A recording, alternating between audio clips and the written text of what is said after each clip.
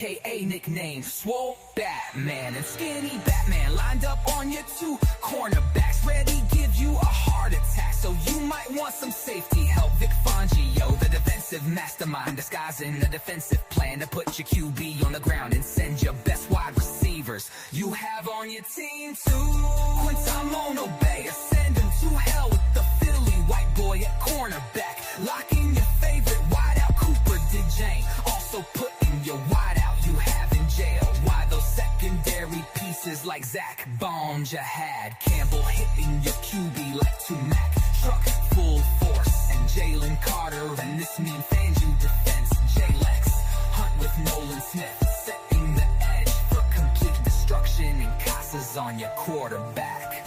Yeah, subscribe, enjoy the talk with Eagle Champ.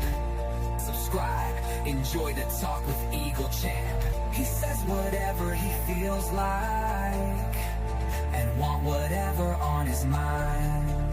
So if you don't like what he says, 3 words, deal with it and leave while we grind to the top. Wow! Go Birds! So let's go chant with me. E-A-G-L-E-S. Enjoy the show. Subscribe, let's go.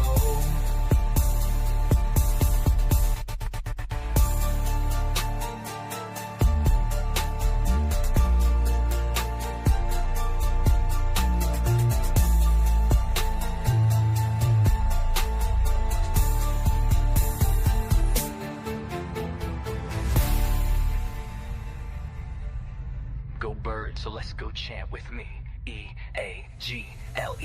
Enjoy the show. Subscribe, let's go, go, go, yeah. Go Birds, so let's go chant with me. E-A-G-L-E-S. Enjoy the show. Subscribe, let's go.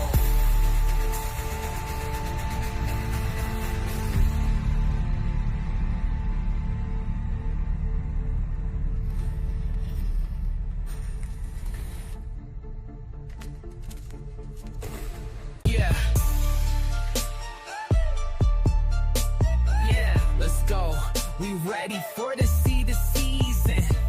Fly Eagles. Fly Eagles are back, ready to stack the wins in a back, ready to attack. So get out of the way, we ready to show we are again the world. What is good, everybody? It's your man EC1. Hopefully y'all can hear me. You can't. Hopefully you can hear me now. All right. Hit that like button, subscribe, and like the stream because we got a lot to talk about. It's game day. It's game day today, and I'm interested to see how Kevin Butula will adjust, how he will make this offense a lot better today. You got a chance to beat the Cowboys, but not only that, end their season. Show that you're able to be a coach in this league. Because we did hear reports, which I don't know how that's possible, that Kevin Butula has a chance to be a head coach. I mean, who would have thought that? In this league. And I think he's playing for a chance to get a coaching position, whether it's the Giants, the Titans. So Kevin Butula has a lot to ride on. Also, the fact that I think that we've been hearing a lot of talk about A.J. Brown, Jalen Hurts. And I want to put my 2 cents in because, I made videos countless about this. There's a lot of people who think, oh, well, A.J. Brown is selfish. He's this. But if you understand where A.J. Brown is coming from, like the whole notion that he took shots at Saquon Barkley, that wasn't true. It wasn't true at all. Listen to his press conference. You actually listen to it. He was taking shots at KP. That is Kevin Butula. The offense has not performed at the level that we want. Now, there's some people who think, hey, we're winning. Who cares? But there's people like me who I do care because at the same time, this hasn't been the first time we've seen it collapsed with this offense. Your defense is playing a high level. Jalen Carter and Jordan Davis, Jalen Phillips, Jalen Hunt has been absolutely balling. And they've been putting people on their quarterbacks on their ass. You held one of the best offense to only 6 points. 6 points. You held the Detroit Lions who scored over 40 to 6 points. That was your defense who did that. And what did your offense do? 3 and out, 3 and out. The decision making wasn't good. Now you could sit there and say, hey, but AJ didn't run on his route. But when you look at Kevin Patullo's routes, they're horrible. No one is getting open. It's the same plays over and over again.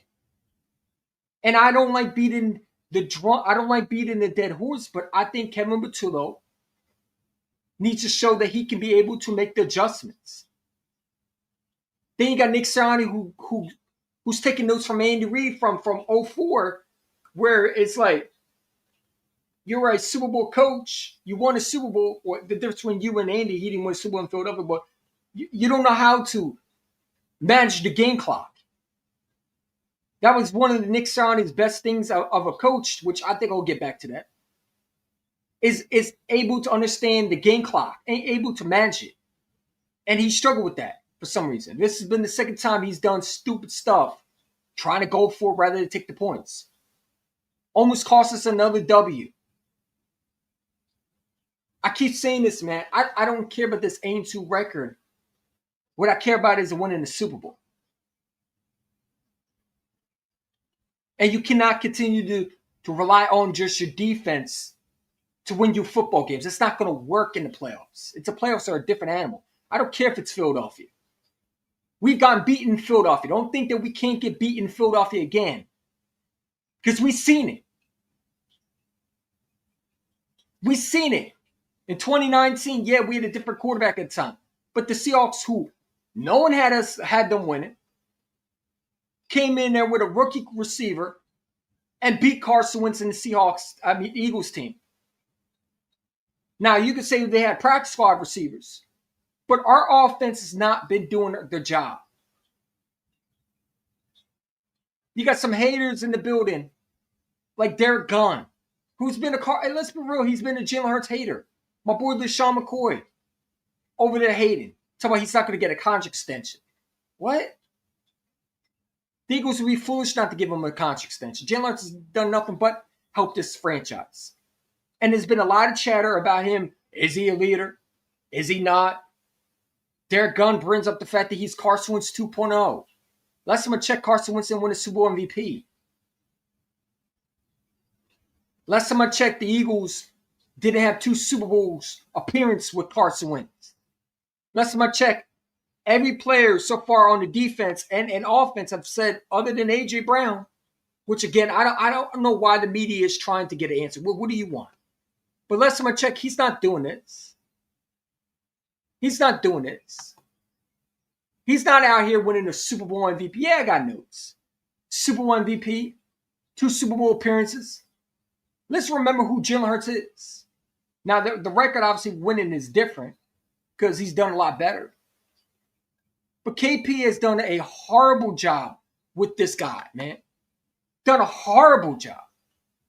And if you're the Tennessee Titans, why would you hire a guy like this?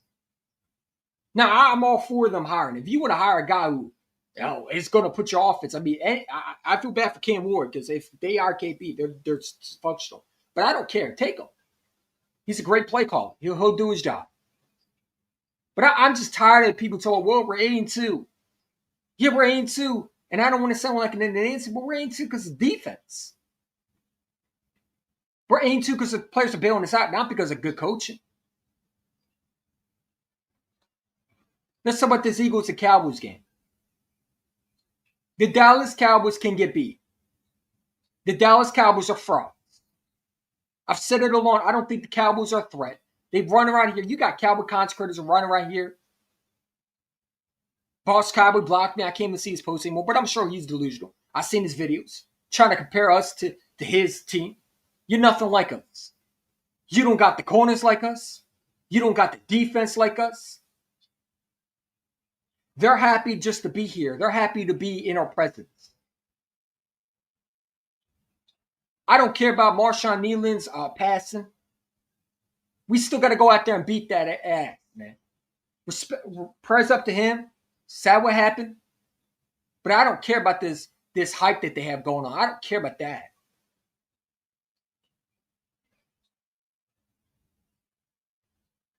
We got to put belt to ass on this team today. And I need KP. Go back to the offense. I need KP to show he can be a good play caller because he's been horrible. And you're lying if you think he had a good game plan last week. You're lying if you think if you're a KP defender, you make me sick. You make me sick because you're lying. You out here talking about he's a 1 year. No, he's been there for 4 years. I don't care if he's a new play caller. That's not my issue. You have a Super Bowl roster and you can't handle your offense without struggles, man. Come on, bro. We got to put it together somehow. This offense is trash. Horrible. The motherfucking Jets look better than you. And they're not even going to the playoffs this year. The Dolphins were able to score more points than you this week. And they beat the Commanders. And they're horrible.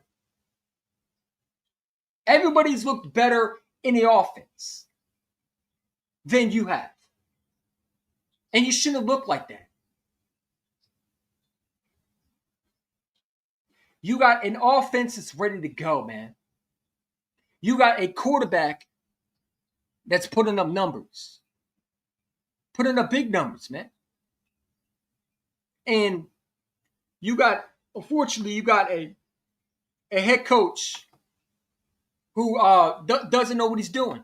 I'm not head coach. Offense coordinator doesn't know what he's doing. We got to look, like I said, we got to do this. We got to get in there and make it about us. How do we fix this? KP needs to do this in the mirror. That's what he needs to do. He needs to do this in the mirror. He needs to understand needs to fix his ways. Not scheming your best receiver open. Not being able to get your ball, to the ball to your best players. Not being able to put your quarterback in great positions. Not able to run the football with the best running back probably in football. And Saquon Barkley. You got two legit head monsters. And take Bisbee and Saquon. You don't even know how to use them. We can't run the football. What is our identity? That is my question to y'all. I don't know.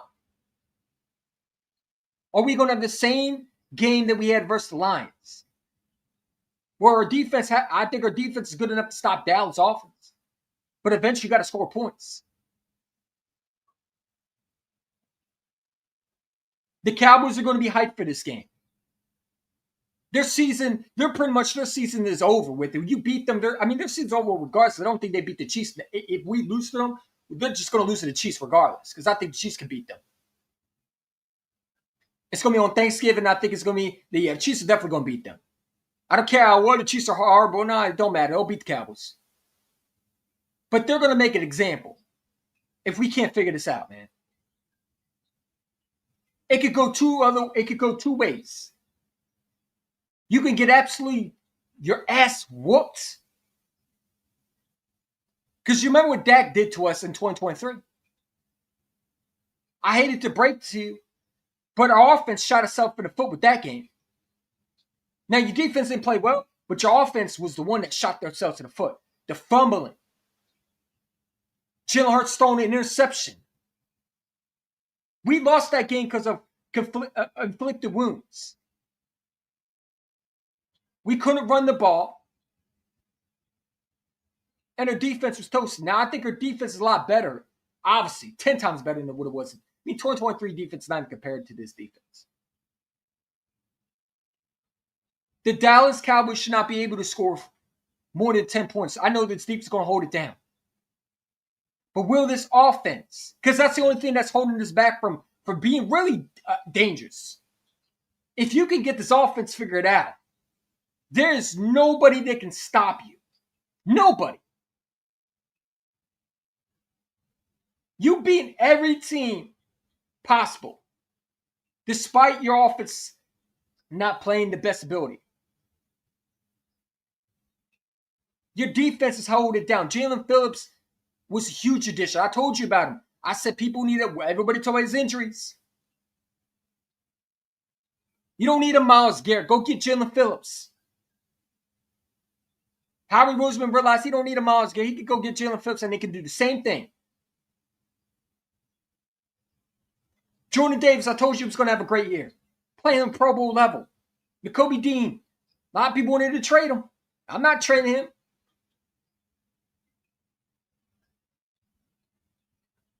Jalen Carter. Getting those one-on-ones is huge. Mora Jones was playing really good. Jalen Hunt is stepping up. Looking like that guy from last year. Now all we got to do is get Nolan Smith. And I think this is a Nolan Smith game right here. I think Nolan Smith is going to get a sack today. I think he's going to get a strip sack. I'm calling it. I think he's your guy that no one sees coming. Everybody's focused on Jalen Phillips. But they forget we got other edge rusher. I think Brandon Graham gets a sack today. I think we get to Dak at least 6 times today.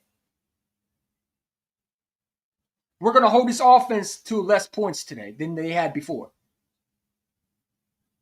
But will the Eagles be able to hold that defense and say, yeah, I got you, man.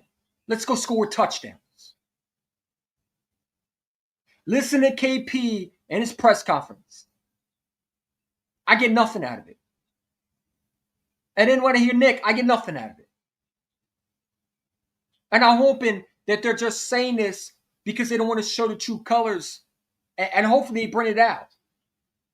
And show that they're able to win this game. With the offense clicking. Because there should be no excuses. I don't care about Lane Johnson being out. I could care less. This is the NFL. You're going to have injuries all day. The offense ain't going to be perfect. So everybody talk about this offense ain't great. That don't mean nothing. That does not stop you from having a good offense who still can call plays. You still can have an offense that's banged up and still be able to run the ball. It's called making adjustments. Something KP refuses to have or does. I don't care about the offense. You cannot just rely on everything to be perfect for an offense coordinator. If you have that, then you don't have a good offense coordinator. KP is going to show what kind of coach he is down the future, too. Because I don't think he's coming back next year, regardless. It's either going to go 2 ways. He comes out with a ring, which that's our best scenario, honestly. Our best scenario is you gotta make sure KP gets to a Super Bowl and wins one so he can get the hell out of here. And then we go from there. But KP needs to look himself in the mirror. But this is what Cowboy fans do all day. Get in there and make it about you. They want to make it so much about Dak Prescott. They want to make it so much about this defense. They keep saying, why do we talk about them? Cowboy fans love saying we talk about them. I had Cowboy fans in my comments say, why do you talk about the Cowboys? Because we're your rivals, dummy. We talk about y'all because y'all clowns. Look how you act. You beat a 2-9 Raiders team, 2-8, excuse me. You're 5-4-1, and you run around here. 4-5-1, and you run around here like you're good. You're not.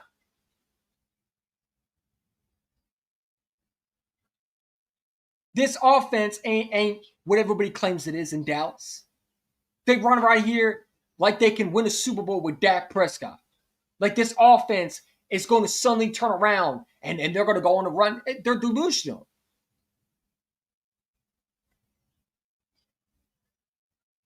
They're delusional. They talk about they don't have a defense.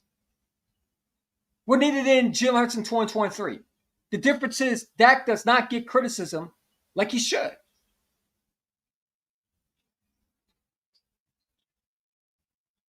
Dak is not playing like an MVP level. He plays against MVP against the Raiders. The Raiders are trash. But Cowboy fans love to talk about themselves. They get in there and they make it about them. They're so upset because little kids in preschool are punching Cowboy players on bags. You that butthurt? Oh, you see, this is why they're not learning anything. Like, come on, you don't think they're we're teaching these kids afterwards? It's hate week for Dallas. Listen, we hate y'all. We make no mistake about it. We hate y'all with a passion. Y'all delusional. You're dumb. You make no sense sometimes. You run around here brag about Super Bowls that you probably never seen.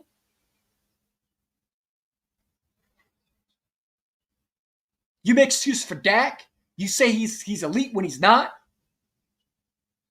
You try to compare him to our quarterback when that's not even realistic. That's why Boss Cowboy blocked me. I'm glad he blocked me. You're a bozo too. You out here trying to compare your team to my team. I can't stand Cowboy fans like that, bro. I will not collab with that dude again. Last time I embarrassed him on my channel. That's why you got embarrassed on my channel. Is I can talk facts. I got no problem putting the Cowboy fan in a place. You ain't going to sit there and tell me that you're a better team because you beat the Raiders. And you ain't going to tell me that, oh, you have a better chance to beat. What? You're losing today. Whether you get blown out or not, you're not winning this game tonight. At 425, you're not winning this game. The Cowboys have not seen a defense like ours.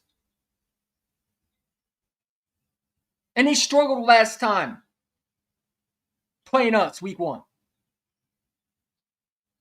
They act like they can't get beat. Nobody's scared of this dude that you picked up from the Jets, man.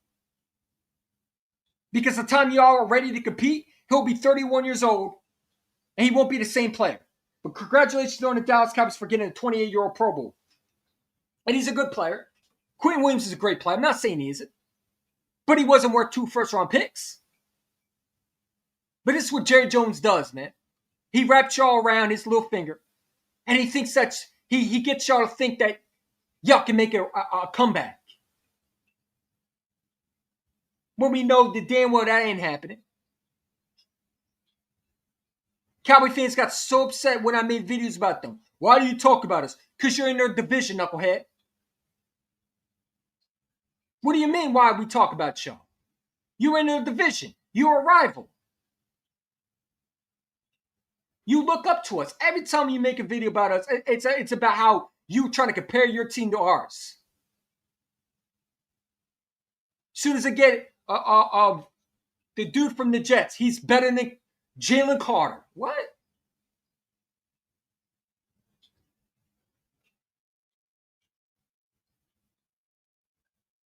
See, as soon as I get George Pickens, he's better than A.J. Brown. Yeah, y'all are the definition of trying to compare your players to ours. Trying to sit there and say Quinyon Williams is the best defensive tackle in the MCs. No, he's not. He's the second best, but he's not better than Jalen at all. And you're a fool for saying that. Next time I check, Jalen Carter is a Super Bowl champion. Don't ever try to compare your defensive tackle to our defensive tackle, man. Because it's not even comparable. It's not. Cowboy fans love to get in the mirror and they talk about themselves, bro. But we got to go out there and do our part, man, because listen, you could talk all the shit you want, but if your team can't back it up, then you're going to look crazy. But I hope our offense does well. I'm hoping KP knows how to do his job. Because if not, hopefully, I hope to God that he gets a coaching job and gets the hell out of here. I'm already looking forward to next year without KP. I don't know if this offense can change. I don't know. I don't know if this offense can make adjustments. I don't think they're capable of doing that. Yes, I've given up on KP. I've given up on the offense. I'm accepting what they are. Because they've not shown me nothing. The actions got to speak louder than the words. It got to speak louder than the words. You saying the same thing over and over again does not help.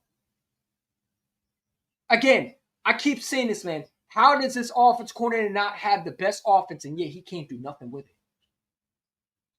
And then I hear people on Twitter say, oh, this guy, well, he don't have an offensive line. Man, that don't stop you from calling good plays, man. Shut up.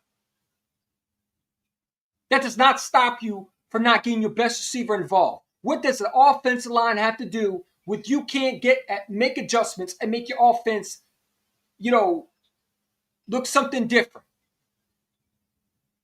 If you know your offense is banged up, then you make the adjustments.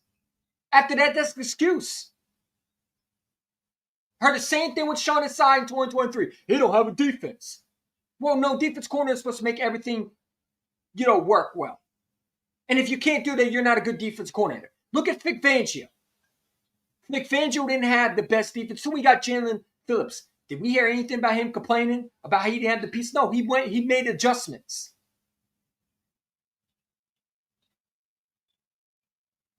This defense is playing elite football, not because of the players, because they got coaches that do their job. The coaching of the defense on our team has made the adjustments. They have made the adjustments to get Jalen Phillips in a great position to succeed. What does Nakobe Dean do well? Blitz him. Let's use him more like that. That's what I love about Vic Fangio. The mindset that he has is aggressive. Not too aggressive. But when he needs to be aggressive, he will. When he needs to make the adjustments when something's not working, he will. He's not afraid to do that. On offense, our offensive coordinator has not made the adjustments. If you know your offense is not the best, then have Jalen Hurts under center more. I don't understand it. How many times did we have Jalen Hurts under center last week? 2 times? 3 times? Most of it was in shotgun. Why are we trying to put a quarterback in a system that's not comfortable for him? We're trying to fit a square peg in a round hole. Jalen Hurts is not a shotgun quarterback. He's a guy that is a swift army knife. He's a dual threat. And we treat him like a pocket passer.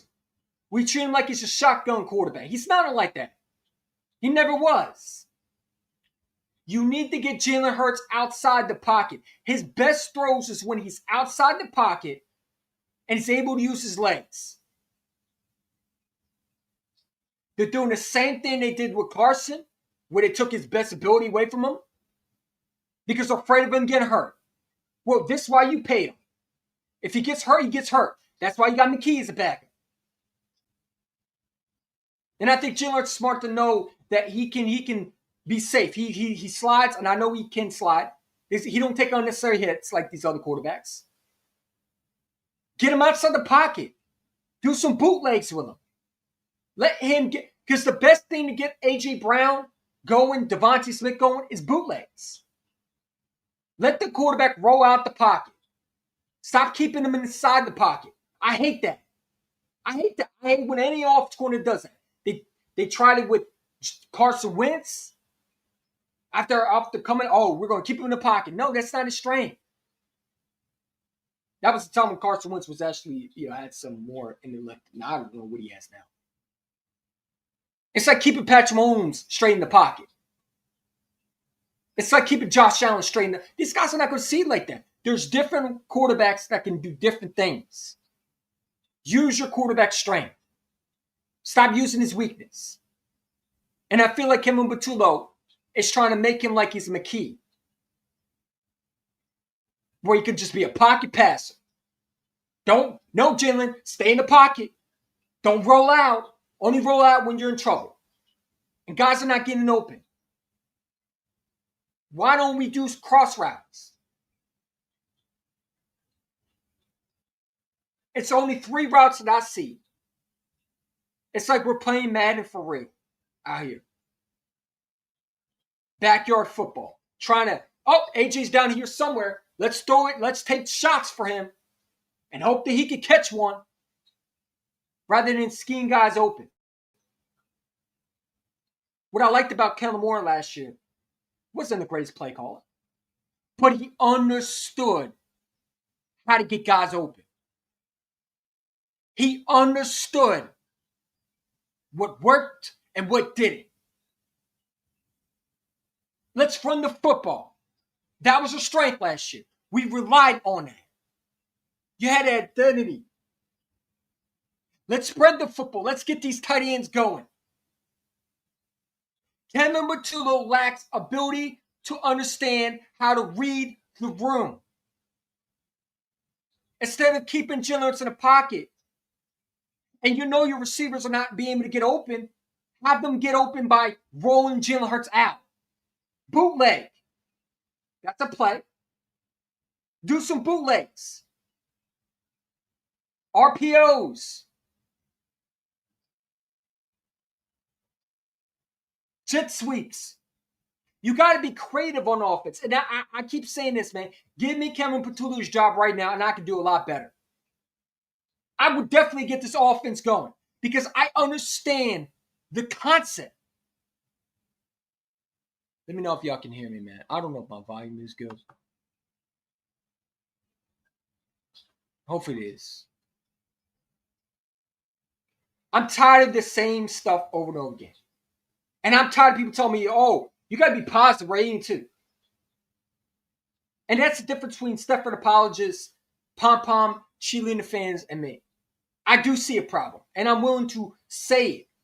Whether it costs me 5 subscribers, 6 subscribers, 7 subscribers, I will not be a guy that's just going to ignore this. Your defense is too talented, and your offense is too talented. And you're not going to have the same offense probably next year. Not unless AJ gets the ball more, which we're going to talk about him. But I think the frustration with AJ Brown is Kevin Patullo.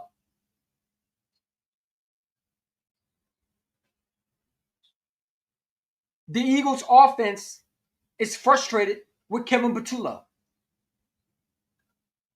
I think the report from Derek Gunn came from Kevin Patullo. Everybody talk about it's AJ Brown. They act like this guy can't be frustrated. And I'm tired of people trying to compare him to Devontae Smith, man. Let me give you a real reality check. Since Alabama, Devontae Smith has never been a guy that's done what a lot of receivers do, and that is say things that could be controversial. Devontae Smith was always quiet. When have you heard Devontae Smith take shots at coaches? Ever? When? When did you see Devontae Smith ever speak out of line? People got to understand, A.J. Brown and Devontae Smith are two different personalities.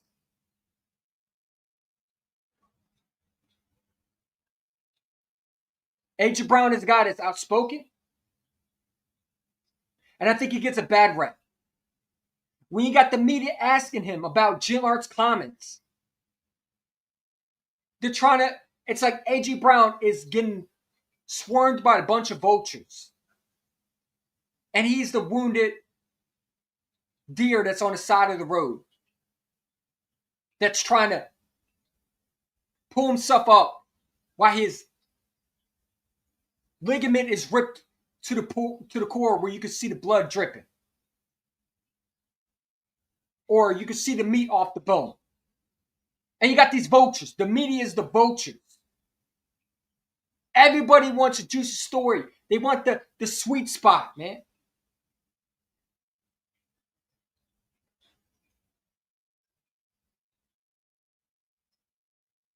And you cannot rely on just what the media say. This is why I don't take a lot of media seriously. Derek Gunn don't know what he's talking about. Derek Gunn out here, listen to him. It's like he's upset for some reason. You're upset with Jalen Hurts. He's never liked Jalen Hurts. So I don't take nothing he says seriously, bro.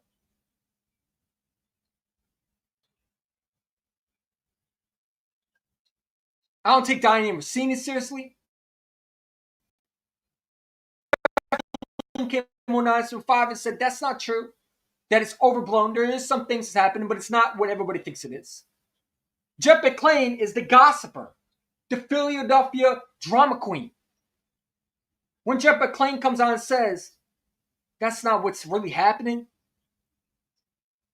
and he's the first one, trust me, if there was something going on, he'd be the first one to report it. Him and ESP.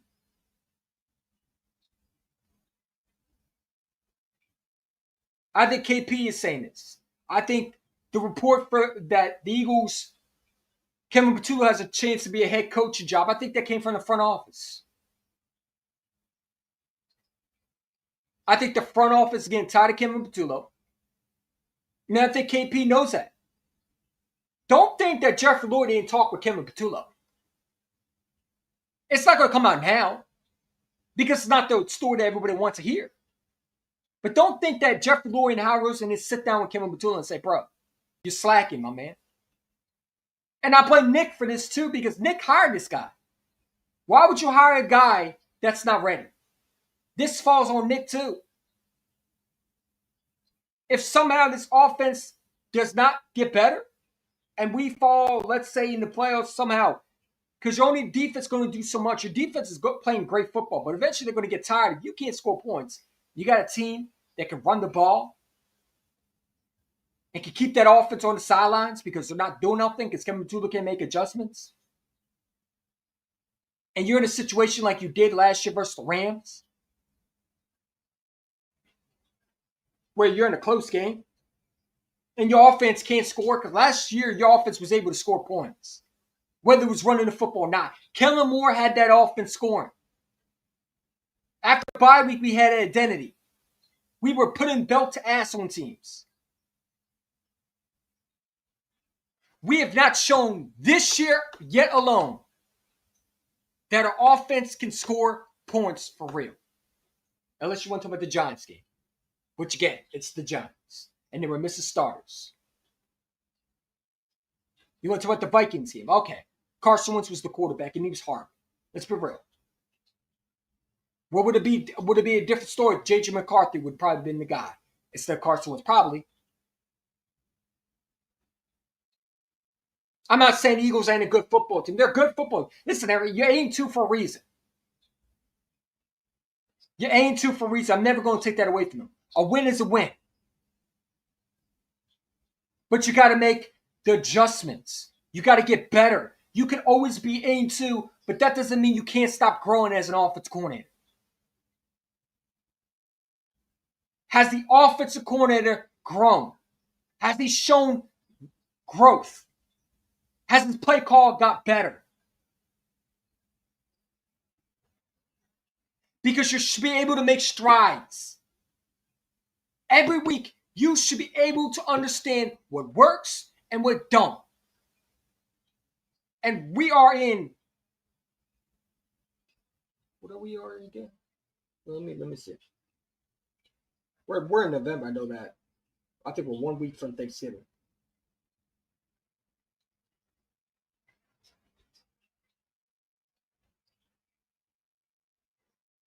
We're week 12. And you still not had an offense that could score more than 28 points. And for people to say, well, last year we were struggling to score points. No, we weren't. We blew out the Rams. We destroyed the Rams in LA.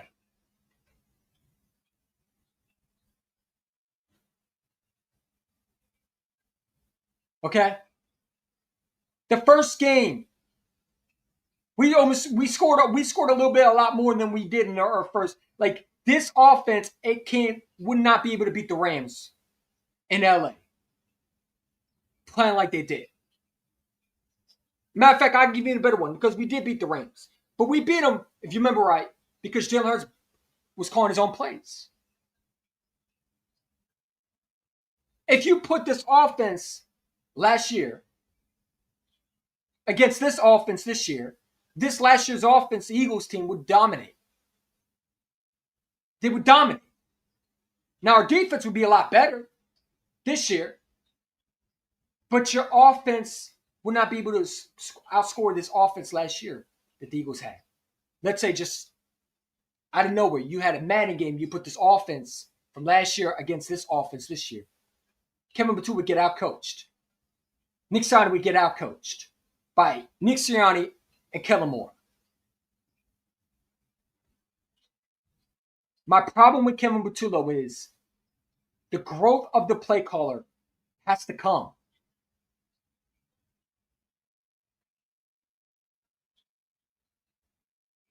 Nick Sirianni has to grow as a coach. And it's been disappointing to not see any of them show any growth this year. Especially Nick Sirianni, man. Because I'm very disappointed in Nick. I'm going to tell you why. If you know your offense is struggling, and you know you hired a guy that's your offense coordinator, would you not have a talk with them? Would you not get your offense together with your offense coordinator and not work that out? Why does Jeffrey Lurie have to go to A.J. Brown and tell him to calm down? That's a coach job. Right? That's what we paid you to be the coach. And my problem with Nick is a great spokesman when it comes to being a team, a rah-rah guy.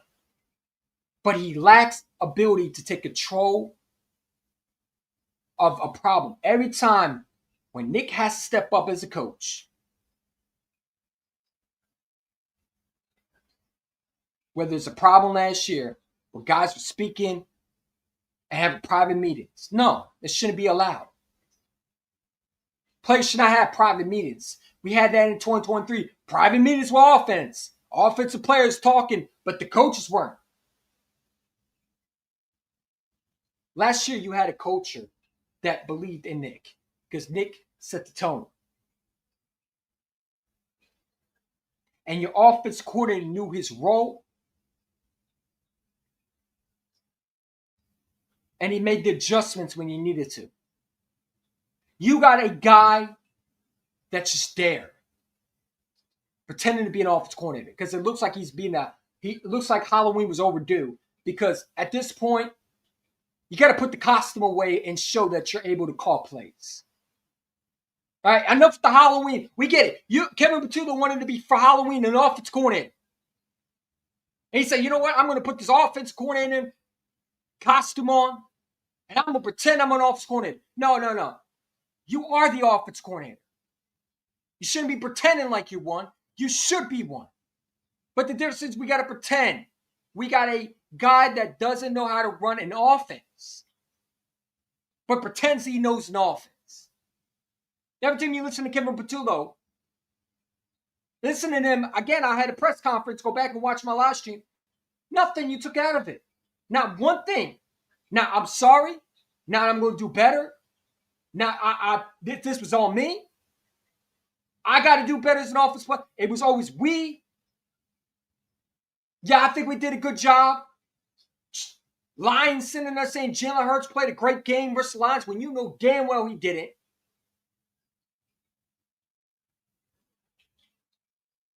Your quarterback will tell you right now he didn't.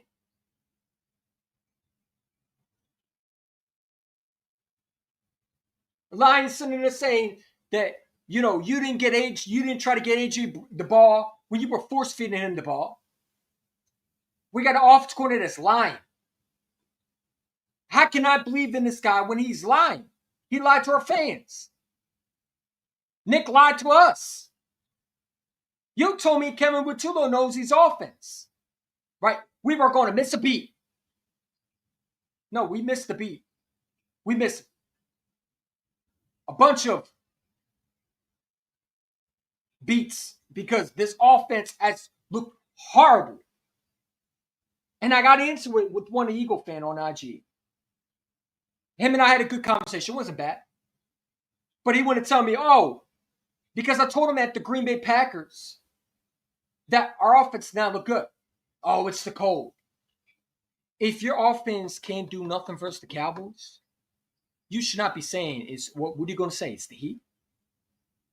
Oh, it's just the heat. It was the sun in his eyes. The offense wasn't great. No. I don't give a damn if it's cold. Kevin Batum has been there for 4 years. You either have it or you don't. You're in week 12. And every offense has found an identity. Whether it's running the football, passing the football, being balanced. Every team so far, unless you're the Jets or the Browns, have an identity.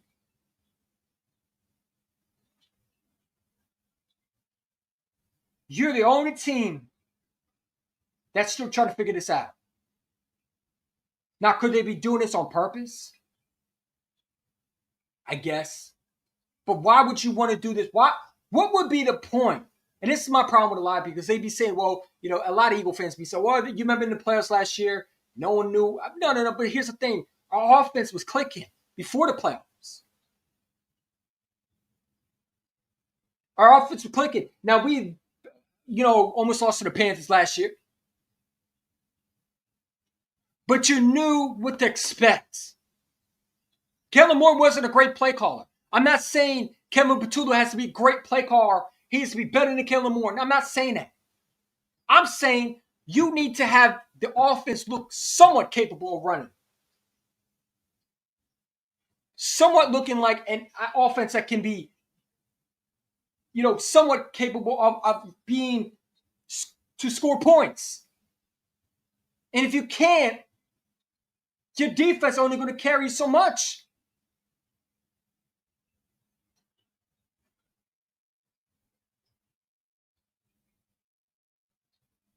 And that's the truth. And it's not fair to your quarterback when you can't put him in great positions, because he didn't deserve that. Jalen Hurts has never had an offense corner in more than 2 years. And you got a guy who looks like he's never been an offense corner in general. But here's the thing. That ain't a fans issue. That ain't the players' issue. That's Nick's issue. That's Howie and Jeffrey Lure's issue, because they hired him. More so Nick. Nick was so scared of letting him go. When the Jets wanted to hire Kevin Patullo, they rather hired Nathan Hackett over him. Why was that? Because they didn't think Kevin Patullo was able to coach an offense. The Jets, by the way, who fired Nathan Hackett in more than 1 year. Now, is that something to be? Jets are dysfunctional, but that just shows you Kevin Patullo has never been a guy that any team looks like. And I seriously doubt if you're the Tennessee Titans, why would you hire a Kevin Patullo when you just fired another coach yet again because he was dysfunctional and you reached for one?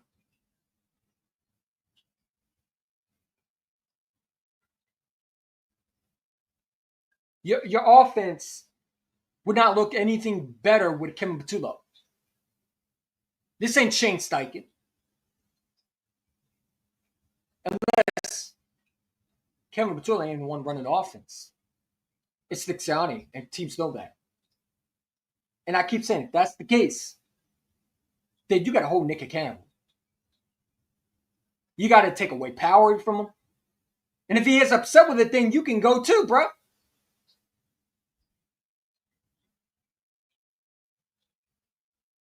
You could go too.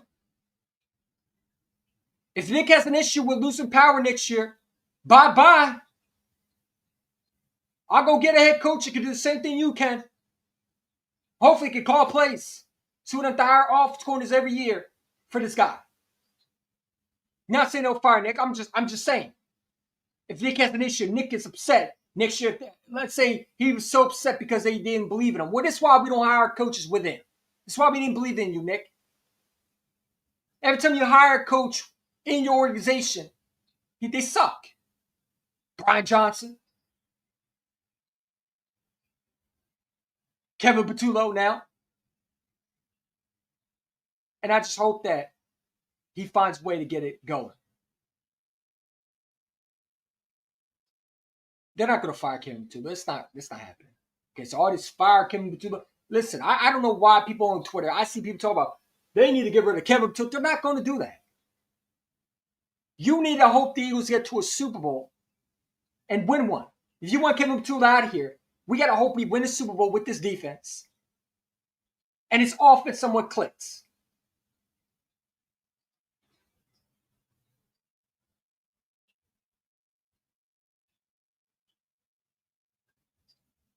We're going back to the Super Bowl regardless, because I do think this Eagles team is Super Bowl caliber. I do.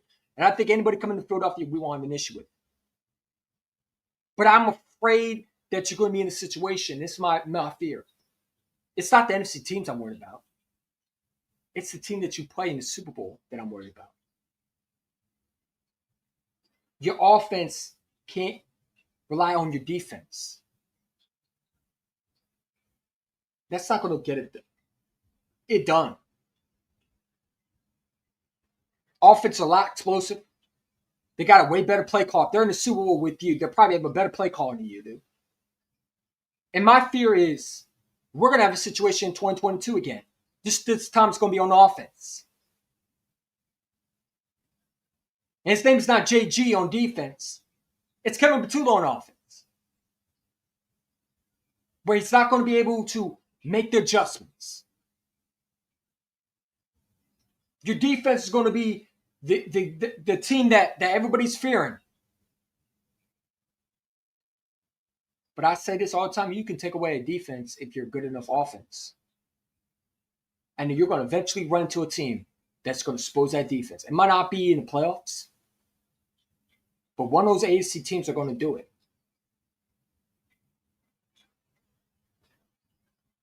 Any defense, if you're prepared the way in the Super Bowl where you have 4 weeks to prepare, oh yeah, they got time to go back to your games and look at what you did. And you show one glimpse of weakness, they're going to expose it. I'm going to tell you how you beat this defense, this Eagle defense.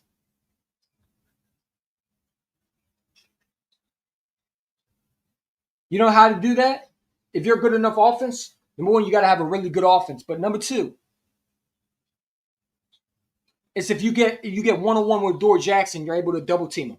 I mean, do a double, how would you say it? What they did around Darby and Gentlemen, where they did double moves on him. Double routes on it. Like, not routes, what am I saying? But yeah, they're able to expose that one side. And that was the thing about 2022 that I said, hey, man, we'll get to the Super Bowl. But my fear back in my head was, it's not going to win us one.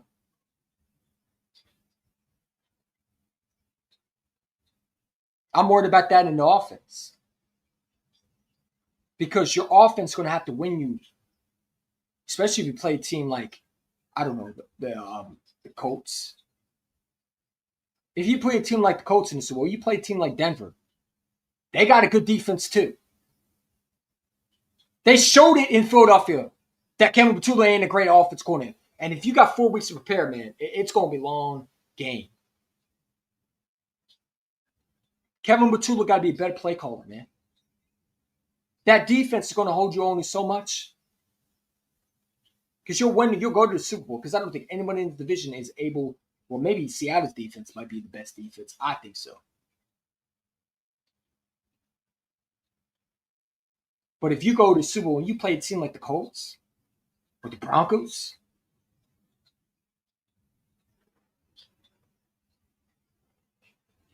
or the Patriots, people talk about the Patriots. The Patriots score points. Mike Vrabel has his got this team coached. Drake May can sling that ball.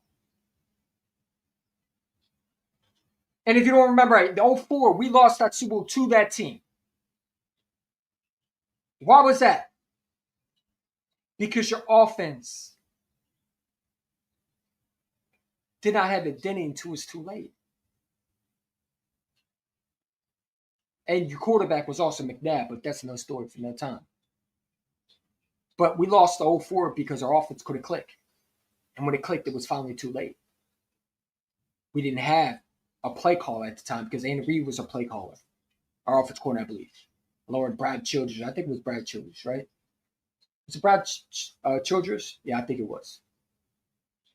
Or was he defense? I think he was offense coordinator. Yeah, it was Brad Childress, right?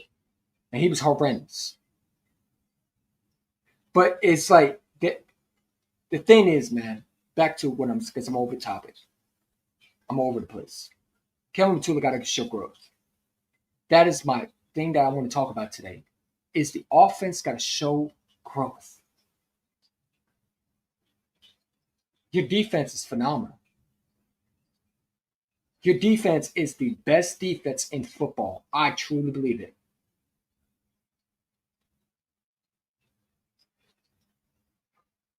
I expect Kevin Patullo to do what he does again. Now make adjustments. Everybody get frustrated. AJ Brown. AJ didn't run this route.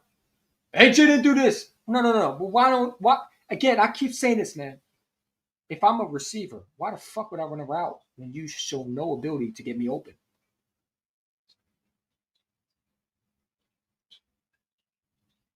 You talk about he stopped on routes, man. I keep hearing that. But then when you look at the route combination, it's trash. It's trash. Brian Johnson had better offensive play calling than Kevin Patullo. I miss Brian Johnson more than I'm thinking of Kevin Patullo now. That is sad to say. I miss Brian Johnson, and I wish he was my offensive corner right now over Kevin Patullo. I never thought I would say that.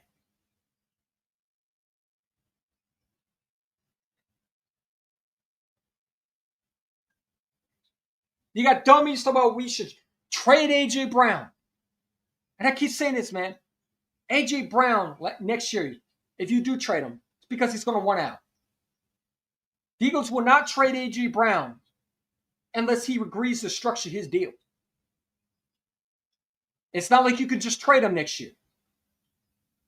So we get the news that A.J. Brown is unhappy. Hey, I'm not going to blame him. Because you did him no service by hiring an inexperienced nincompoop named Kevin Patullo.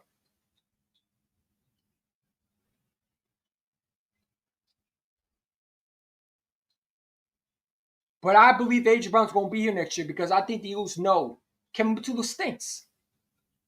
The report that he's supposed to be a head coaching candidate, who the hell want to hire him? If you're the Giants, man, why would you hire KP as your coach? What did he show you? Unless you're the Giants are just desperate.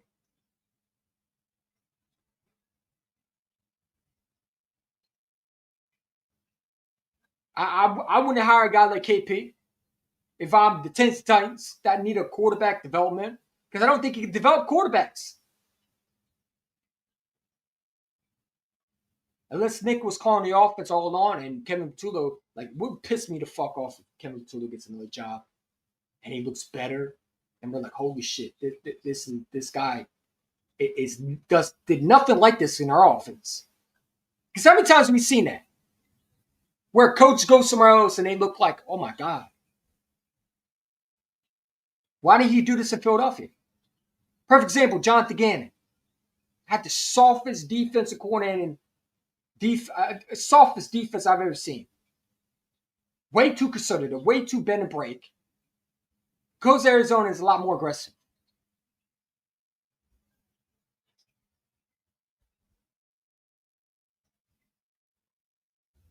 Nick Sirianni got to hold himself accountable, man. The question is, the thing is, he don't. And that's what I hate about Nick sometimes. Because it's a love and hate relationship with him. Every time he hires his office corner, this is what he does. Hold up, I got it still. This is what he does. And this is why I didn't delete this. Good that I didn't delete this out. Because I knew I'm going to need it again. But he does this every time.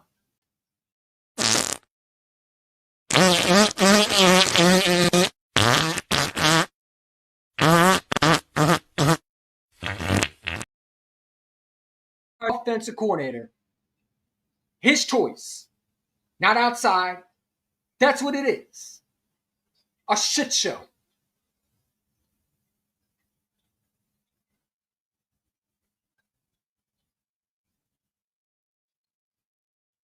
It's just the truth.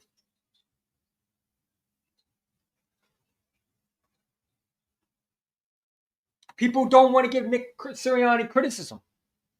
And I'm tired of hearing about that winning record. Oh, he's 40-2. He's 50-4. He passed Andy Reid. He's passed Dick Vermeil. Come on, man. Dick Vermeil would have this offense looking like a legit Super Bowl roster. Could you imagine what Dick Vermeil and that offensive coordinator for the Rams that they had in 2002 do with this offense?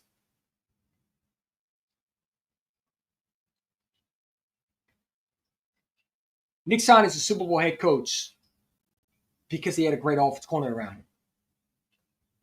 And he had great players.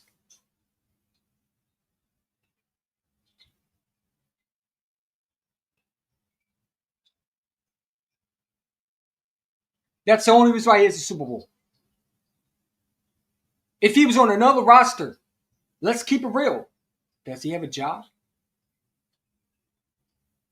No. That's not a shot at him. That just means he's in a good situation. You got to give Howard Roseman credit, Jeff Lloyd credit, because they put a roster around him where he can't fail, unfortunately.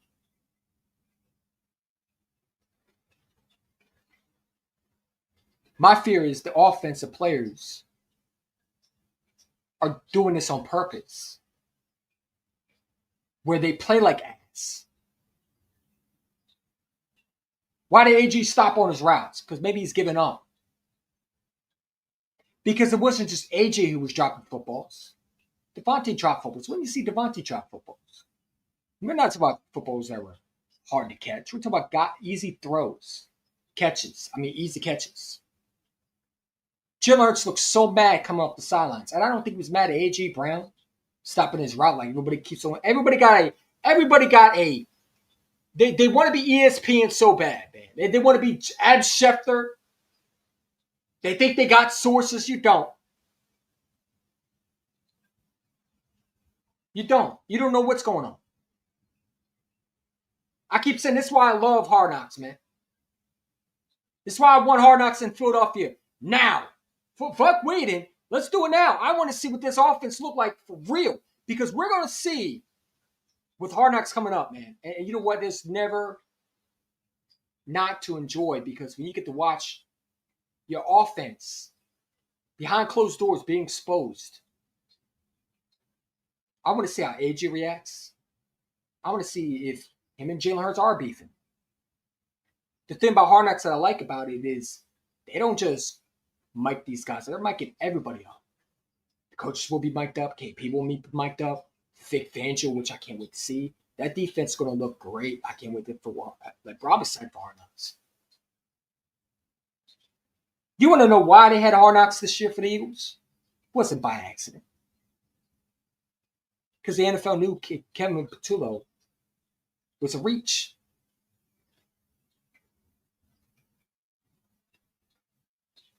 They knew that.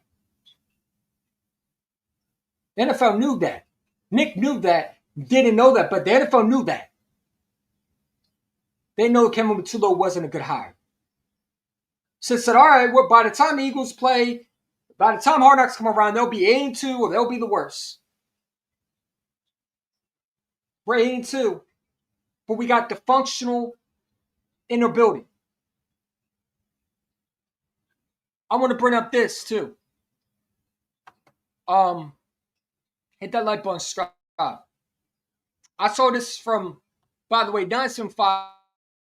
I like listening to these two. I like listening to 975 so much better than 941. I really do. I really do. I mean, you know what I noticed by 975 than 941? 975 is less drama. Especially the morning show. I don't know about the afternoon show, but the morning show, listening to them, I'd rather listen to them than what the hell they have in the morning. They're less drama. They don't throw out. They got smart people, is what I would say. No respect to sports talk bros, but I see why they fired him. I see why they fired him and let him go. You know, this is why he and I didn't see at one point where he I think he's upset with me because people, when Howard Roseman didn't do a good job, I called him out and said Howie's not a good GM, but I was wrong about that. But for example, listen to Bros. Sometimes I like his opinions, but sometimes I think that he doesn't allow other people to talk. And what I mean is, one of the callers called him up and complained about the same thing I complained about. According to Sports Talker Bros, I'm a fake Eagle fan. I'm a fraud Eagle fan because how dare I don't question Kevin Tulo's offense? Because the guy called up said this offense stinks. We're 8-2. And the guy was like, no, that don't mean nothing. And it doesn't. We were 10-1 in 2023. And all I heard from these people was the experts, right? The experts was you got to relax. They'll figure it out. Don't worry.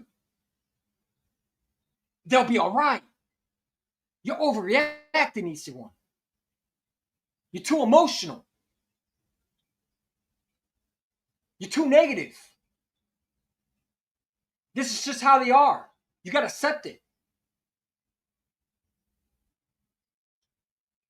And then they look like clowns.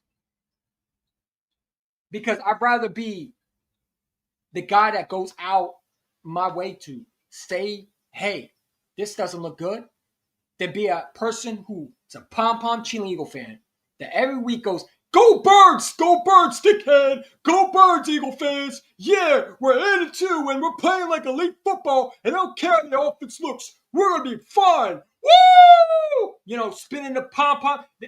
Yo, let's go. Yeah. Come on, man. Get the fuck out of here with that shit. I can't do that. I can't do that. And some of them on Twitter are like that. And I can't have conversations with them. It pisses me off when they say, we're 8-2. Be happy. That irritates the fuck out of me. It's like, first of all, who is you, number one? Number two, yeah, we're 8-2. I like the defense. I said the defense. I love what our defense did. Not questioning. Yeah, great. We're 8-2.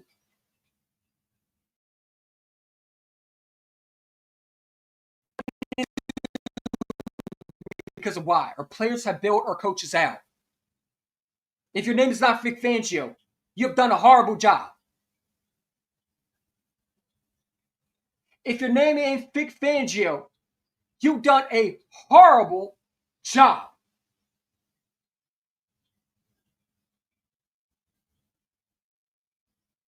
You've done a horrible job. You didn't do a good job. Not so far. I could give a damn about it being 8-2. Because without that defense, without talent around your team, if Nick had to coach a team like the Giants, he would be fired. If he had to coach a team like the Tennessee Titans, he'd be fired. It's the truth. If he coached a team like the Browns, well, he probably would have the job because they don't fire coaches over there. Nick Sirianni is a good coach for a locker room that needs a rah-rah guy. But I said this before. Nick Sirianni lacks leadership when it comes to when guys get frustrated. He hides. Again, your owner had to go up to A.J. Brown and tell him to knock it off.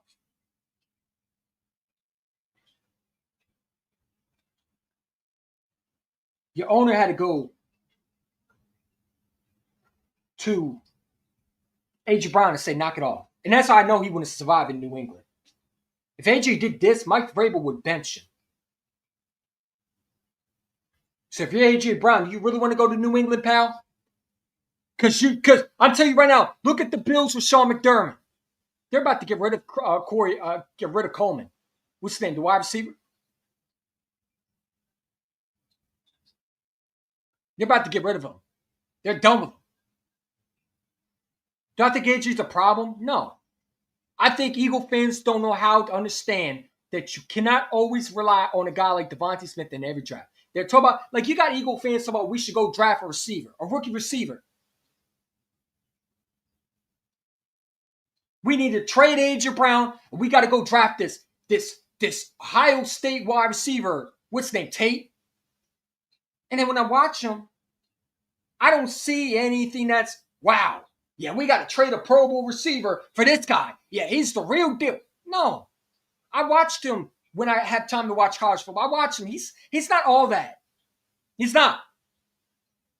There's nobody. I watched every game this week. I've not seen one receiver that stood out this year that I would risk trading my receiver for a rookie receiver when I know, number one, let's be real, Howard Roosevelt's not had a good track record drafting receivers. And Dye Smith was supposed to be a guy that was going to come in and help this. He done nothing. Johnny Wilson has potential. Done nothing.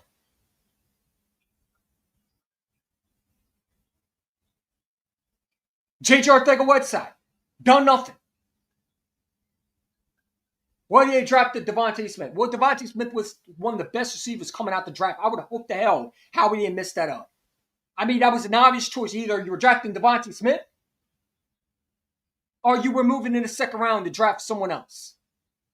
Because you had either him or Michael Parsons. Every other player was taken. If there was cornerbacks on the board, I don't know how he would have drafted Devontae Smith, honestly. Because we needed a corner at the time, too.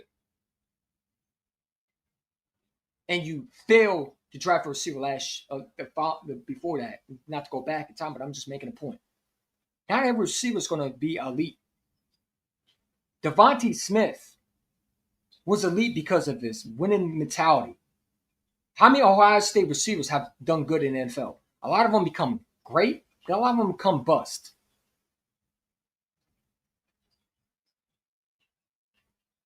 A lot of Ohio State receivers don't turn out to be superstars. A lot of times they become good, but not great. If I'm training AJ Brown, I'm not just going to draft a receiver. I'm going to go get a receiver that's already great. The only trade I would make to trade AJ Brown would be the Vikings for Justin Jefferson, but they won't do that. The Vikings are not trading Justin Jefferson.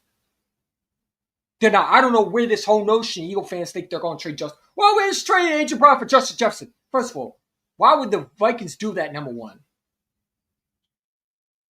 Number two, you do understand that Justin Jefferson is signed, right? You would have to take his dead cap hit too. Because he does have a dead cap hit. So, and not only that, how would that solve anything? If I'm trading AJ Brown, I'm not trading to a contender. I would trade him to not a contender.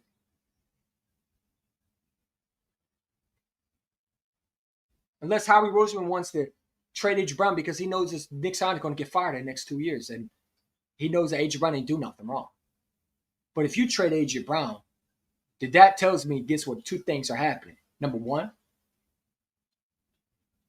and it's for next year, because I don't even want to talk about after this year. I hope it don't happen. But if it, let's say it does happen, number one, AJ Brown got tired of the media and got tired of Philly fans pretty much taunting him. Where he just said, I want out. Because the only way you trade it, it's not like how we can go up to the phone and say, hey, we're trading AJ Brown. Okay? He can't do that. It's not like he can restructure his deal right off the spot. They would have to come together. AJ would have to go to Howie Roseman and Jeff Lloyd and say, I want out. And Howie would have to sit with AJ Brown and his agent and restructure his deal. Because there's no team that's going to take that dead cap hit. Nobody. And you still would take a dead cap hit if you do trade AJ Brown. Now, Howie Roseman's good and he probably can push the money down where it doesn't affect us. But when you look at the dead cap hit, AJ's going to have to restructure his deal. And he's going to have to want out. He's going to have to force himself out. And the Eagles are not going to do that. And the Eagles are going to have to want to get the compensation. So I don't think they're going to trade New England because New England don't have what we want. We're not getting Christian Gonzalez. We don't need him. Why would we get a cornerback? Why would New England trade their star corner? Come on, man. No, they're not going to do that.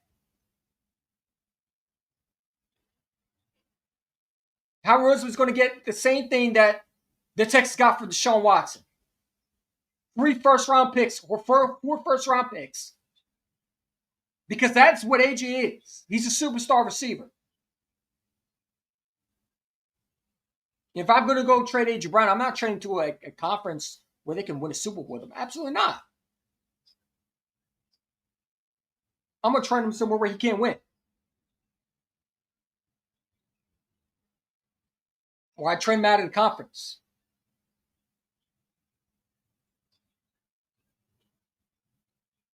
But I know AJ's not an issue. And I think the Eagles know AJ's not an issue. Now, AJ Brown is a guy that we don't know if he wants out. I don't think he wants out. He said he loves Philadelphia. I don't think the Eagles are going to force him out. I think the only way he gets traded, honestly, is if he restructures his deal and he says, I don't want to be here anymore. And if that's the case, okay, bye. Love what you did. You got what you wanted. It's a business. It's all about the team logo at the end of the day. I don't care what player you are. If you don't want to be here, you can go.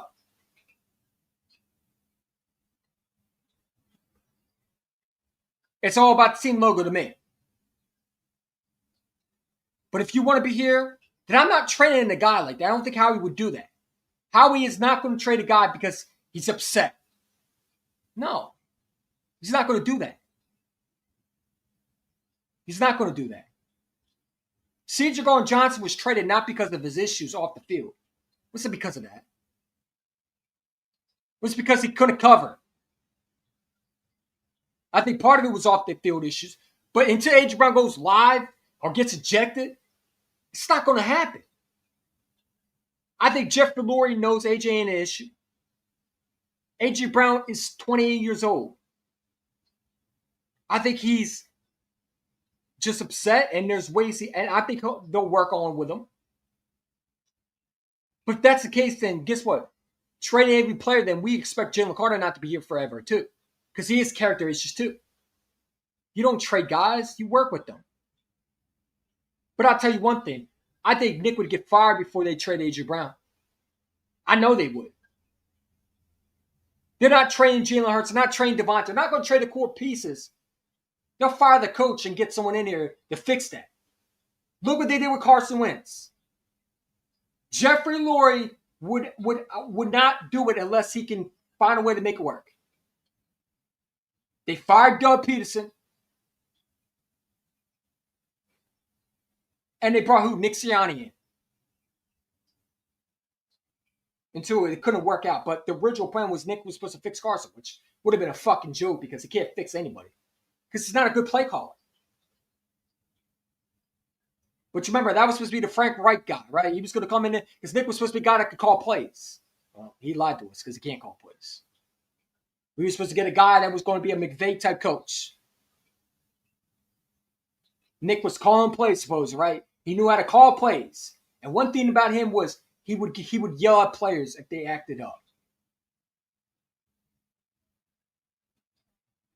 That was the thing about Nick Sirianni, man, was he was not afraid to yell at his players. But then I see Nick not doing it. So I don't know if Nick is stressed out. I don't know if Nick is the guy that has, I don't know. But when I read this report, let me bring this report up. So I'm just talking, but this is why I love 975 because not all the time, but sometimes. I made this statement before. This was 975. Let me find it. I don't know if you saw this report, which I don't know why this hasn't gone viral because it was 941. People will be going viral for this. But I made this. I've talked about this. I shared it with people. Now, one of them brought this up, but I'm going to bring this up today. Now, we could take this out of context. But I hope this is not the case. Give me a second. I'm going to find it, and then I'm going to share it with y'all. I like this better than Restream, because right now it would have been lacking and doing all that shit. And where's it at? There it is.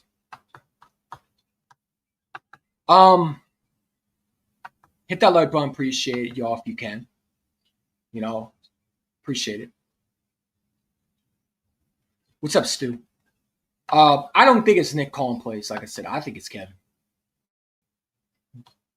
But I blame Nick for hiring him. Not always truthful, but I want you to read this because this right here, I can believe it. I spent majority of the yesterday. This is from Tim McManus, who's been reliable. I spent majority of the yesterday in the locker room talking to defensive players. There's a lot of joy among the group. There's such a positive vibe going on in there. And then when you talk to the offensive players, and it's different. It is different.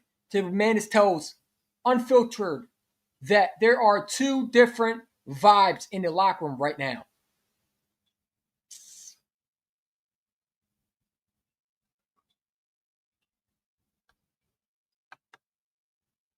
It should be any vibe.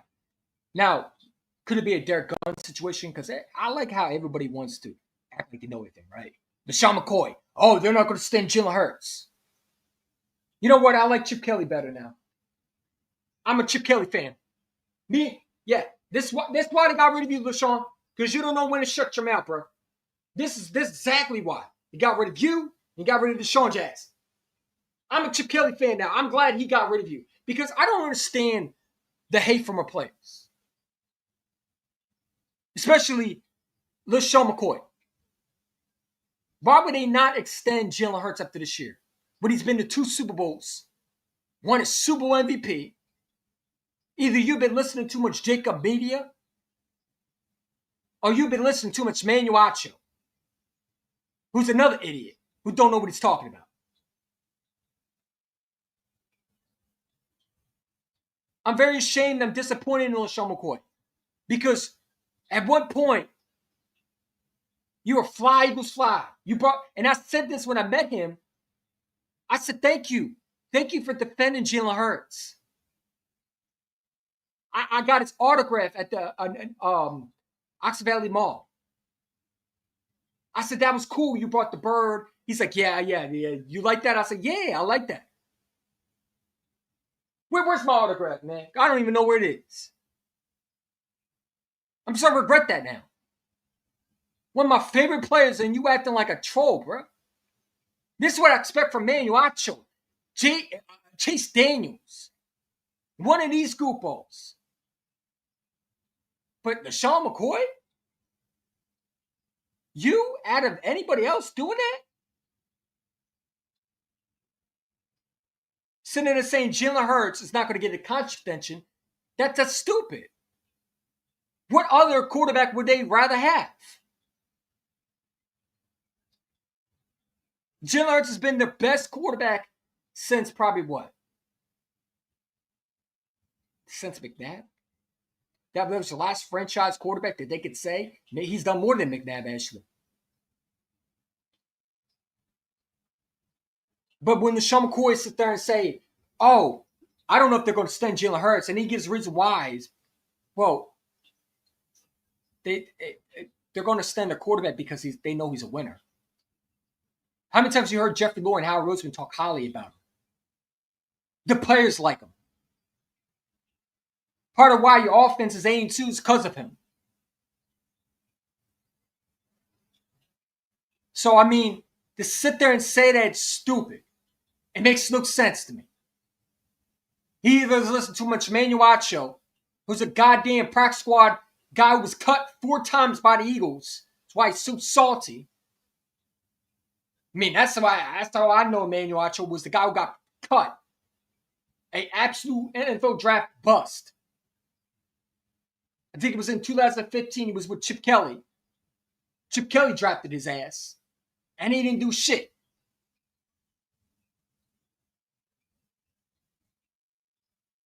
I think it was Andy Reid. I think it was the last time Andy Reid and then Chip Kelly had him and he didn't do nothing. You know what I'm saying? Vic Fangio and his defense. I'm sorry. What am I saying? I was reading your comments. Sorry. But Jalen Hurts not getting extended is stupid, man. It makes them. Why would they not extend him? They're going to extend Jalen Hurts. They're going to extend Kobe Dean. They're going to pay Jordan Davis. They're going to pay Jalen Carter.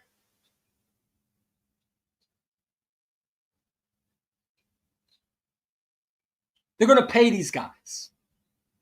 I'm not worried about how Roseman not extended. If they don't stand Jalen Hurts, it's probably because either they're going to stand him following year or they're going to stand him. I don't even worry about it. That's stupid to even think of. Think about that situation. Oh, they wouldn't stand him. They're not going to stand Jalen Hurts. Yeah, so they're gonna let the quarterback, a Super Bowl MVP, go. Come on, give me a break. Give me a break. It's stupid. Makes no sense. Now, if Tim McManus is right about this, then I need Nick as a head coach, the leader that you're supposed to be, to get this offense together and figure this out. Because there's no way this offense should be not happy. This is why I'm going to love Hard Knocks, man. I swear to God, I'm going to watch it every day. Because I want to see what this offense look like behind closed doors. I want to see if the players buy into what Nick is saying. Because we only get to see what the Eagles post. We get to see that. We get to see the mic ups. But they're going to post what they want to post. Because they ain't going to post the outburst. They're not going to post the miscommunication with Kevin. But they're going to post the good things.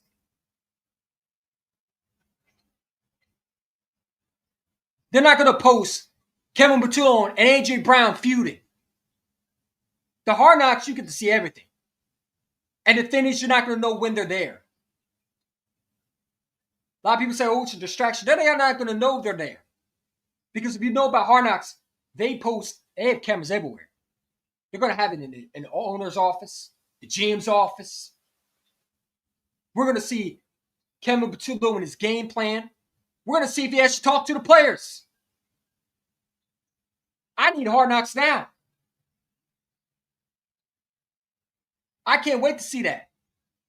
Because I think there's a dysfunctional locker room right now with the offense. The defense, I think they're fine.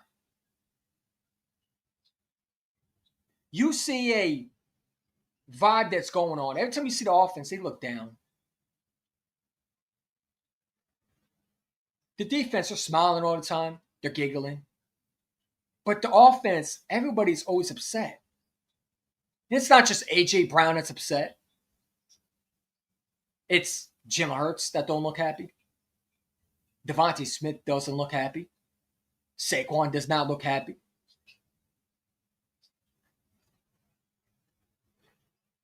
The only one who looks happy is Kevin Bertullo and Nick Sirianni. No one else on the offense look happy. Not saying that there's the Eagles have because of A.J. Brown. No, I'm not. It's not A.J. Brown. And that's what people don't get. They focus on one guy. A.J. Brown is not why the Eagles are bad. And if you think that, you need your brain checked.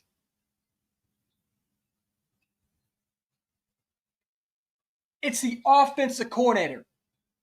That's why the offense is struggling. And I want to see the Hard Knocks expose some of Kevin Bertullo's flaws to the whole world. So if I see A.J. Brown and Jalen Hurts talking, I'm not going to believe anything that anybody else says. I want to see that. I want to see A.J. Brown, how he looks in the meetings. I want to see the drama.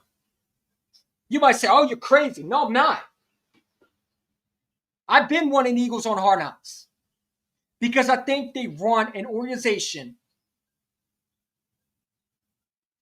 that is shady a little bit. Despite their winning records, despite going to Super Bowls, I think Nick Sirianni is a guy that everybody's going to look at Hard Knocks and going to say, bro, are you serious?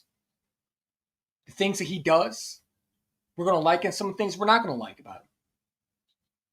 But I want to see Kevin Bertullo more. I want to see how he reacts with these players. I don't think these players like him. I don't think they respect Kevin Bertullo. I think they look at him as a 10-year-old little boy. I think they look at him as a guy that's just there. That's just how I feel. Because I think this organization knows it, and I think the fans are going to know it soon. I think you're going to see a clip where him and Kevin Bertullo, one of the guys on the players' offense is going to, probably A.J. Brown or Jalen Hurts, are going to say something on Hard Knocks like, this offense, man, come on, bro. Like, what are we doing? It could be a curse and it can also be a blessing. This is why I want to see the Hard Knocks, is because I want to see this offense. I think there's so much shit going on that we need to see what it's like. We got to expose this.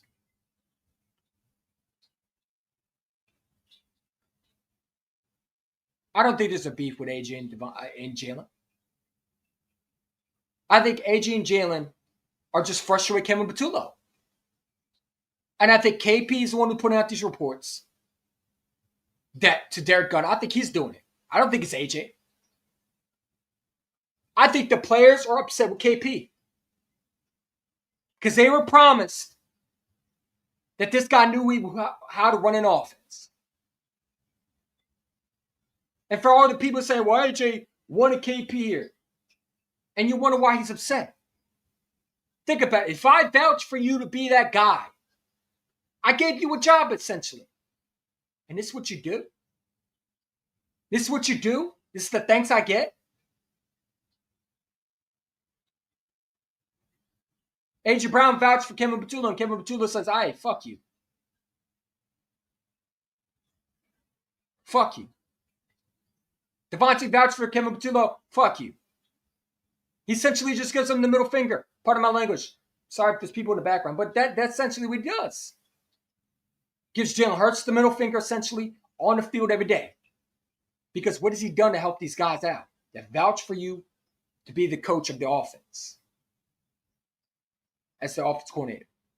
You wonder why these players are upset. Why do you think AJ is so upset with Kevin? I think it's Kevin Patullo he's really upset with. And I think Jeffrey Lurie doesn't listen. He's not listening right now.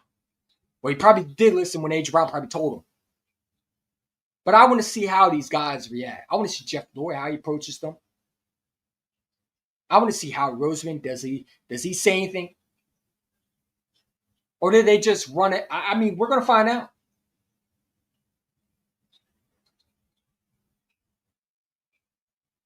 You know what I'm saying? I think they're upset with Kevin Patullo. I think Kevin Patullo is the locker room cause of the destruction. I think you brought someone in there that doesn't know what he's doing. And hopefully this game at 4:05, 4:30, whatever the game is, you and your Kelly Green, you look better. And hopefully the Hard Knocks comes around and our offense is beautiful. Maybe we won't have a Hard Knocks because if everything's positive, everything's working well. Well, I mean, we're going to have a great Hard Knocks thing. But if this offense keeps on struggling, then I'm going to look forward to Hard Knocks even more because I want to see what Kevin really is in the building. But I think there is dysfunction going in that offense. And I don't think it's what everybody thinks it is. Oh, A.J. Brown is the culprit. Because they played one good game without him, they don't need him. Stop, man. Stop. They played the Giants with backups. Most of the players on the secondary was out. Okay? Their safety was out. The corner was out. Half of the players were out. You don't get flex time because you beat the Giants. You just don't. I'm not going to take that seriously. That's a game that we needed to win, and we got it done. Congratulations. We got it done with one game without A.J. Brown. But to sit there and say you don't need him is crazy. A.J. Brown is such a part of this offense. You don't go to 2 Super Bowls without him. If you don't trade for A.J. Brown, your offense ain't the same. Your offense doesn't look like a Super Bowl roster. And what people don't get is you trade A.J. Brown and you just, let's say you want to do what a lot of Eagle fans do. And I love Devontae Smith. I think he's a wide receiver one. But I don't think that he can just replace A.J. Brown. I don't. Because the reason why you got A.J. Brown, because Devontae can't be your number one guy because as a guy that his size, yes, he takes hits, but those hits are going to power up eventually. You don't want him to take those hits. So you need a guy like AJ that's big and strong that can just push over DBs. That uses his body again. They work so well with each other. And people think, oh, just replace him. You'll be all right. This is why I say Madden has so corrupted these minds of these young folks. Playing Madden does not make you smart. It doesn't. That's why Madden has corrupted the young folks, especially in our generation. Because you don't understand that this is not a freaking video game. Your offense looked totally different without AJ. Totally different. And if you remember right, versus the Giants, we scored, but it wasn't the first half we scored. We scored literally, it took us, almost near the second half to finally get something going? I'm sorry, second quarter, we finally scored scoring a Saquon Barkley. No, it was the first half, I believe. Yeah, all right, first half. But you want to know why it happened? Well, I'll tell you why. Because the Giants are trash. The Giants are trash. I said their defense is overrated. I've been saying that. So I wasn't running around here bragging about their defense. I knew their defense was overrated.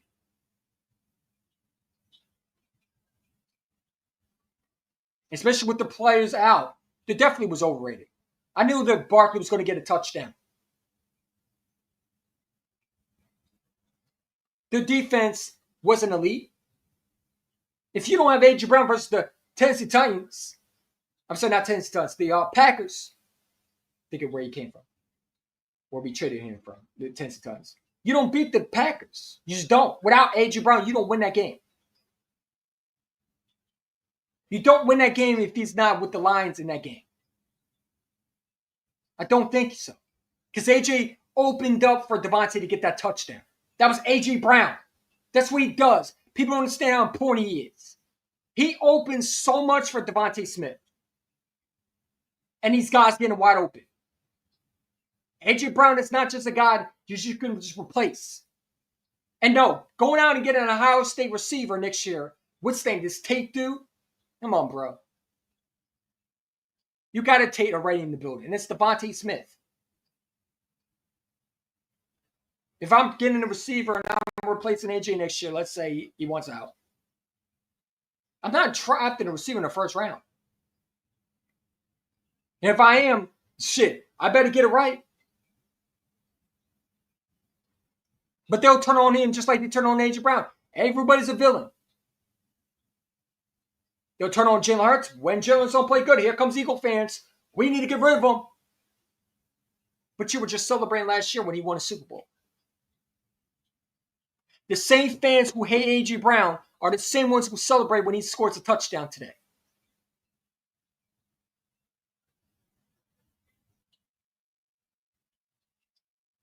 But they're not happy, and I don't get it, man. The ones that just came here, welcome. Let me give you a newsflash for you. We had bad receivers for many years. And I don't want to go back to having J.J. Arcega-Whiteside. Sorry, I don't. And if you missed it and you were too young to remember, or you were not an Eagle fan at the time in 2015 when we had nothing around us, except Jordan fucking Matthews, excuse me, part of my language, then you don't understand pain. You were too young to remember. I'm 25 years old. I've seen the worst receivers. I've seen, this is the best receiving core we ever had.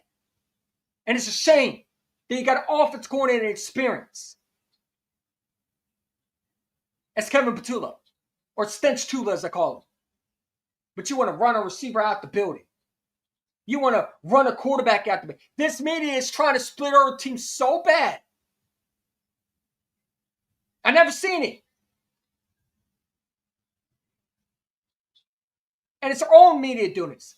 Derek Gunn knows nothing about football. Nothing. This guy was fired on NBC because he didn't know how to shut his mouth. Now Derek Gunn, oh, I know what I'm talking about. No, you don't. Steph Joyner today said the dumbest shit ever. I'm starting to lose respect for him too. That Jalen Hurts won't be here. What? What is you talking about? What is you talking about? Where do you dumb idiots get that? I don't care how long you... This is why I said some football players should not be talking football. Except Jordan usually, I like what he says. But weren't you the same guy that was praising Jalen Hurts last year? They switch up when things get tough. I would never switch up on my quarterback. I can never switch up on my receiver. Because I know how hard it is to have a quarterback. Like, do you know how hard it is to get a guy like that? It doesn't grow over trees. You can't just get a guy in the draft. How many times have they got quarterbacks in this draft that don't have good character issues? Oh, because he doesn't have the big arm. Well, I'm sorry, didn't just Josh Allen just lose to fucking David Mills? Is that something to write home about? Now he has nothing around him. But he was just MVP last year with the same roster, pretty much. Now they talk about if you give Josh Allen A.J. Brown. No, but he had Diggs. It just shows you Josh Allen is not a great leader like Jalen Hurts.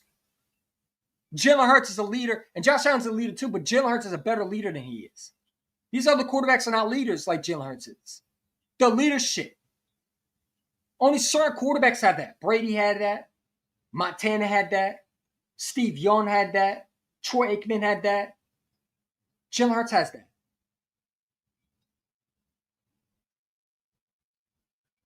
Other guys don't have that in this league. Where they don't have that trait at all. When you draft a quarterback, the three things you need to look for is number one. When things are tough, are they able to understand? This is the problem I stand with these goofballs who want to get rid of Jalen Hurts. Okay, then who the fuck are you going to replace him with? You guys just be saying anything. And no, Tanner McKee is not a franchise quarterback. Just because he beat the Cowboys and the Giants does not qualify. Tanner McKee is a backup. I think he has tools to be a franchise quarterback. But if he goes to the Jets, you think he succeeds? No. He would have to go somewhere where an offense is already installed for him.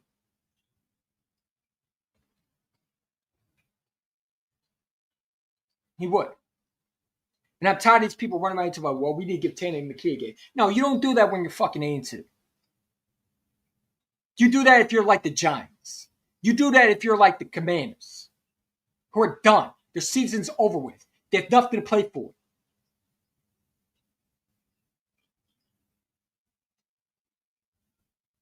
So that's just my thoughts, man.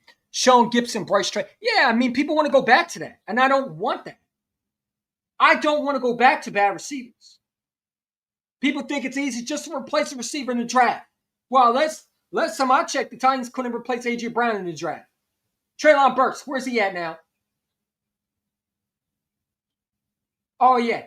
He's with the Washington Commanders. The practice squad receiver. He was a first-round pick. The Titans used that A.J. Brown pick to draft him.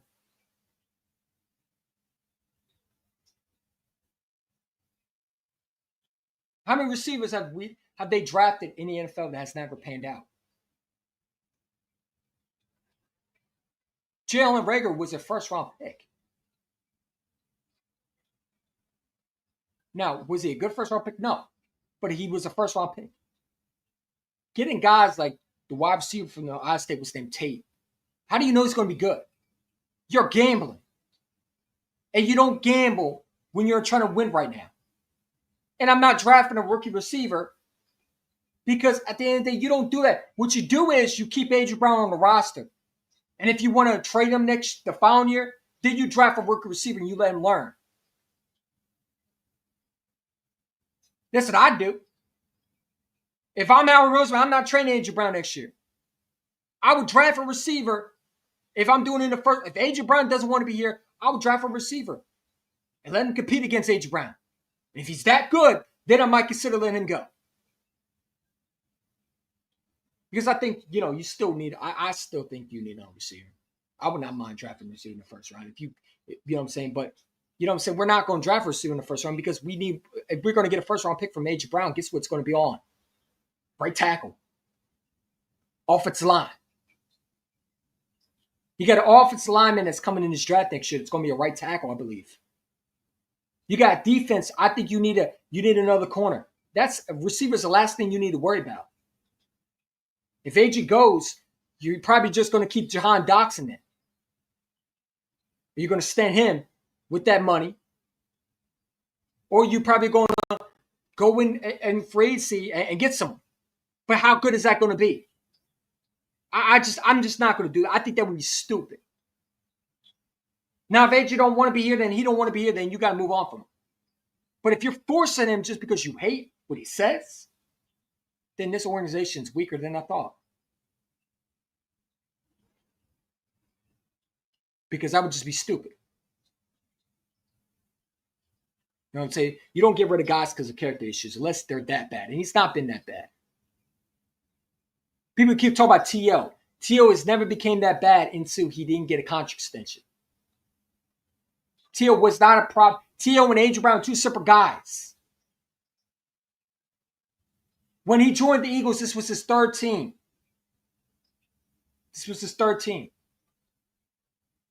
A.J. Brown's on his second. This is his second team, man. Last time I checked, T.O. didn't have the ability to. Let's be real. T.O. was not A.J. Brown, man. His character did not fit A.J. Brown. People got to understand there's a difference between diva and passion. If A.J. Brown cared about himself, do you think he would sign with the Eagles again? No. No.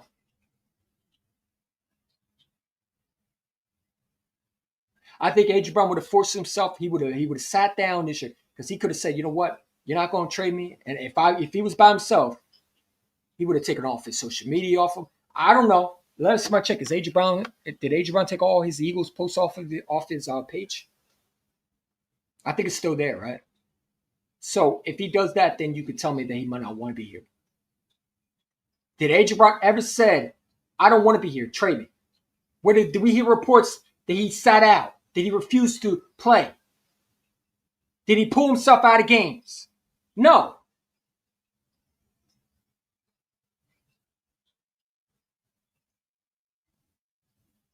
Just stop. This is what y'all do, and I don't like that. You content creators, you ego content creators, I'm going to call you out too, man. You got to stop feeding into this media, man. You got to stop feeding into them. The only reason why I take Tim McMahon seriously because he works for the NFL Network. Derek Gunn is a male Diana Rossini. Seth Jordan does not know anything other than his opinions. And he's a lot of times wrong than right. Now, I like Seth Jordan. But to sit there and say that Jalen Hurts won't be, it's stupid. It's stupid, man. Why would you say that? When you were just defending last year. These players are becoming too toxic with their opinions, man. To Sean Jackson. I can't say, well, then don't say it at all. If, like I said, like Brandon Graham said it, and I like this, what he said. If whoever it is, just come out and say who they are. Because if you don't think this organization not figure out who they are right now, or not investigating it, they will. They will find who they are and they'll get rid of them. So if AJ gets traded next year, then you probably know who the culprit was who was putting out those false claims.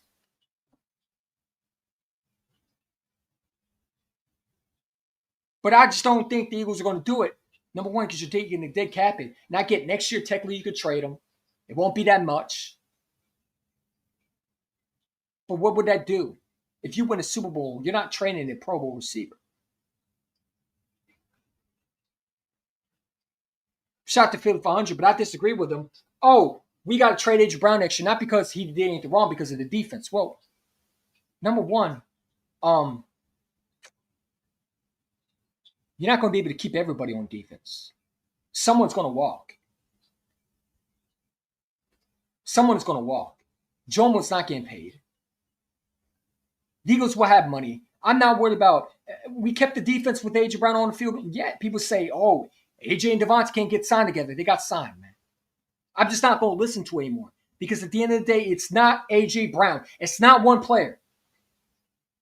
And the routes have been horrible. Horrible. Disgraceful. You telling me Kevin Patullo gave A.J. Brown plenty of time to get open? No.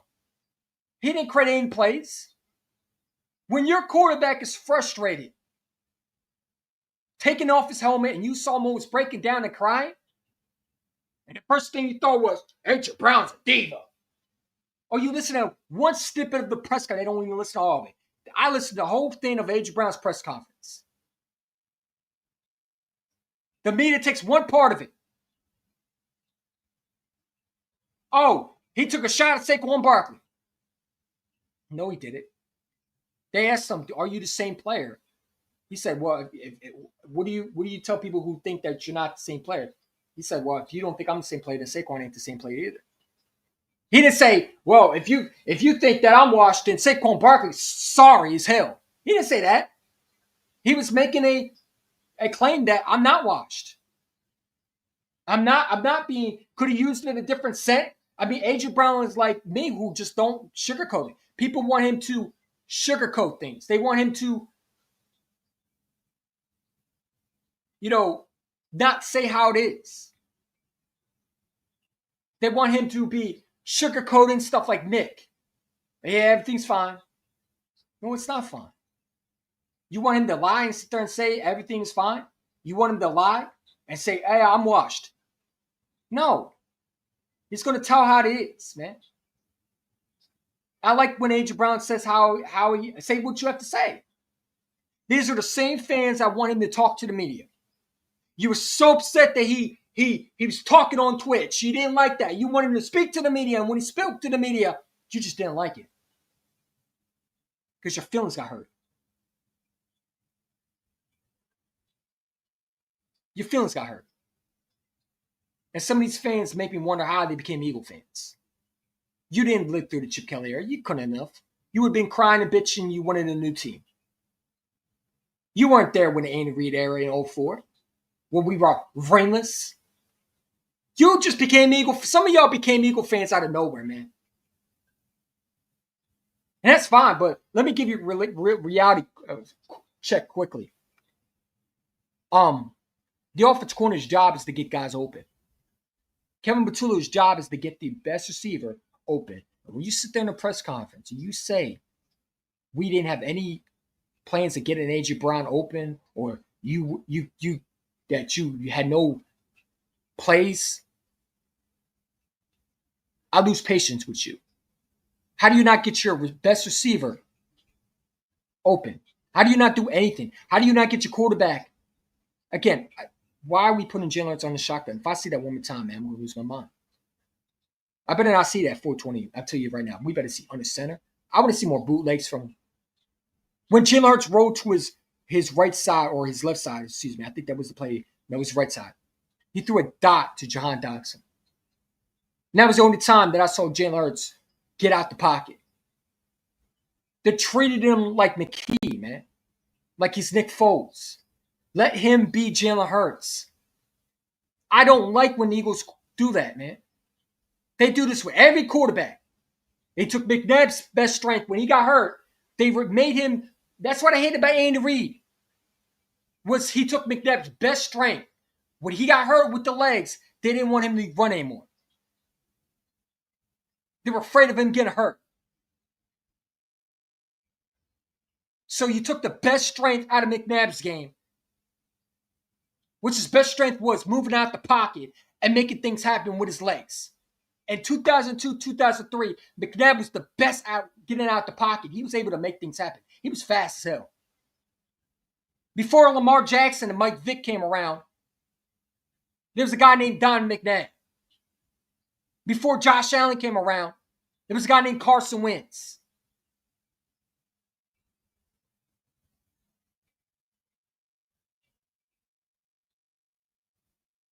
This is the truth. Don McNabb was very good with his legs. And Andy Reid stripped him of his best ability. And I don't like what they're doing with Jalen because I feel like they're doing the same thing. Take away Jalen Hurts' legs because they're afraid of him getting hurt. Or they want to be a certain quarterback that he's not comfortable with. Instead of understanding that Jalen Hurts is not a Josh Allen. He doesn't need to be. He doesn't need to be Joe Burrow. He doesn't need to be. He needs to be what he is.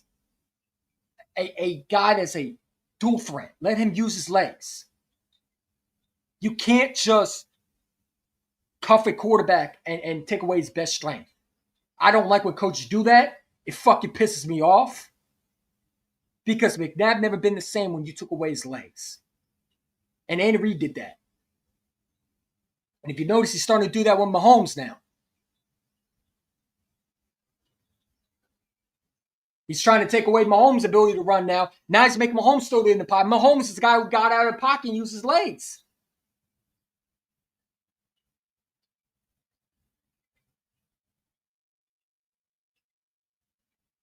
I don't like that. And I also don't like what Andy Reid does. He takes shots at players, if you notice that. Like, we didn't need T.O. Now it's Mahomes' fault for why they lost. No, bro, it's your play calling ability. So I don't like when people praise Andy Reid, man. Because it's like, he has not changed his ways. He's not. Looking at this year. They lost games because of his play calling, his ability to adjust, his ability to time management, biggest weakness in Philadelphia.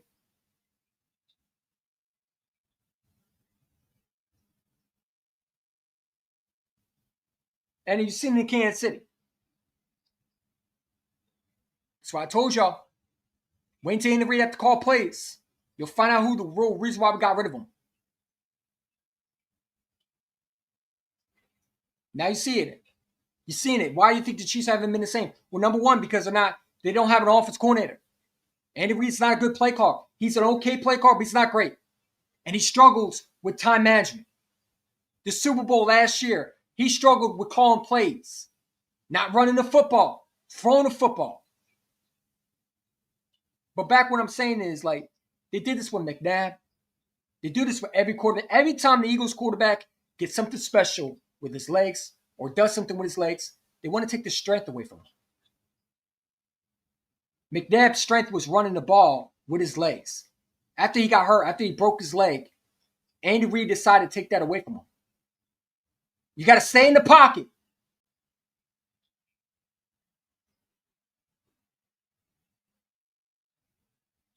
Stay in the pocket. Well, McNabb, if you watch him in college, was never like that. McNabb was a guy who was very good outside. That was never his tape in college, was stay in the pocket. He was not a pocket passer. He was a guy that made things happen with the running game. When he was able to use his legs, that's what made him special. And Andy Reid took that away from him. And then he got bulky with his arm, and he didn't know how to throw a fucking football then. Because he threw ducks in the ground. Because ever since he, put muscle on his arm, he's never been the same. Because remember, he used to be skinny. But I don't like that. I don't like the fact that they're trying to take away Jalen Hurts' ability to run. I don't like that. I don't like their handcuffing him. When you watch Jalen Hurts in 2022, the man was so much faster. People say, oh, last year he didn't say, no, he didn't. He's a lot slower. And they're not using him as much in the run game. And I think that was the biggest reason why last year we were succeeding a lot of times, because you didn't know what was coming. You had to prepare for Jalen to take off. And all I see is when they try to run him, it's like the 2023. Run him straight to the ground. Kevin Batula calls these bad designed runs. A bad designed screen pass to A.J. Brown. Or then you want to call a draw, which is stupid, on third and 5? When you're not even near the first down. The coaches need to stop doing that, man. You got to put your quarterback in better position. Jalen Hurts is successful, like I've seen in the highlights, what I'm showing you. He's successful when he's able to use his legs. That's what made Jalen Hurts special. That's why we fall in love with him. His winning mentality.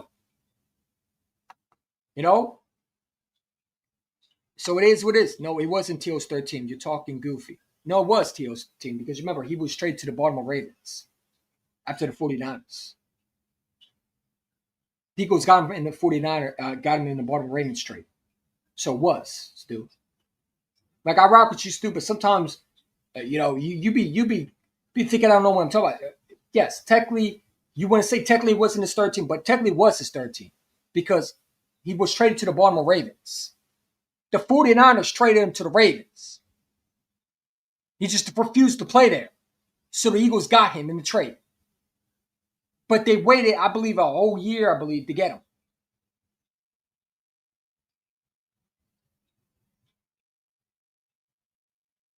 What are you talking about, Stu? Yes, he did. He was traded. The Baltimore Ravens traded for T.O. And then they traded him to Philadelphia. Come on, bro. Like, come on, man. What are you talking about? The Eagles did not get him from the 49ers. He was traded originally to the Baltimore Ravens in 2004 because Mariucci, the coach, did not like him. He refused to play with the Baltimore Ravens because he didn't want to go there. And Philadelphia, who needed a receiver at the time, traded for T.O., I believe. No, I'm sorry, traded for T.O. The Eagles did not get him from the 49ers at first. They had to call the Ravens to get him. Bro.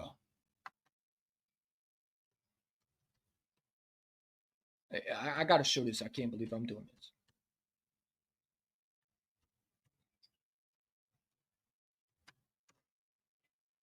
You're going to be proven wrong again, bro.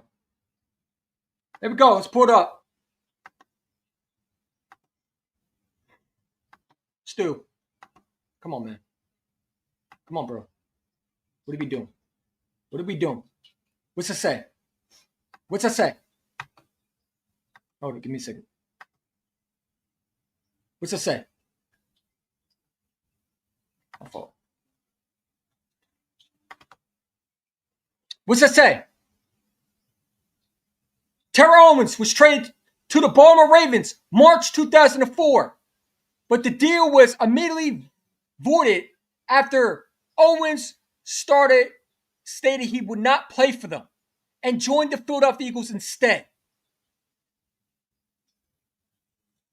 Come on, man. You don't think I've been around? Now you owe me an apology because you were wrong. It's on documentaries, bro. And I rock with you, Stu, but sometimes you be getting your facts a little bit wrong sometimes. Did it not say he was on a board? Or is the media lying too? Because these are, right here it just says that. So, I mean, I don't know. So he wasn't traded to the Ravens. Okay. All right. So he's a free agent. Is that what you're saying? It said the trade in March 2004 was the 49ers trade to the Owens. Always refused the Owens publicly vote. Yeah, they traded for him, bro. Hold on, man.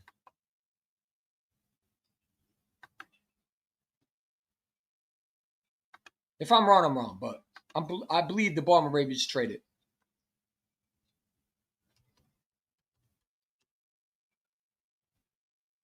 They traded his contract to Philadelphia, bro. Because he didn't play that 2004 season under the Baltimore Ravens. Remember, he was traded to Philadelphia, bro. See? Look.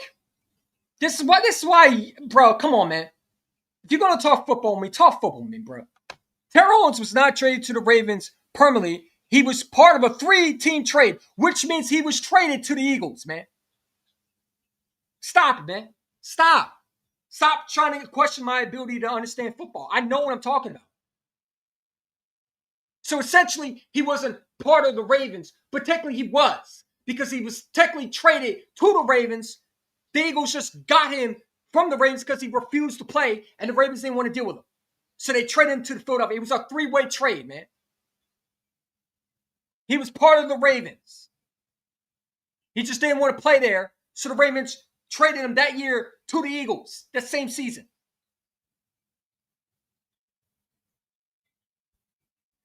Terrell Owens was not traded to the Ravens permanently.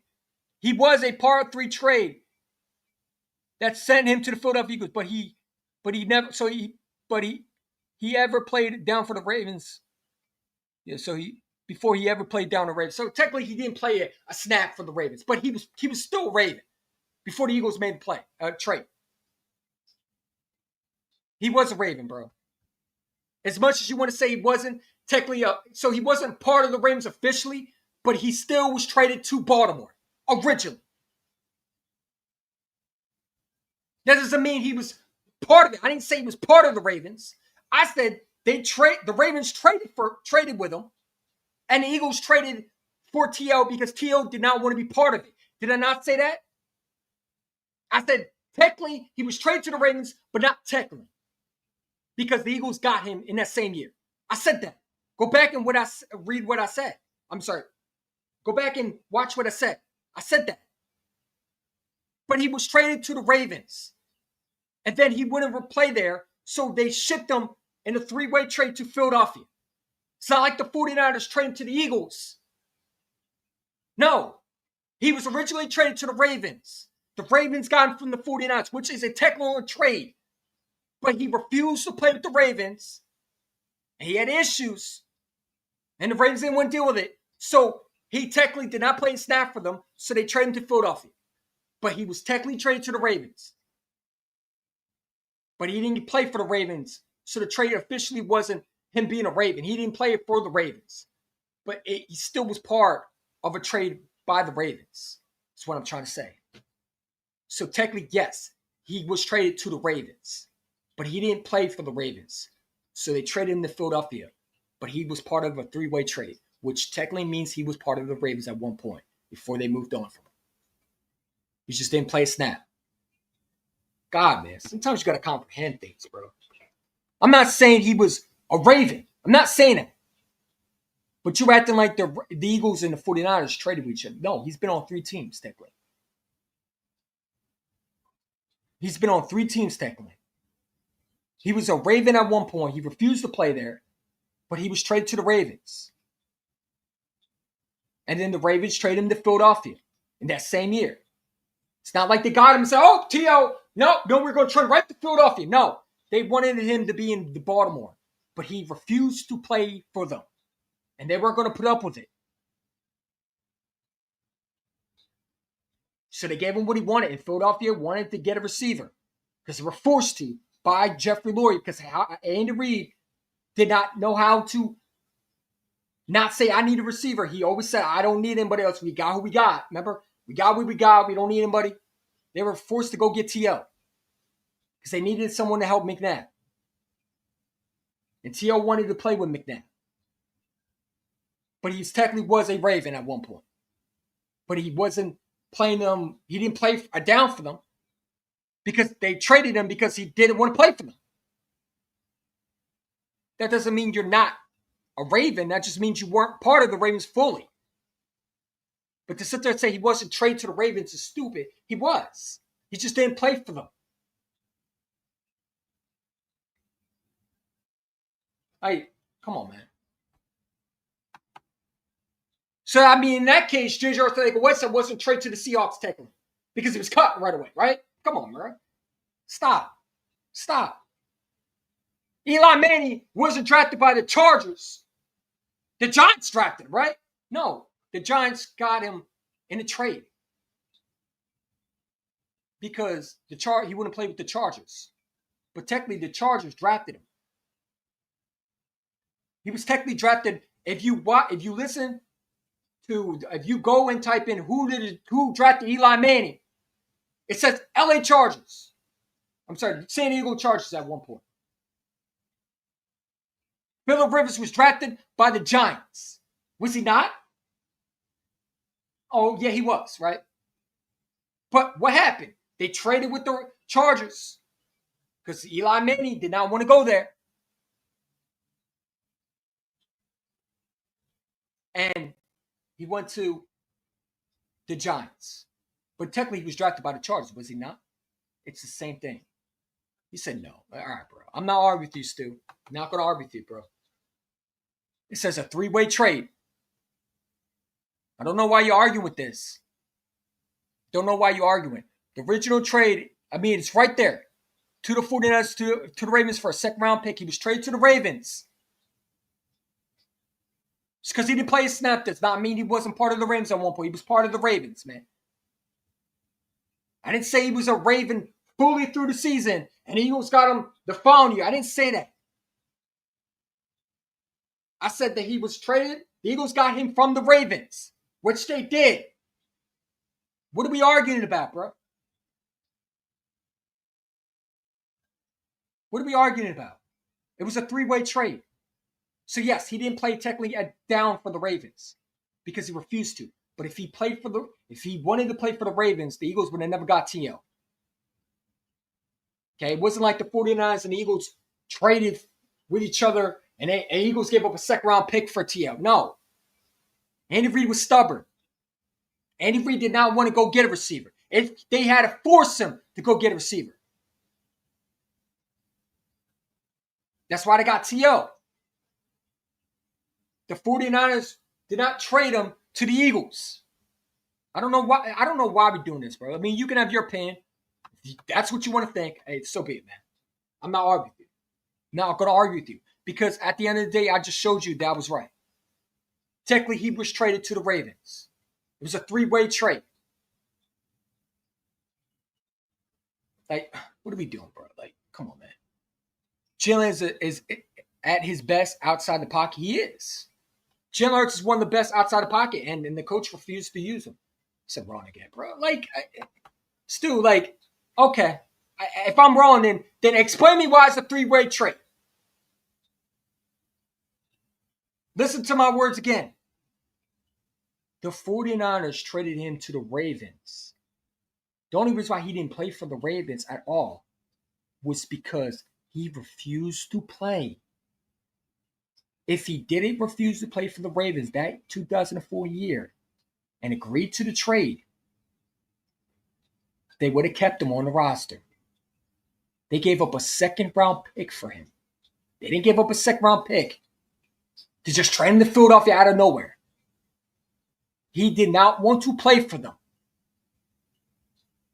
The 49ers traded him somewhere he didn't want to be part of. So technically, yes, he was part of the Ravens at one point because the Ravens traded for him. Did he play for the Ravens? No. But was he part of the Ravens? At one point, yes, he was. It's what I'm trying to say. I didn't say he played a snap for the Ravens. I didn't say he was on the Ravens roster. I said he was traded to the Ravens. He didn't want to play for them, so the Eagles got him in that same year because they didn't want to put up with T.O.'s drama. Because the reason why the 49ers got rid of T.O. was because of his off-the-field issues. And the coaches got tired of him.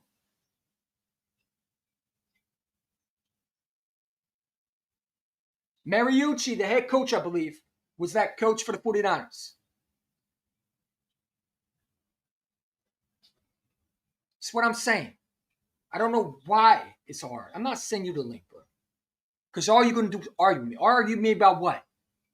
I didn't say he was part of the Ravens. I said he was traded to the Ravens, which he was. It's like saying Eli Manning wasn't drafted by the Chargers. He was. The Giants traded for him. Does it say the Giants drafted Eli Manning? No. They traded for Eli Manning in that draft.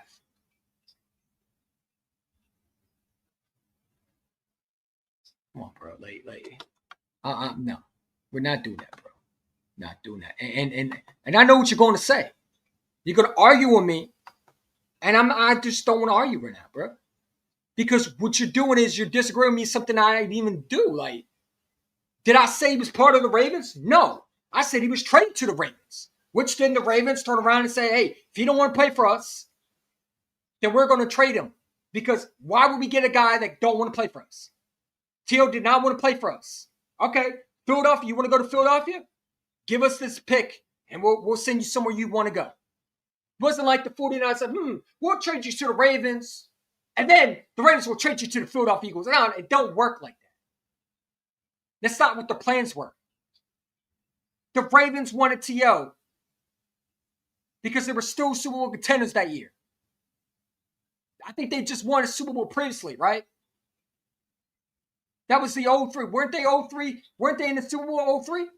No, I'm sorry, they weren't. But they needed someone to catch the ball. And T.O. was elite that year. The Ravens wanted to keep T.O. Trust me. If T.O. wanted to stay with the Ravens, he would have never been traded to Philadelphia. It wasn't like they traded for him and they gave up a second-round pick for nothing. And they said, Philadelphia, we're going to send you right to Philadelphia. No, that's not how it worked. That's not how it worked. The Philadelphia Eagles traded for T.O. because he didn't want to be there. He didn't want to be a Raven. He wanted to go somewhere, and the 49ers were not willing to trade him to Philadelphia. And the 49ers didn't give him a choice where he wanted to go. T.O. did not want to play for the Ravens. And when he went to the Ravens at one point in the trade, he said, I'm not playing. Said, it's all right, you're not playing. We gave up a second-round pick. They tried to sit him down for a while. It didn't work. He refused to play. They traded him to Philadelphia. He still was traded to the Ravens at one point. Now, was he fully a Raven? No, I didn't say that. You got to listen to the words, my man. You got to listen to the words. Talk about the link, guys. Come on, bro. What are you going to argue about? What are you going to argue with me about? I'm not scared to get embarrassed, bro. You think I'm scared of debates you do? What am I debating you for? You got to listen to the words. You just want to argue, bro. I don't got time for that. You know what I'm saying? What do you want to argue about? What did I say that was wrong, Stu? It was a three-way trade. Technically, he was part of the Ravens. He just wasn't fully with the Ravens. But he was 1 point traded to the Ravens. Oh, what are we arguing about? What are we arguing about? Like, come on, bro. Like, we're not arguing with that shit. Come on, bro. That's ridiculous, man. We're not arguing. We're not arguing with that. No, stupid. What am I arguing for? We're changing the conversation. Because what are we arguing for? He was a three-way trade. This was his third team he was on. Literally. That would have been his third team. The 49ers drafted him. They traded him to the Ravens, which would be 2. He didn't want to be there, so that makes 3. What are we arguing for? I said he wasn't part of the Ravens fully. I said that 4 times. You got to open your ears, man. You're going to argue me about what? Did I say anything wrong? You know what I'm saying? Now all you're going to do is go scream, and I don't want to scream, bro. You know what I'm saying? I don't want to argue with what am I arguing about?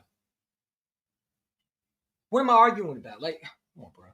You're going to argue me about what? He said, like I thought, scared to get embarrassed. Bro, you can't embarrass me. What are you going to embarrass me about? Come on, Stu. Stop, bro. Stop. You can't embarrass me, bro. What are you going to embarrass me about? What are you possibly going to embarrass me about? Was he part of the Ravens? Technically, at one point, he was. Because he was traded to the Ravens. He refused to play. They weren't going to trade him originally. It forced them to trade him because he didn't want to be there. It's not like the 49ers call up the Ravens and say, hey, we're going to trade you to him, to the Ravens, so you can trade him to Philadelphia. That's not how it works. The 49ers did not think, you know what? We're going to trade you to the Baltimore Ravens out of our conference. Just to trade you back in the conference. What? Come on, dude. Let's stop, man. That's not how it went. T.O. did not want to be there. If T.O., like I said, wanted to be there with the Ravens, they would have never gotten him to Philadelphia. The Ravens did not want to trade T.O. immediately. They were forced to trade him. What are we arguing about? It was a 3-way trade. I told you. He didn't play for the Ravens one snap. No, he didn't, because he refused. But yes, at one point, he was part of the Ravens roster. Because when you trade for someone, you're part of it. That's like saying John Mechie wasn't part of the Eagles. I mean, he's not part of the Eagles at one point, right? Because we traded him immediately, right? No, he was one point part of the Eagles. Now, he played a little bit more stop. But my point is, just like Eli Manning wasn't drafted by the Giants. Was he drafted by the Giants, or did they trade with the Chargers to go get him? They traded with the Chargers to go get him, right? Because Eli refused to play with the Chargers. What are we arguing about? I don't get that, man. Like, what are we arguing about? Outside the run from the under center play action, under center has potential to eat today. Can Kevin Tiller get his head in behind? I hope so. I hope so. I hope so. Hold on. I think why you can't hear me? Wait a second. Yeah, I hope so. I hope Kevin Patullo knows what he's doing. I would hope he does. Like, I need to see some adjustment today. I need to see some adjustments. And if we don't have any, then honestly, want me to be real with you? No, I don't think he'll pull his head out of his ass. I think this defense will once again win us this game. Or we will lose this game because our defense got tired. I think we're going to have the same issues. Nobody's getting open. Jalen's going to have to throw a beautiful ball and try to make something out of nothing. They're going to try to say, oh, AJ's there, let's go deep. If AJ's down there somewhere, we'll find him. It's just, throw it up to AJ and hope he can catch it. Like, I'm hoping there's more design routes, but I don't think so. Listen to Kevin Patullo's press conference. I don't think he's going to change his ways. I don't think so.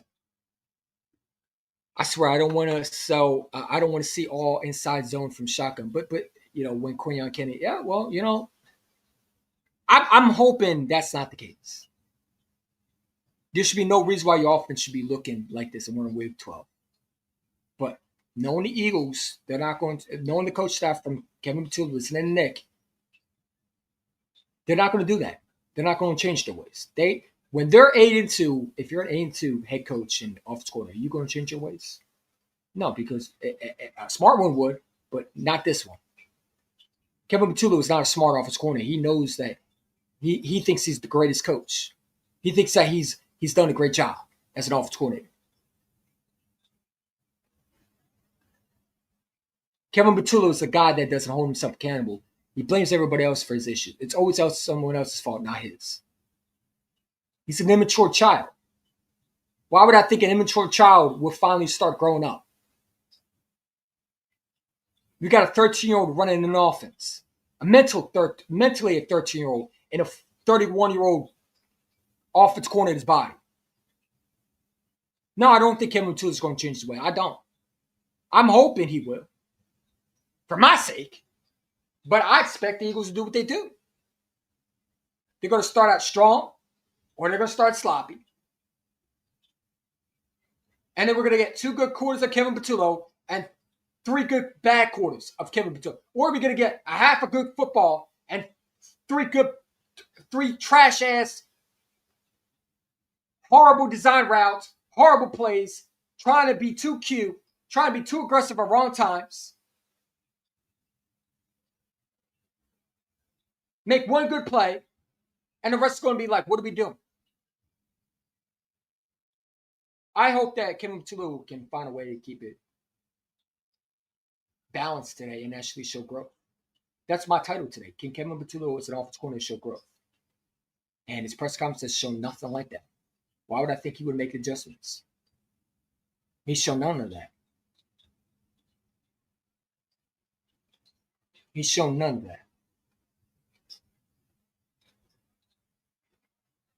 We're going to continue to do the things we do because we like to be stubborn. We want to hit the rock. We want to run into walls because we're stubborn.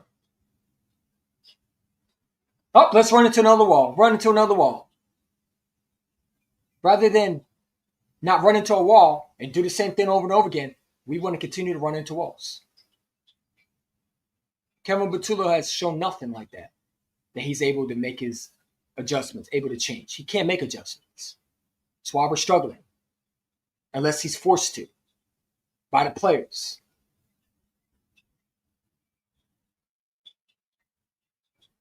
Or you have to get a good throw by Jalen Hurts. Jalen Hurts is going to have to be perfect again. And I think we're going to see the same things. You know what I'm saying? But I think our defense is going to be great. I have trust in my defense. I think our defense is going to stop Dallas offense from not blowing us out. But I think our offense is going to struggle again. I think we're going to make Dallas defense look actually capable of being a good defense for some reason when they're not. I think it's going to be a low-scoring game. I don't think we're going to score 31. I scored 31. We came score 10 versus the Lions. And they were with backup secondary. We should be able to exploit the Cowboys secondary. But it would not shock me if it's a close game. I think it's going to be 21-17.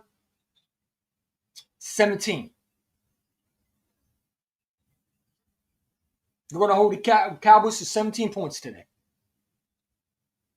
And it's going to come down to the fourth quarter. Dak has the ball. And we got to hold a breath. Our defense can hold them and stop them. I think it's going to be 21-17. And I think our 21 points are going to come from first quarter touchdown and 2 touch pushes in the end zone. And a couple field goals. I'm sorry, no, that wouldn't make that wouldn't be right. No. So yeah, we're probably gonna. So maybe take that back, 28-17, because a couple field goals. So I think it'll be 28-17 or 28-21. 3 touchdowns will make 21. So it wouldn't make sense. And a couple field goals will make 28. I think it'll be 28-17. I think it will be a frustrating offense again. But you know, hey, we're 9-2. Pom Pom Eagle fans. Where's my oh yeah, I threw it. Never mind. Oh well, fuck it. Let me pretend it's a tower. Yeah! Go Birds, man! Yeah! 9-2, baby! The best defense! Who cares about this offense being bad? Woo! Yeah! Well, I'm going to say, well, our offense struggled. Oh, it don't matter. We're 9-2. Nick Sirianni going to give a great post-game speech afterwards. You show toughness. Toughness, the team. I'm so proud of you. Why you literally are putting your quarterback in harm's way. And don't do nothing to adjust. But I'm sure we're going to hear a feel-good speech afterwards. Yeah. I think the Eagles will blow out. I don't think they're going to blow out the Cowboys. Bro, have you not understood what our offense is? We're not going to change our offense. Not into the playoffs. The Eagles are not changing offense either because 2 things. They're not capable of doing it, and this is what we're going to get. Or we're waiting to the playoffs so they don't want to show their hand, which would be the dumbest, stupidest thing I've ever seen. Because why would you do that to your fan base, number one? And that would just be dumb. So all that drama when you could just be avoided. So there's 2 things going to happen. I don't think they're going to make adjustments. I think they'll make some, but not as much as we think they are. I think they're going to run Jalen Hurts in the shotgun again. I think we're going to run Saquon about 50 times a clip in the exact same situation that we saw last week. We're not going to get him outside. We're not going to do nothing. We're not going to get him out in the we're not going to get him on a wheel route. We're going to try to force balls to AJ and Devontae and hope that they can come up and make catches. We're going to kick field goals. And we're going to play conservative. That's how we're going to win today. By skin of our teeth. But you know what? Hey, Chilean Eagle fans, where you at? You know, hey, it is what it is. They're going to be one celebrating. Because it does not matter to them until we get to, and I hope not to a Super Bowl where we get exposed. Because a rogue team will come in and face us. Listen, you're 8-2 because your defense played well. And you got a defense coach. But you're not 8-2 because you're a legit football team. You're unbeatable. No. Like, you could get beat. And this offense has shown if you could take them away and you make their defense out there, listen, eventually your defense is going to get tired. Your defense is going to get tired and you need to stop and they can't do it. Then, hey, man. Like, I don't think our defense is going to be able to do what we did versus the Detroit Lions. I think that's something that we got to be thankful for. But it's not going to be every week you can do that. Your offense is going to have to click somehow. And I don't know if they're capable of doing it. Yes, I've given up on Kim Batuba. I freaking don't like him. I don't think we need any more. We don't need no more time to see what he is. It's week 12. So if you don't have something by today, what am I expecting? I expect the same thing. Conservative offense. Don't want to turn the ball over. Not taking chances. And I get it. You don't want to turn over the ball. That's the most important thing. And I think that's why we've been winning. It's because we don't turn over the ball, which is a good thing to have. I like that about a quarterback, not turning over the ball. But there's too much, and there's sometimes where you take it too far. You don't want to throw the football, or you don't want your quarterback to throw the football, and you want to handcuff him. I think that's overdoing it a lot of times. You know?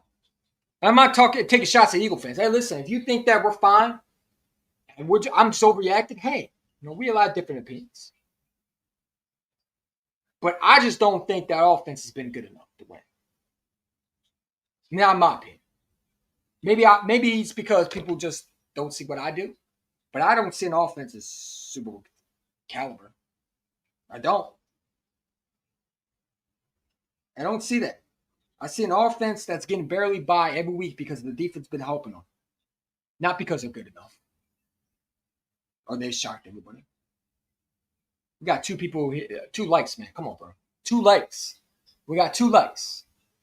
Hit that like button. Hit that like button. 2 likes. Got 3 likes. Appreciate y'all. Got 4 people in the chat. Hit that like button. Subscribe, man. I'm not asking you to donate. I'm not asking you to buy me anything. I'm not begging for money. It's free. Hit that like button. Subscribe.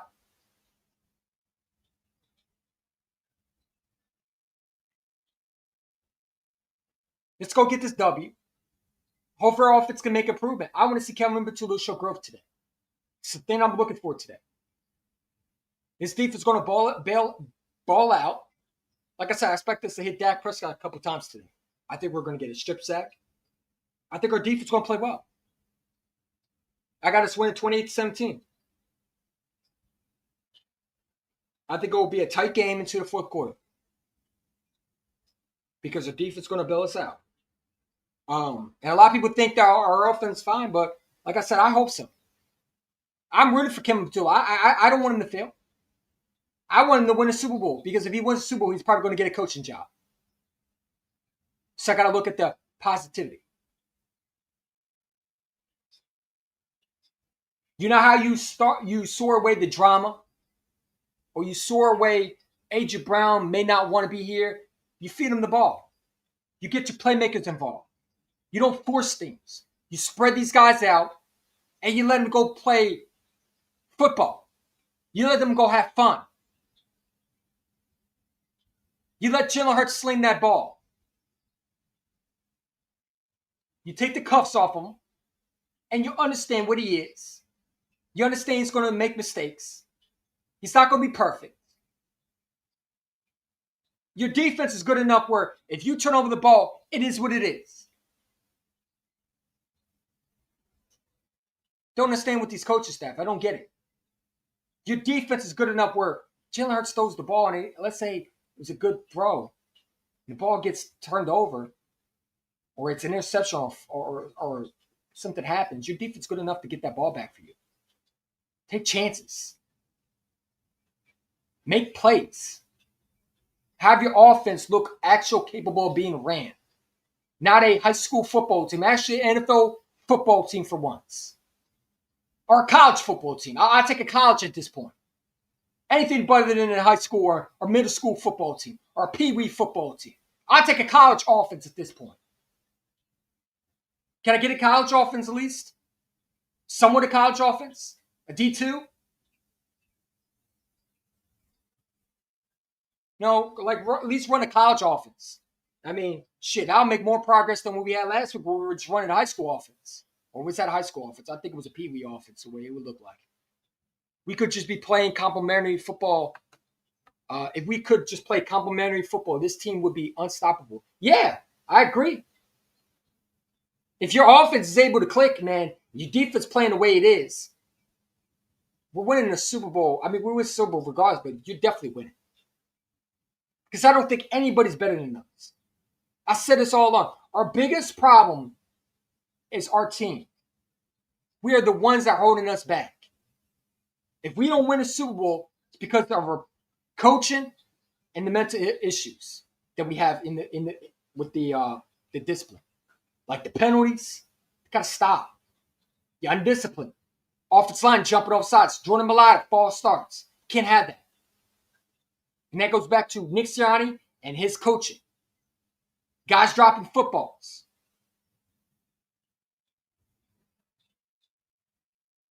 I'm not saying everything's on Kevin Patullo, but majority is him.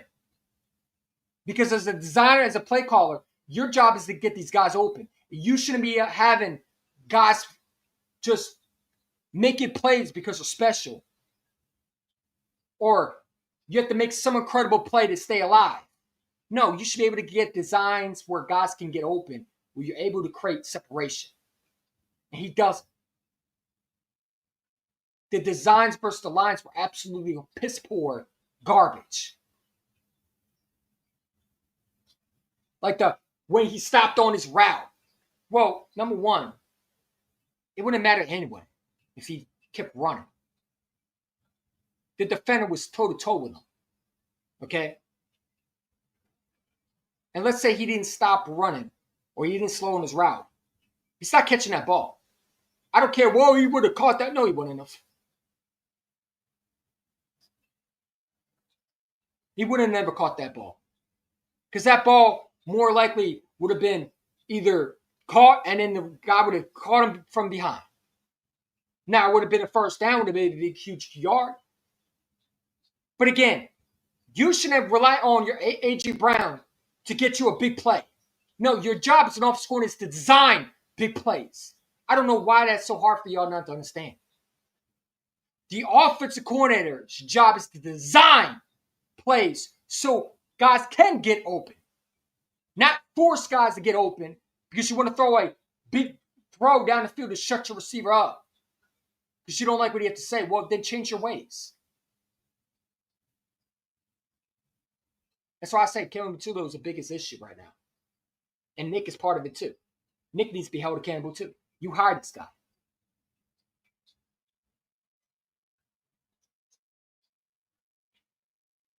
You know, it is what it is. I mean, I don't know what you want me to say. I hope Kevin Patullo changes his ways, but I expect the same thing. I expect us to not run a capable offense. I think it's going to be sloppy. But I think our defense is good enough to win. And I think our defense is good enough, and we're going to see a lot of this today. Word association: Dallas. Blows. Cowboys. Ass. Victory. Birds. No? Definitely. I mean, I think the Cowboys aren't good enough. But like I said, man, I don't know if I had that still.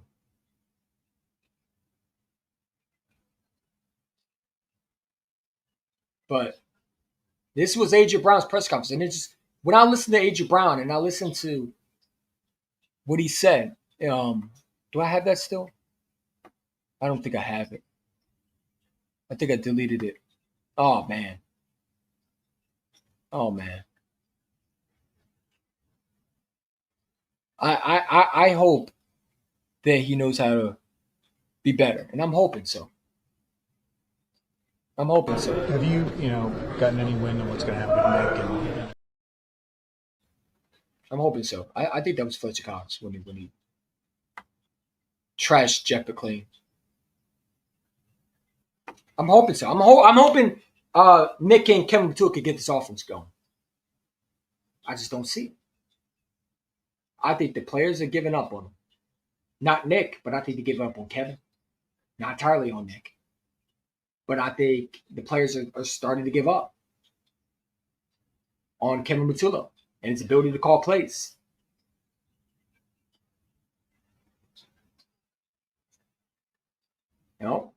It is what it is. If that's how they think they're going to do it, then I'm going to tell you right now, hey, man, I guess we're going to be 9-2 and we're going to still hear the thought. But hey, I hope our offense is better. I do.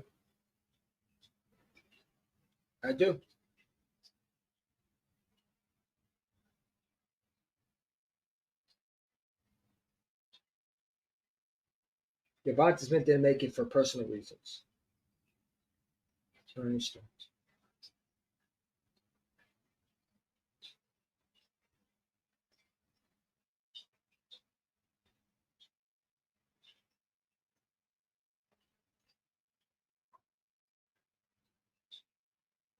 So this is for me and Rappaport. Let's pull this up. Again, I don't know what this is about. Let me post this. So Ian Rappaport had something to say today.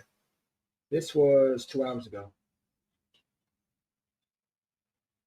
I'm interested to see what this is right here. Let me pull this up real quick because I just saw this. I'm on Twitter right now. Pull this up. Let's see what this is about. I want to hear what Ian Rappaport say. Let's pull this up real quick. Owner Jerry Lurie a couple weeks ago. It was with players being able to withstand all of this, right? It is Philly. It is the Eagles. And as one person told me, this week has been like every other week. There is going to be drama in every week, no matter what. This is the 2025 Eagles. So here's what's happened. So there was one player responding about his lack of performance, throwing another player under the bus accidentally, except he really didn't. And the fact that that the entire city of Philadelphia is discussing this, Rich, has kind of shown us what this is going to be. As Lurie said, they have built this roster with players who can withstand the heat. This is what they're about, and they believe they will thrive in this environment. Yeah, is this their oxygen is probably the best question, because the way this Eagles team was constructed, and this is something I talked about with owner Jeffrey Lurie a couple weeks ago, it was with players being able to withstand all of this, right? It is Philly. It is the Eagles. And as one person told me, this week has been like every other week. There is going to be drama in every week, no matter what. This is the 2025 Eagles. So here's what's happened. So there was one player responding about his lack of performance, throwing another player under the bus accidentally, except he really didn't. And the fact that that the entire city of Philadelphia is discussing this, Rich, has kind of shown us what this is going to be. As Lurie said, they have built this roster with players who can withstand the heat. This is what they're about, and they believe they will thrive in this environment. Well, I mean, that's great, Ian Rappaport. Thank you for the report. I shot the Ian Rappaport. But why do our players especially have to adapt? Bro, we shouldn't be adapting to Kevin Batulu's ass play calling as players. That shouldn't be their mind. And Jeffrey Lurie want to talk about, the importance. How about the importance of getting this office coordinator to figure this out? Like, sit down with this office coordinator to figure this out. Great. That's a great feel-good story. We're going to find out what this team's made out today. We're going to see if this offense is able to sustain when things get tough, because I think they're cracking. I think this offense is cracking, and I think Kevin Batula is the guy who's really terrorized his offense to the point where, he's an offense coordinator that's a terroristic play caller. I think so. But, hey, If they think that another drama week in Philadelphia, though the Eagles owner recently noted that they built a team with players who can handle it. Well, I mean, why is there drama anyway? When we're 8-2. If an offense coordinator knew how to call plays, there wouldn't be any drama. See, that's not normal. An 8-2 team should not have any drama in the building. There should be no noise. There should be no. I mean, there's going to be some noise regardless, but there shouldn't be like this. We're have drama like we're the Chiefs. We have a drama in the locker room like we're the Dallas Cowboys. Like, you would think the Dallas Cowboys will have more drama the way their record is. And we're 8-2 and we have drama like this, man. I don't care how many plays you built. They're eventually going to crack because eventually the pressure's going to get to you. I mean, kudos to them. I mean, if they think that their players can handle, well, I'm saying something. I don't know if they can handle Kevin Matulu that much more. His incompetence is going to affect this team, man. I mean, great to Ian Rappaport for reporting that. And again, that's what Ian Rappaport said, if you just heard this. But play one more time. I mean, great. Jeffrey Lurie said this. Yeah, okay. No?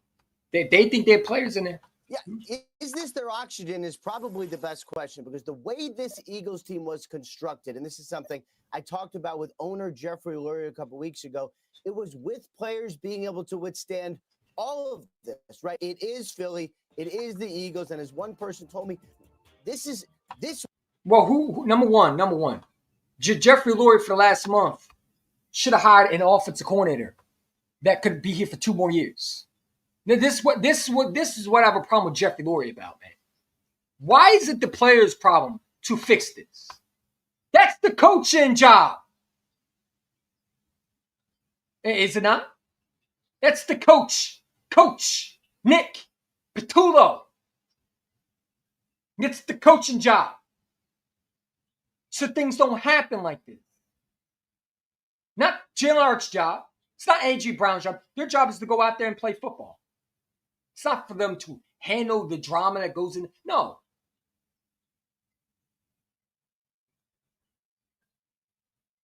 It's not their job. That's the coach.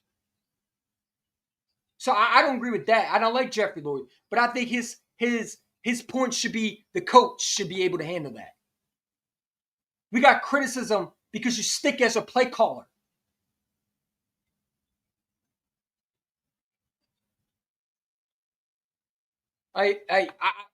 Great. The players can handle that. That's great and fine, but they haven't been handling it right. Week has been like every the noise is coming from the building. Drama in every week, no matter what. This is the 2025 Eagles. So here's what's happened. So there was one player responding about his lack of performance, throwing another player under the bus accidentally, except he really didn't. And the fact that that the entire city of Philadelphia is discussing this, Rich, has kind of shown us what this is going to be. As Lurie said, they have built this roster with players who could withstand the heat. But what about coaching? Great, the players can stand the heat. What about Nick and Kevin? Can they stand the heat? You notice Jeffrey Lurie didn't say we built coaches. Only players. That right there to me is a guy who doesn't understand how bad. Like, great, the players can sustain the heat. Okay, cool. But I don't know about that one because A.J. Brown is looking like he's about to break down and cry. Jalen Hurts looked like he was breaking down and cry. Did he not see his quarterback last week? You only could do so much. You need the right coaches that can lead men. I don't like that what Jeff Lurie was saying because players who could who hear noise, but they're very well prepared. What they're very well prepared, then we wouldn't be hearing A.J. Brown getting upset. And obviously they weren't well prepared because the players, they're ones that are speaking to the media about the problems. The media has reported stuff that the players are saying because they know something's bad in the locker room. And it's the offense coordinator. If Kevin Matulu did his damn job and not screw around with the play calling or had a McDonald play sheet in his hand, because it's not a playbook for sure, the offense wouldn't have any drama. There would be no noise. There would be no crying from A.J. Brown. There would be no crying from Devontae Smith. There would be no crying from Jalen Hurts. There would be no rumors about Jalen Hurts not being a leader. Or he's Carson Wentz 2.0. There would be none of that. You would hear no noise. But this offense looking good and his defense looking phenomenal and the Eagles are legit. But yet, we're in week 12 and we see Kevin Matula make no adjustments. But Jeffrey Lurie want to sit there with the players. That's great and fine. Hey, if the players are able to handle the media, that's great and fine. Can the coaches handle the media? Because when Nick couldn't handle the reporter asking him a question, it looked like Nick got upset. Do we have to play that question? I know what the play was. What, do you? No, you didn't. Nick couldn't handle the media questions. He was so tired of hearing the agent. So it's like, I don't know, man. Like, I don't know, bro. This is what they're about, and they believe they will thrive in this environment. Great. They're going to survive with players pretty much bailing them out. I mean, great. I mean, I don't understand that. Kevin Patullo has not done a good job when it comes to play call. And the players should not be handling it like pros, why the coach is allowed to just sit there and get away with it. You know, it shouldn't be that way. Your offense should be better, and they're not. And you know, that's the problem.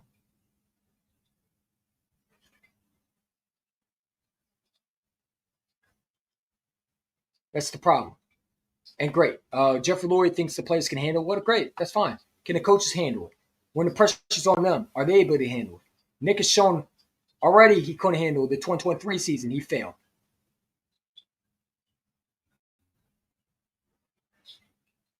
So, again, we're going to find out what the coaches do because I don't care about the players. The players are going to handle it because they're true competitors.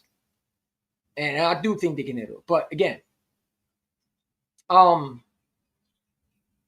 your quarterback was frustrated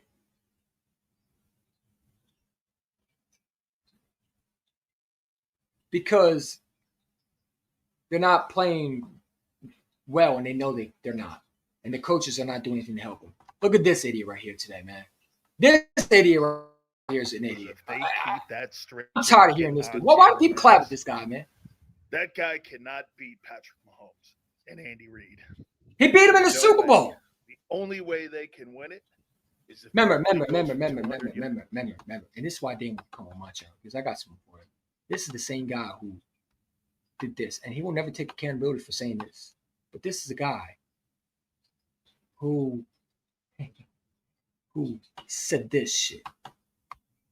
Again, I don't want to keep doing this, but this is what he said. Najee Harris had 74 catches last year. Shit. And he had 1,100 yards or 1,200 yards rushing last year and 381 carries. Dude, that guy is a workhorse. That is Derrick Henry 2.0.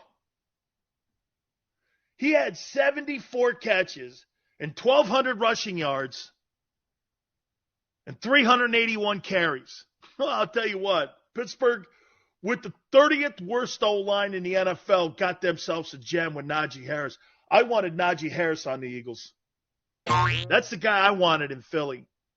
I didn't want Devontae. I wanted Najee. They drafted the wrong Bama guy. Eckler's another good one. You imagine you have the back. By the way, so bad takes after bad takes with this guy. Fatso himself. I took Najee Harris over not having an elite receiver. You know what I'm saying? That this guy could never, ever be more wrong than he is. And then this guy says today, well, along with his other buddy. Keep that straitjacket on him, man. He's had 2 good games this year. Okay? 2 good games. I'm sorry. The Rams game, he was elite. The Vikings game, he was elite. And the Giants game was elite. 2 good games? Really? So far, I counted 3. What the fuck is you talking about? This is why I don't like guys like this, man. Because that's an absolute. First of all, you're wrong. He didn't have just 2 good games. The Rams game, he was actually elite in. The Vikings game, he was good in. That's another good game. And the Giants game that everybody brags about, that was Jalen Hurts. Was it not? 2 good games. Let's hear more of this loser. Said the likelihood of him duplicating what he did in the Super Bowl 2 years ago. You mean last year? So we can't do the same thing. This was last year. Mind you, this is the same dude who likes to make fun of our quarterback when he gets hurt. Dual threat, likes to mock him. Swerve it down that Baker Mayfield. He had a whole quarterback list, and he put guys like that weren't even on his roster anymore. He put Carson Wentz above him when he was a Commander. He said Jalen Hurts will never win a Super Bowl. This guy goes back and forth with his stupid opinions. And I don't mind guys having an opinion, but when you say stupid shit like Jalen Hurts needs to keep him a straitjacket, no, he does not need to be. Because that's why we're failing as an offense, because they're keeping him in the straitjacket. Because his best games was when we got him off the straitjacket. The Washington game and the James game was because we took him off the straitjacket. So why would you say something stupid and idiotic unless you're just a goddamn loser with no idea what you're talking about?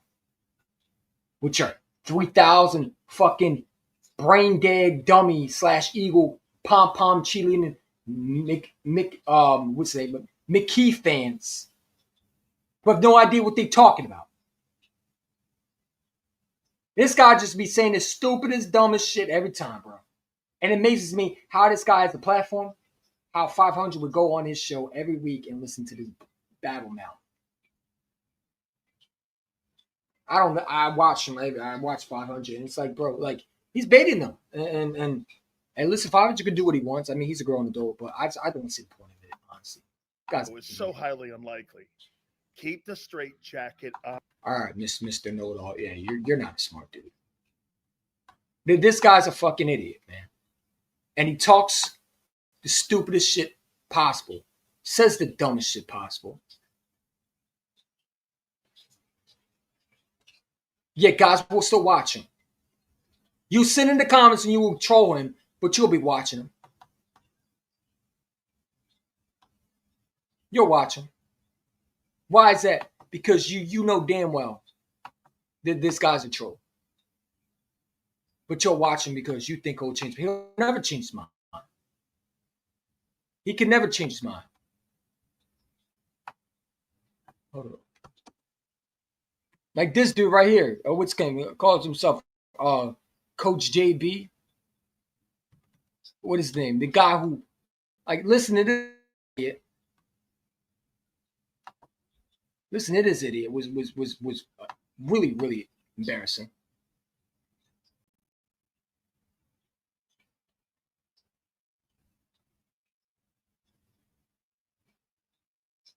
Where's it at, man? Where's this nigga poop at?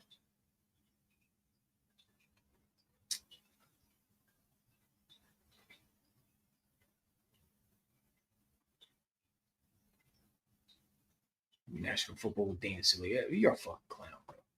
You're an absolute bozo. Someone go get him a red nose.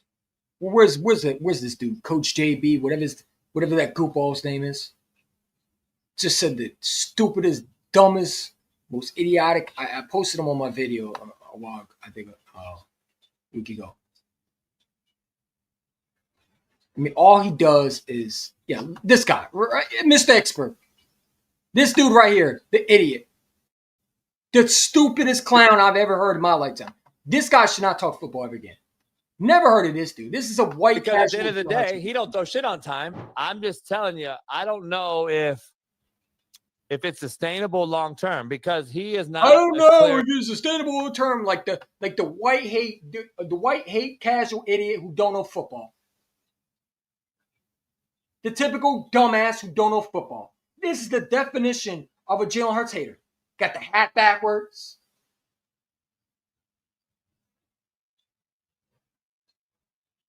The description is right here, up top.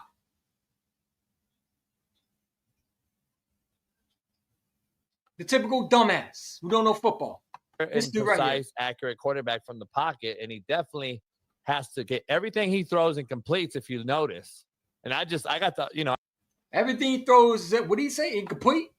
I break this down all 22. You don't break shit down, buddy. You're a bozo. You don't break shit down. Because how can you break film down and you not see that Jalen Hurts was accurate? Did you not watch the Super Bowl? Did you not watch 2 Super Bowls? How about last year? Told you broke shit down. Shut up, bro. An incompetent doofus. As on DV Sport, everything he completes is off schedule. Everything he completes is off schedule. Leave it alone, but they keep calling me back. I be speaking the truth, and they act like they hate facts. You cannot put on this team.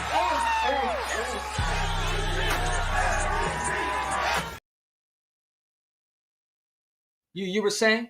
Because that ball right there to Devontae was complete. You want to go watch the throw? You want to go watch the throw? We can watch the throw if you want. How about last year, man? Should we watch the throw? Hold on.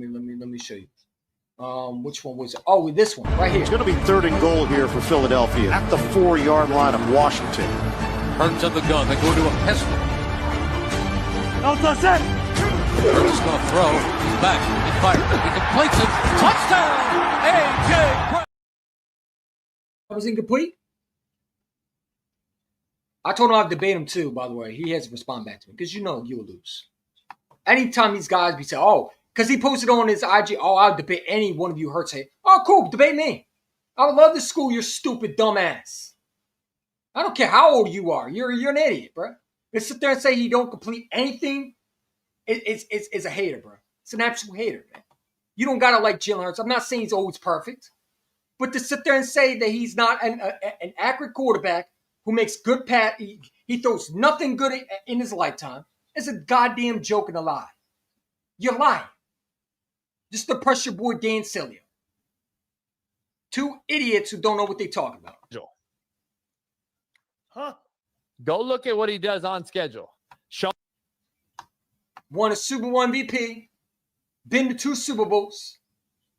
I want to know what his quarterback's rankings are. I wonder if Justin Herbert's in his top 10. Oh, no, I'm sorry. Josh Allen's in his top 10.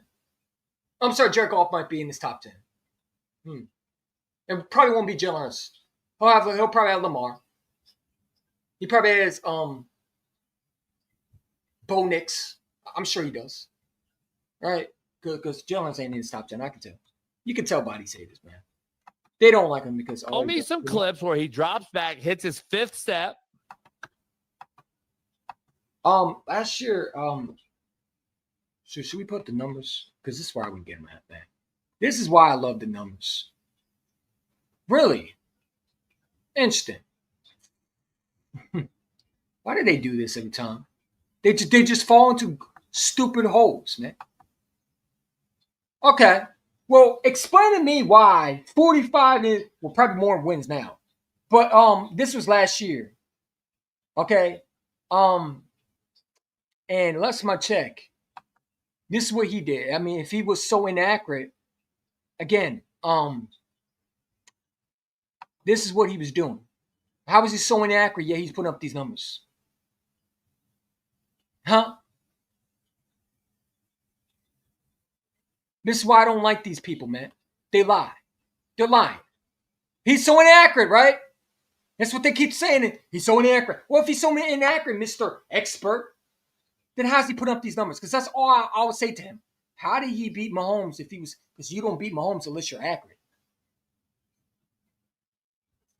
He outplayed Mahomes too, by the way. How did he outplay him twice if he was so inaccurate? You either a dumbass or you're a hater. You might be both. Because that is the stupidest shit I've ever heard in my lifetime. You could say Jalen Hurts not the perfect quarterback. He's not. No one said he was Josh Allen. Nobody said he was Joe Burrow with a big arm. But to sit there and say all he does is throw inaccurate passes, you didn't watch a goddamn game last year or in 2022. What were you looking at, Jalen Hurts' rookie year? Or did you wanted to see what you wanted to see, and that was it?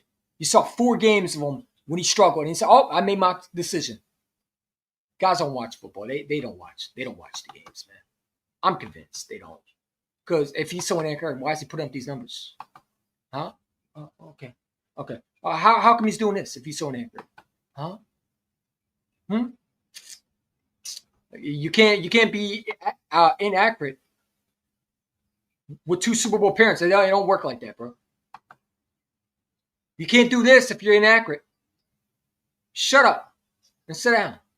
My logic to him. Because that's just stupid. And the ball comes out on time, and it's accurate on A.J. Brown. By the way, the first ball, what did he do? Behind him on a slant. The ball he threw to A.J. Brown, which game? You mean last week? No. That ball was actually thrown the way it was supposed to. Go watch that's how you know don't watch the tape. You're supposed to have all 22. The ball that A.J. Brown slowed down on was actually a good football that he threw. A.J. Brown stopped running. Which ball are you talking about? And it was in the cold, dumbass. Have you not been in Philadelphia? Have you not seen the temperature? Doors were flying off. Like my door was flying. Like my bedroom door was flying. I had the window open that when I was watching the game. I know how windy it was. I know how cold it was. I was outside before the game. Let's see what you do in the cold. Oh, that's right. You never played football in your life. Neither of y'all two.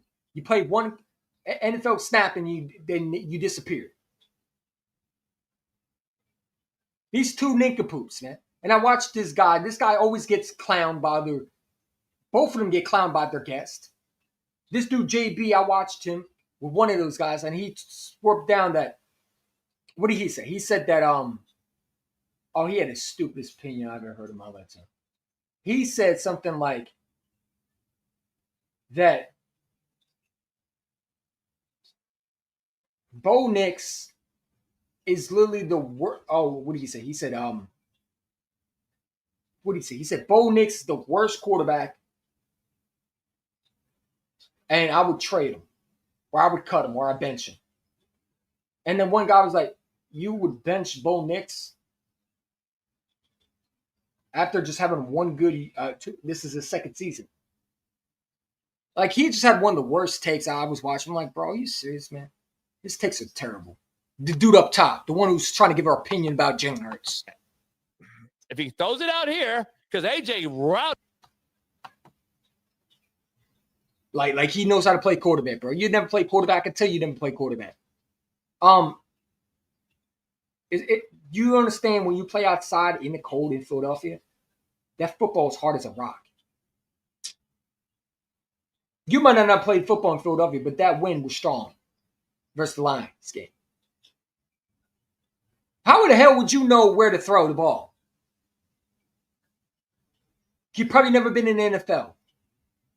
How are you going to tell it? How are you going to tell a 2-time quarterback who's been in the Super Bowl 2 times and is a Super Bowl MVP how to freaking throw the ball? Who the hell is you, bro?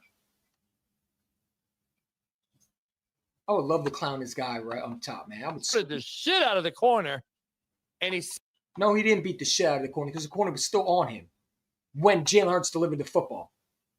What the fuck is you talking about, dummies? What are you talking about? What route are you talking about? You talking about the one he slowed up on? Jalen threw it right where A.J. Brown needed to go. If he doesn't slow up on that route, that's a touchdown or that's a completion. The corner was still on him. Please stop saying you watch all 22. You didn't watch that. You didn't watch it. I know what all 22 that he was talking about. Because that corner was still on him. Sitting there with his dick in his hand because the ball is back here. What? What did he say? Whoa. Because the ball is back here. No. And he's sitting there with his dick in his hand. Sitting there with his what? Okay, that was weird as hell. And because the ball is back here. So this is the issue. Show me the film because I have the film. You do? You do? I'll show you the fucking film. Every single last one of it. This dude wouldn't win in debate with me. What film are you watching? Show me the film of Josh Allen last week. Oh, that's right. He threw 2 interceptions. Bet you he's in your top 5 quarterback, though. Show me the film of Patrick Mahomes. Oh, that's right. He struggled and lost to Bo Nix.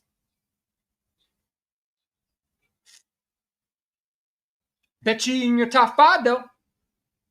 Show me the film of Jaden Daniels. Oh, that's right. He's not playing, but I bet you he was in the top 5. Shut up, bro. Show me your film of you playing NFL snap. Show me a film of you actually coaching an NFL roster. That's the film I want to see. These guys get on here, they talk big words. They think they're smart, and they're not.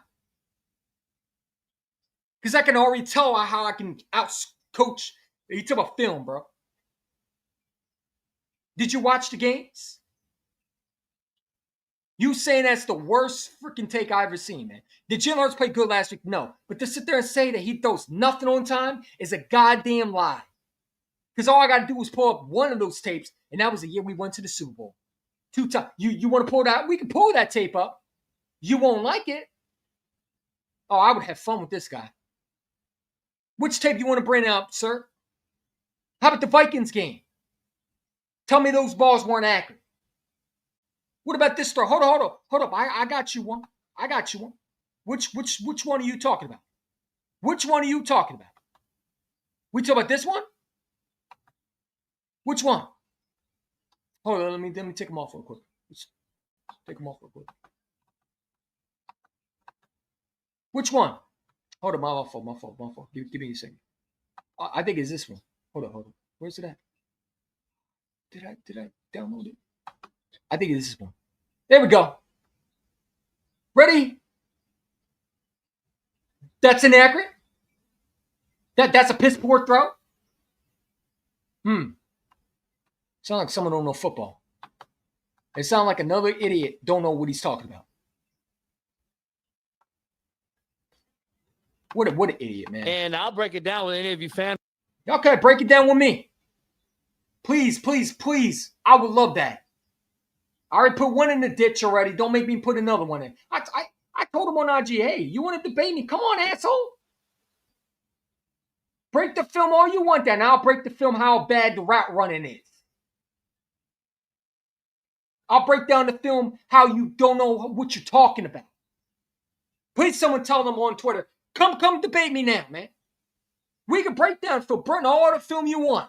And I'll break down the film why that route didn't work out, where the throw was actually a good throw, but the receiver didn't make the catch. Or the route was horrible. Because I bet you don't even know about that. This guy want to talk about he's a Brewer, man. You ain't a Brewer, bro. You a casual idiot. Break all the film you want. Please debate me. Please debate one of us. You'll get exposed, dude.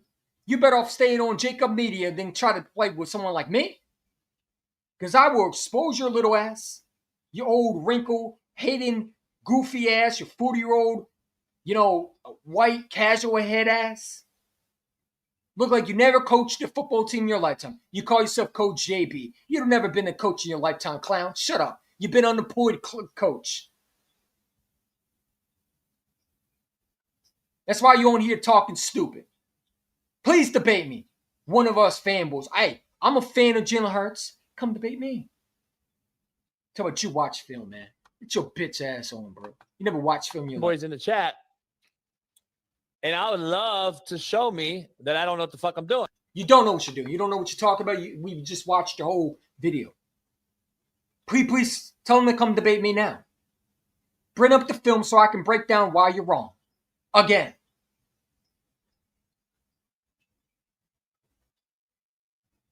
I DM them on IG. He won't respond to me. Why is that? Because they know not to fuck with me.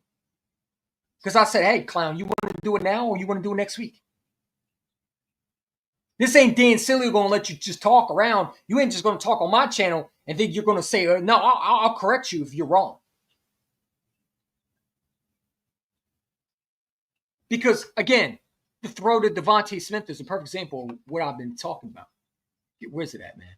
Where's it at? You can't talk stupid with me, buddy.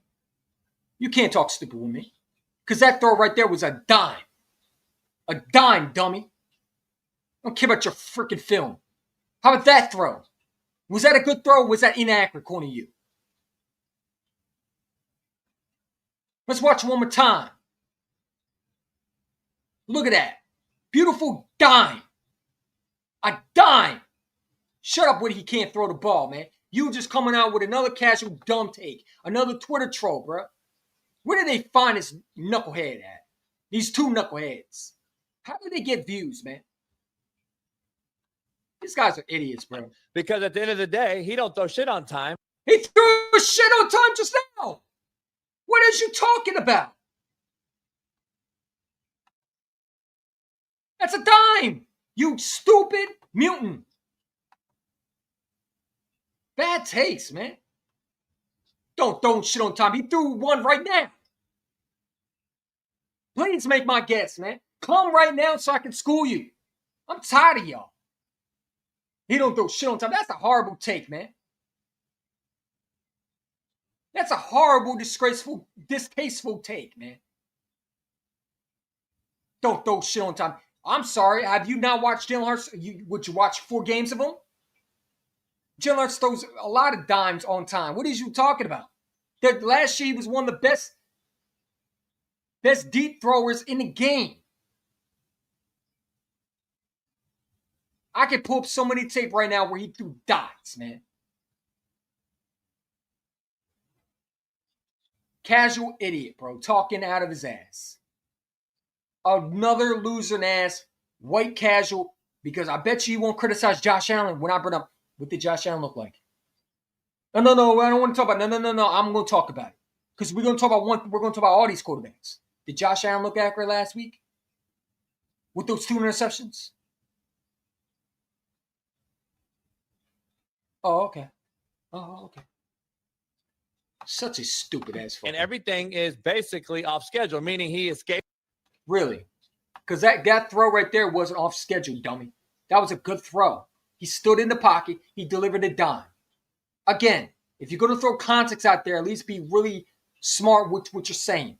You're saying the guy who's a 2-time Super Bowl quarterback that's been a Super Bowl MVP, it's just there for what? You think he's there for no reason? This is why I don't like Jacob Media, man. Because it's not Philly sports. This guy shouldn't even be on talking to Dan Sileo. If Dan Sileo had brain cells, which Dan Sileo loves it, look at him smile. That's why I get so mad at Phil Fondra for going on there. And I understand if you want to do that, so be it. But look how look at these 2 nincompoops. They're smiling because they think they're smart and they're not. These 2 white casual idiots, man. A typical idiot. Just like that fan that had an interview with the one Eagle fan that was talking about who do you think is to blame, man? And one guy said Jalen Hurts is a bum. Come on, man. Don't ever go to an Eagles game ever again, bro. You're banned from Eagles games as far as I can see. That's why I can't go to Eagles games, man. Because I would correct him like, bro, how can you talk about Super MVP?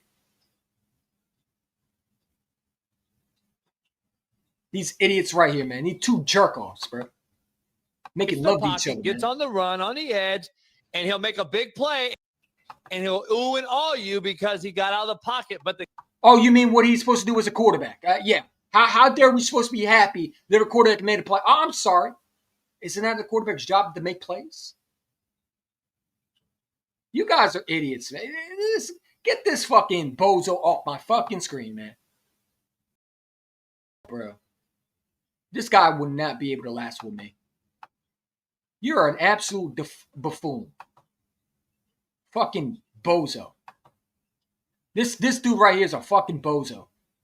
Hold on. Can we mark it somehow? Let me see if I can do this. Yeah. Let me see if I can add something. Add item. No. I want to circle how stupid he looks. Maybe draw a clown nose on his fucking face. Because that guy, hold up, man. I got something for him. Give me a second. It's my favorite clip of the day. And another bozo. Another bozo. Another bozo. I got one thing to say to you, bro. What you just said is one of the most insanely idiotic things I have ever heard. At no point in your rambling, incoherent response were you even close to anything that could be considered a rational thought. Everyone in this room is now dumber for having listened to it. I award you no points, and may God have mercy on your soul. Oh, yeah. And then this. Enough from the clown. Because, you know, guys like this just shouldn't have an opinion. This dude right here. The hater. Got the eyes of a hater, man. He was ready to talk shit about Jalen Hurts. These are the casual idiots that you just don't have conversations with. Again, this guy said, what again? Let's hear it one more time. Let's hear from the dummy himself. Yeah, he calls himself Coach JB. Real Coach JB. I want to see what you look like, bro. Oh, real recognized rate.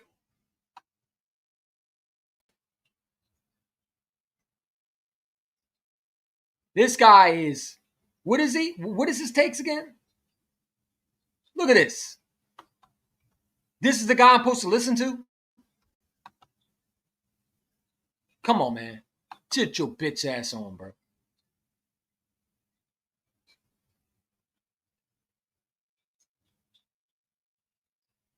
Look at this dude. I'm supposed to take this dude seriously. Coach Jason Brown.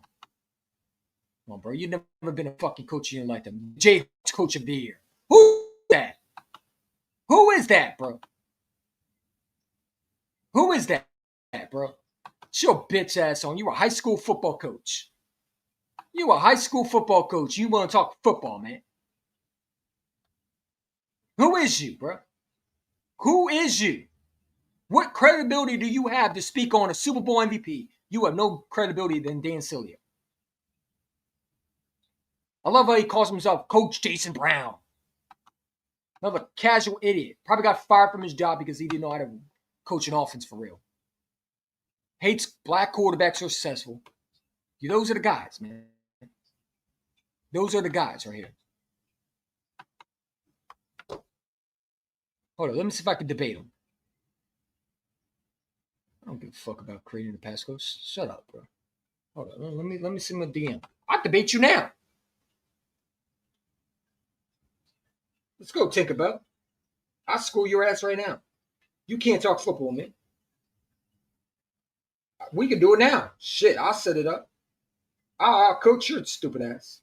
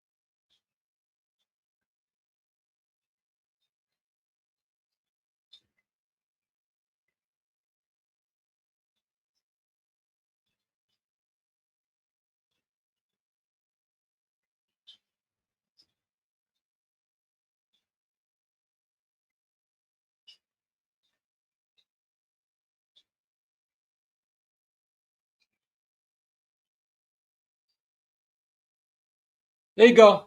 Just send it to that bone. That's what I wrote. Hold up. Fuck the pass. I don't care about that shit, man.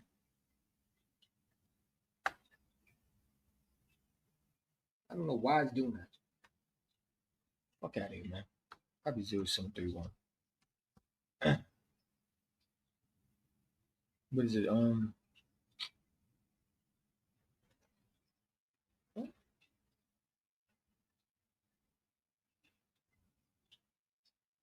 Why is our fucking passcode on my shit? Get the fuck out of here, bro. What is this, man? Get the hell out of here.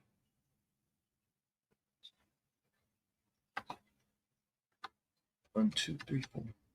1, 2, 3. Fuck out of here, bro. This is what I wrote to him. I don't know if he's going to respond back, but I'm all for the smoke, bro. You can get this work too. You can get this work too. You can get this work too. Don't ever think that you know football, man. Don't ever fix your lips and say something stupid and idiotic like that. I want you to read what I wrote. This is for that goofball, man. Yeah. Come debate me. I'll school your ass. I said, come debate me. You're wrong. Hurts is a good quarterback. Throws nothing on time is your word. Explain how stupid, ignorant person like yourself could even say that on Jacob Media. Because you're wrong. Jalen Hurts is the best deep thrower in the National Football League. Stop saying that he can't throw. That's a lie. That's another casual, idiotic take from ESPN talking heads. There's no way you watch all 22 and come with a conclusion of all his film. Oh, he can't throw the ball. Come on, man. Get the fuck out of here, bro. That's why he's been to 2 Super Bowls, and yet your other quarterbacks that you have higher than him came and win 1. Guys miss throws. That don't mean they're a bad quarterback. Get the fuck out of here, bro. You're a dickhead, bro. You're a dickhead and just a absolute waste. I would love to school your ass. Come get educated. Come get some knowledge from a real person who watches film. Because you didn't watch film. Bring that all 20 bullshit over here, man. I'll break it down why you're wrong. Why that play didn't go the way it should be. These guys should not be talking football. Because your name is Coach Jason Brown. Who the fuck is you? Nobody has heard of you. Who is you? When did you become an expert? You think because you coached a college football team that your son can talk NFL football? Come on, man. Get out of here, bro. Coach Jason Brown. Stupid, dumb take, man. Saying Jalen Hurts doesn't throw shit on time. You're a liar like a rug. You lie just like your buddy Dan Celio lies. Sitting there saying you don't throw shit on time. It's crazy because you didn't watch Jalen Hurts. You don't watch film. You're lying. And I'll break down film where you were wrong. So if you want that debate, come get some. Come get some. Bring it on. I want all the smoke. Coach Jason Brown. The fuck out of here, man. You a loser just like your buddy Dan Celio. With the idiotic dumb take, man. He don't want that smoke. You don't want that smoke, buddy. Because I'll school your ass. Coach Jason Brown. Hold up, man. Let me see this one.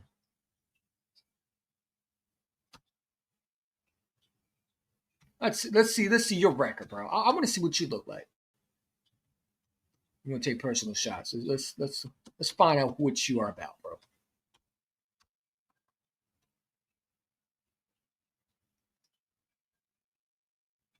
Who is he, man? Yeah, you're not important enough where people actually posting your highlights.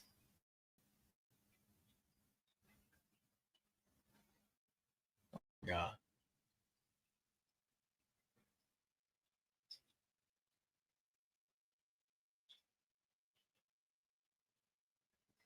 Like, come on, bro.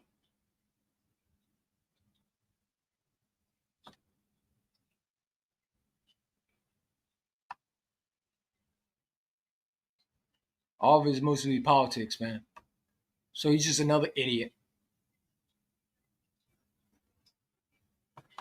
Oh my God. I know that he's your hot.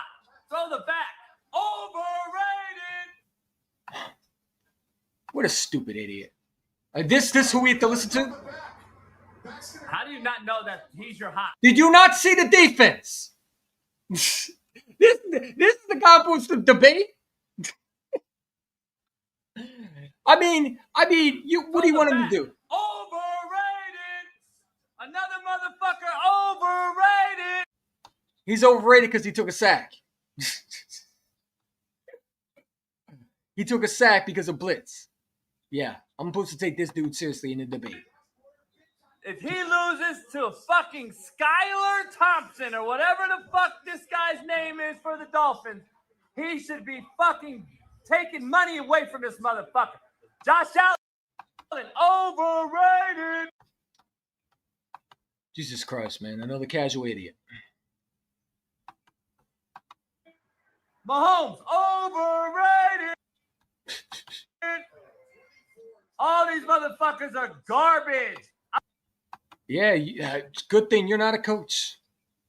Jesus Christ. Mahomes, who is he having in the top 10? So Josh is overrated because, the blitz literally came after him. Jesus Christ, man. This is the guy who was talking shit about Jalen Hurts. He loses to fucking Skylar Thompson or whatever the fuck this guy's name is for the Dolphins. No, that he's your hot. What is he supposed to do in that situation? Throw the back. Overrated.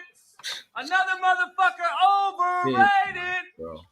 He's fucking. If he loses to this dude, what did you want him to do? They were blitzing. There's nothing you can do in that situation. I'm supposed to take this dude seriously. Oh yeah, I would have fun with this guy. This guy's an idiot, man. This guy's a fucking idiot. Just the stupidest shit. No, thank you. I don't even know why I sent it to him. He can't debate me. Just say Josh Allen's overrated. It's crazy. Josh Allen's not overrated. I don't think he is. I don't think he's a legit superstar like everybody says he is. But to say he's overrated because of a blitz is crazy. It's crazy. And I'm supposed to take this dude in debate seriously. He's supposed to show me film about Jalen Hurts saying he can't throw shit on time. Well, your name is Coach Jason Brown. You coach a high school football team. The guy who says Josh Allen and Patrick Mahomes are overrated. All right, man. You would know football, right? Hey, I'm just tired of these knuckleheads, bro. I'm tired of them. They're not going to debate me because I've schooled them. Jason Brown ain't going to come on my channel. He ain't going to come on my channel because, he won't do it. He won't do it. He won't do it. These guys should be saying anything, man. And I'm not going to let nobody just destroy my quarterback like that and think that. And they're not right either. They're wrong. To say Jalen Hurts don't throw shit on time, and that's what you said out your words, and then now here you talk about Josh Allen's overrated. Okay. Yeah, I'm supposed to take you seriously. Devonta Smith was on Dallas after not traveling with team per. What was the personal reasons? Was he sick?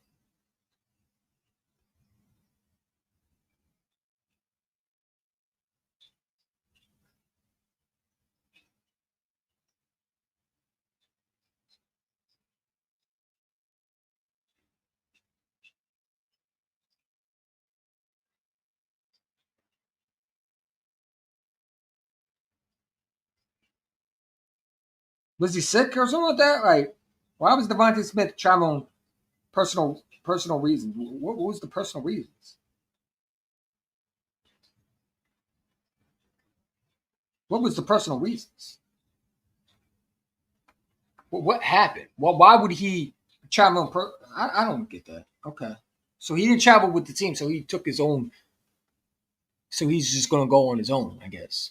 And for personal reasons. I hope he's okay. Jalen's the best quarterback in football. Coach, according to Jason Brown, if you're overrated, and if your name is Josh Allen and Patrick Mahomes, and Jalen Hurts is just trash. He called him Trent Dilfer, which is funny because Trent Dilfer never won. I hate that word, man. Trent Dilfer and Jalen Hurts on the same conference. Dude, Trent Dilfer can't throw the ball more than Jalen Hurts can. Like, what are we talking about? Trent Dilfer's never been to 2 Super Bowls. Trent Dilfer's never won a Super Bowl MVP. When people say that, it just shows their ignorance and stupidity. Like when they keep saying Nick Foles won a Super Bowl MVP. Nick Foles is a backup. He wasn't a starter. Like these Hurts haters run out of energy, man. They're running out of things to talk about because there's nothing you could say. Get all the fun out now because you're not going to have anything to say when this guy wins another Super Bowl. Oh, I'm sorry. The defense won carried him. You know, it's like they won't give him respect. You know, these white casual idiots have nothing to say. And I'm white, but I understand, like, these other white casual idiots, they just hate him for some reason. I don't get it. Why do you hate Jalen Hurts that bad? I think that's crazy. I don't understand how you can hate on a quarterback that's delivered success in Philadelphia.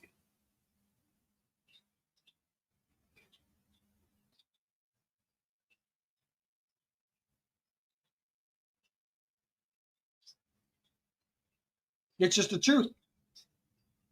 It's just the truth.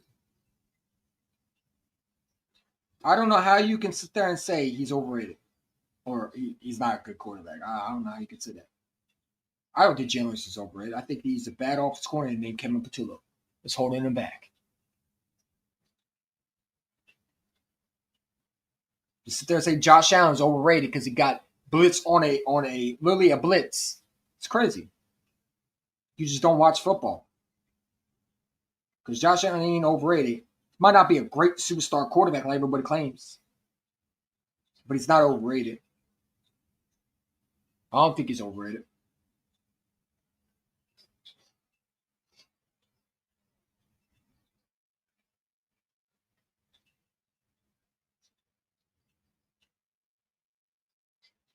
You know, it is what it is.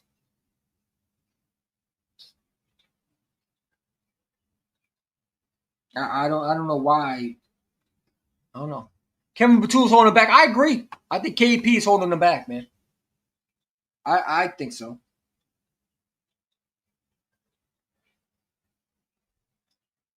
I think so. I think KP is holding him back.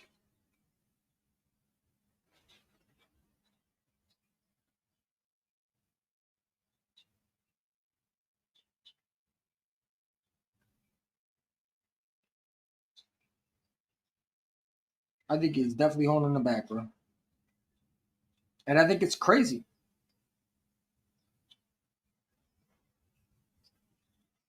I think it's crazy that we got an offensive coordinator who can't put guys in the right position.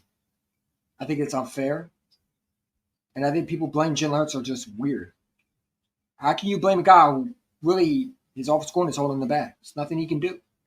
I mean, he's not the greatest thrower. We know that.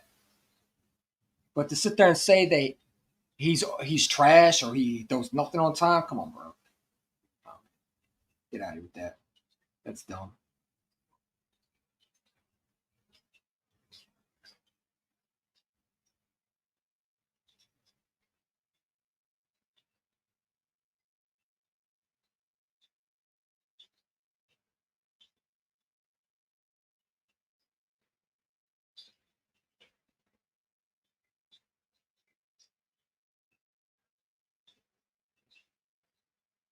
It is what it is, man. I mean, like I said, our offense got to be better. Kevin Batula got to call a better game plan. And we're going to see what he does because I hope Kevin Batula has answers. I hope he has an answer today because he's going to need it. I think you have to be able to call a better offense. Your defense cannot bail you out today. And Nick Sanders going to have to be better at clock management, which he's been doing very good with. That was one thing I liked about Nick was his time management was good. But last 2 weeks, no. No, he has not.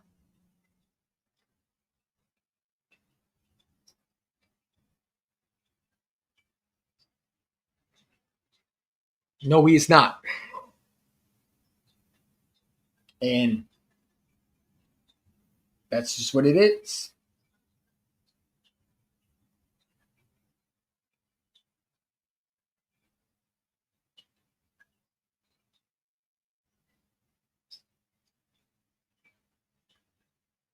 It's what it is.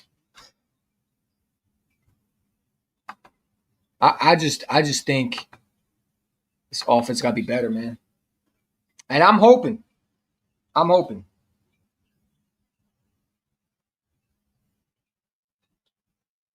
it will. Because we need it.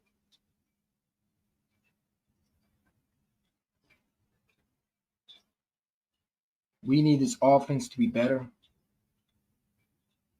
This offense got to be better. I mean, that's the only thing I really have to say. Other than that, I'm happy. I think your defense is playing well. I just think your offense has played well. You know? I think your offense got to play better. I think your offense needs to be better. And Kevin Matula needs to call a better game plan. You just got to call a better game plan. That's what it is. You know, you just got to call a better game plan. And unfortunately, you got dopes who don't watch games. This dude, Jason Brown, again, like just showing the clip, it just pisses me off. I don't even want to show the clip anymore. I'm done with that dude. You know what I'm saying? I DM'd him. Anytime you want to debate, bro. Anytime you want to get absolutely put in your place. Saying that Jalen Hurts don't throw shit on time is a joke, bro. It's a stupid take. It's a stupid take. And guys like that don't make no sense.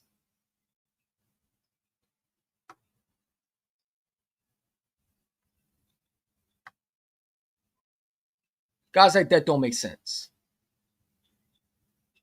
I mean, we got LaShawn McCoy. Hold up, my fault.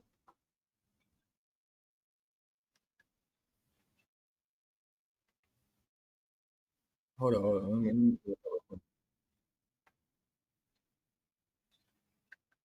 This was LaShawn McCoy's comments yesterday. Yeah. Went to the Super Bowl last Just so when it comes to the team success, yeah, I get some of that. But when it comes down to a contract, is he gonna be on here? It's like, well, do you pay him again? Because he ain't really doing his job. Correct. You get what I'm saying? I hear you 1,000%. But if the person not doing their job as a quarterback, he getting paid.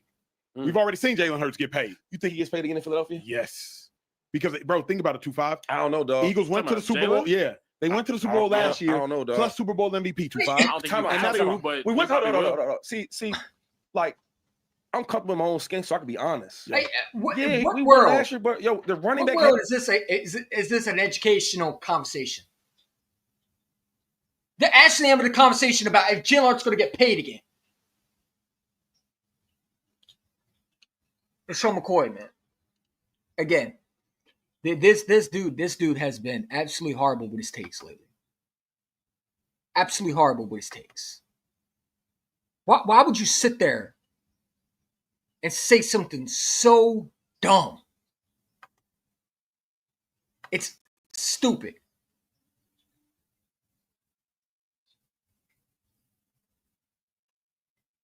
To say that is absolutely ridiculous, bro. I don't understand that.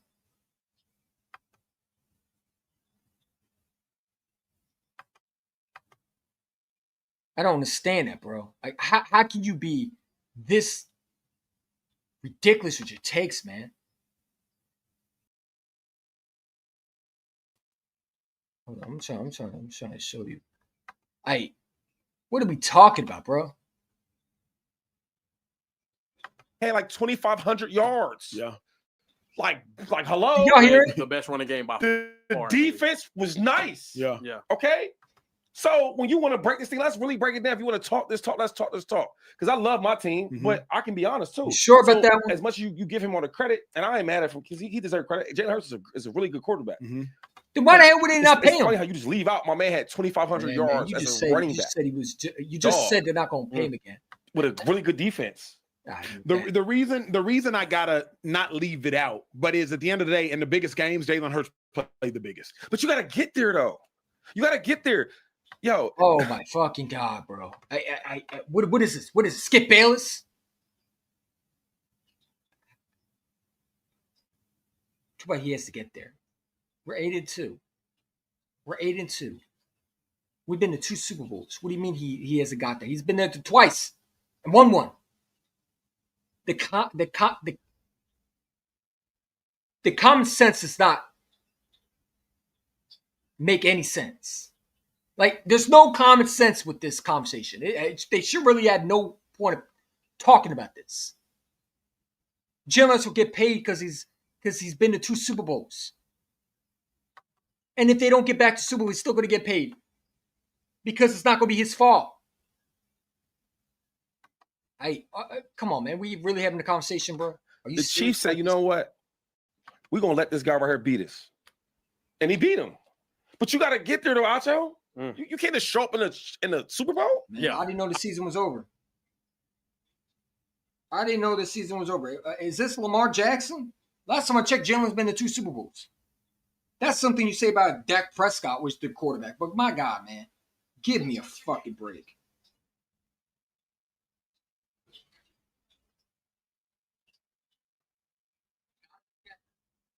Hold on. Like guys like that make me mad, bro. Like, why you got to talk stupid, man? Yeah, but we win as a team, right? So when it comes to the team success, I get some of that. Let me get this straight. Hold on. We win as a team. The quarterback is and this is why I hate when people say this shit. The quarterback is the most important position on the team, is it not?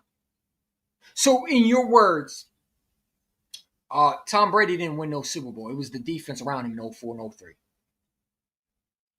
That's what you're saying, right? Tom Brady's most of his Super Bowls was because of the team around him.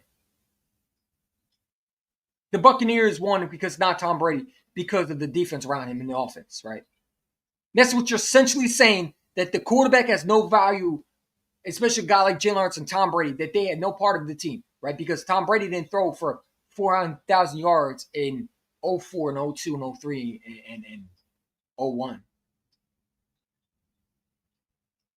In your words, Terry Bradshaw did not do nothing with that Pittsburgh Steelers team because he's been to 4 Super Bowls, and his defense was a legit that year when he was playing with Steelers also. The Steel Curtain.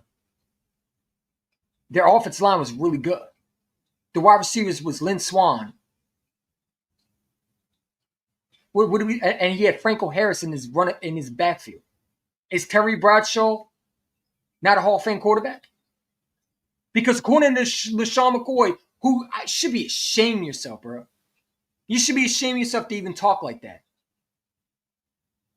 So in your words, you weren't the reason why we went to the playoffs this year. You weren't the running back that really carried the Eagles that one year because the offense was just good enough.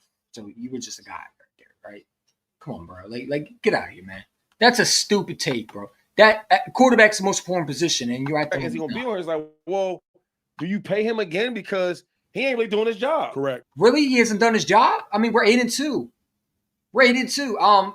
Last time I checked, did he turn over the ball? He's 1 turnover this season. He hasn't done his job.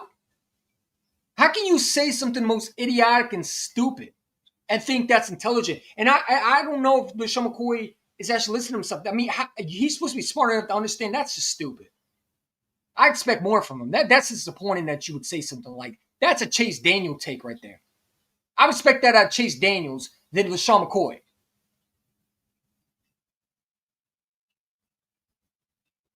That is a Ryan Fitzpatrick take. That's a Dan Sileo take. Come on, LaShawn, you? I'm disappointed in you, bro. Because I thought you would be smarter than that. This is what I call back and forth, man. And just go be a Bills fan, bro. Go work for the Bills, man. Because that right there makes me mad that you would say something like that. He hasn't done his job. The only reason you won that Rams game is because of him. Because we were down.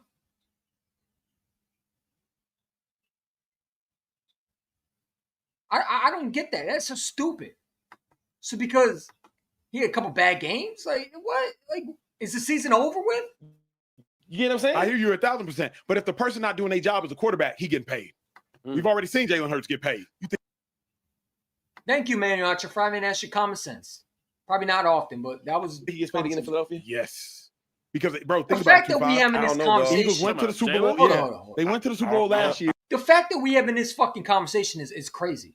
Pardon my language. Pardon my French. The fact that we're 8-2 and we're having a conversation, Jalen going to be the quarterback. Why wouldn't the Eagles not pay him?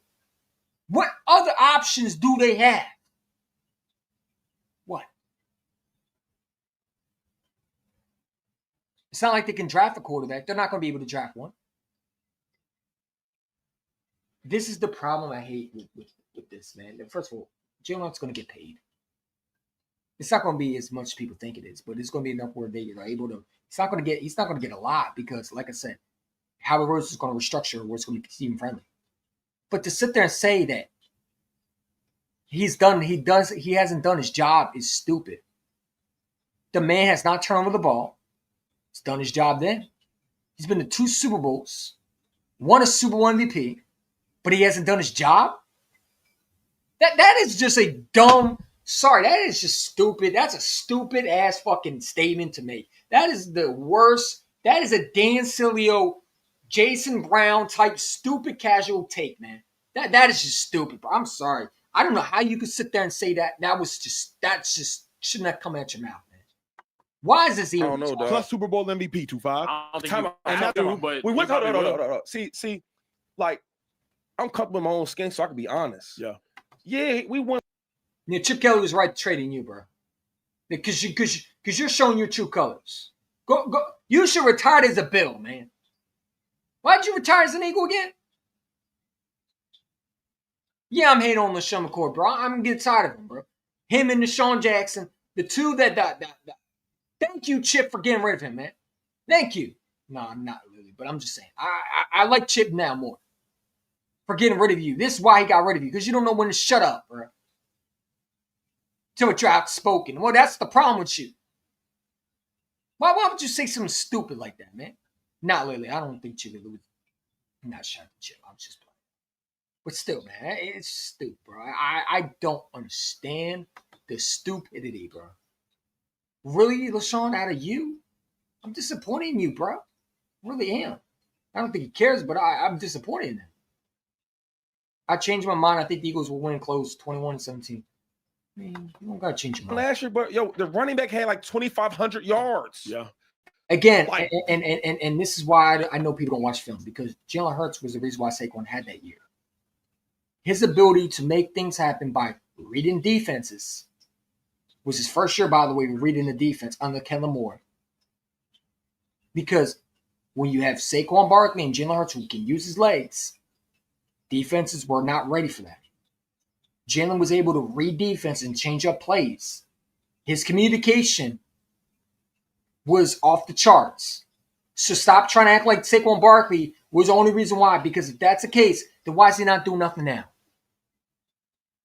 If Saquon Barkley was the real reason why we went to the Super Bowl, why is he not doing nothing now? Because we don't have a running game this year.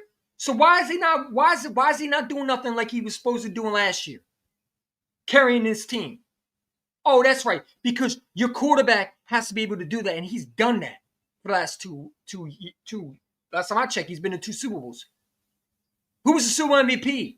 Because I'm pretty sure it was Jalen. It wasn't Saquon. Saquon couldn't get nothing on the ground versus the Chiefs. So again, this is the problem I have. Because they make it like as Saquon was carrying his team. No, Saquon was a big part of this offense. But you don't win without Jalen Hurts. The ability to read these defenses, to understand the schemes that we're running, making adjustments to the line, communicating with the players. That's a big part of why we went to the Super Bowl. You guys look at the highlights of Saquon Barkley and say, oh, they got the best offensive line. And that's what a casual does. A real Eagle fan knows that Jalen Hurts' ability to understand defenses, to read it. Remember, this is the first year he did that under Kellen Moore. Remember, Jason Kelsey was the quarterback who was getting guys in order. Jalen Hurts didn't have to read plays, and that was his first year. And when he did that in the playoffs, that's why Saquon had those long runs. You saw those long runs because everybody had Jalen Hurts running. They were focused on him. You also had an old coordinator, an offensive coordinator, that could open up plays for AJ and Devontae. So it was a threat, man. But I just don't understand because what has Saquon done? I love Saquon. But has Saquon done anything? Has he carried his team? Is this offense looking great because of Saquon? No. No, it hasn't.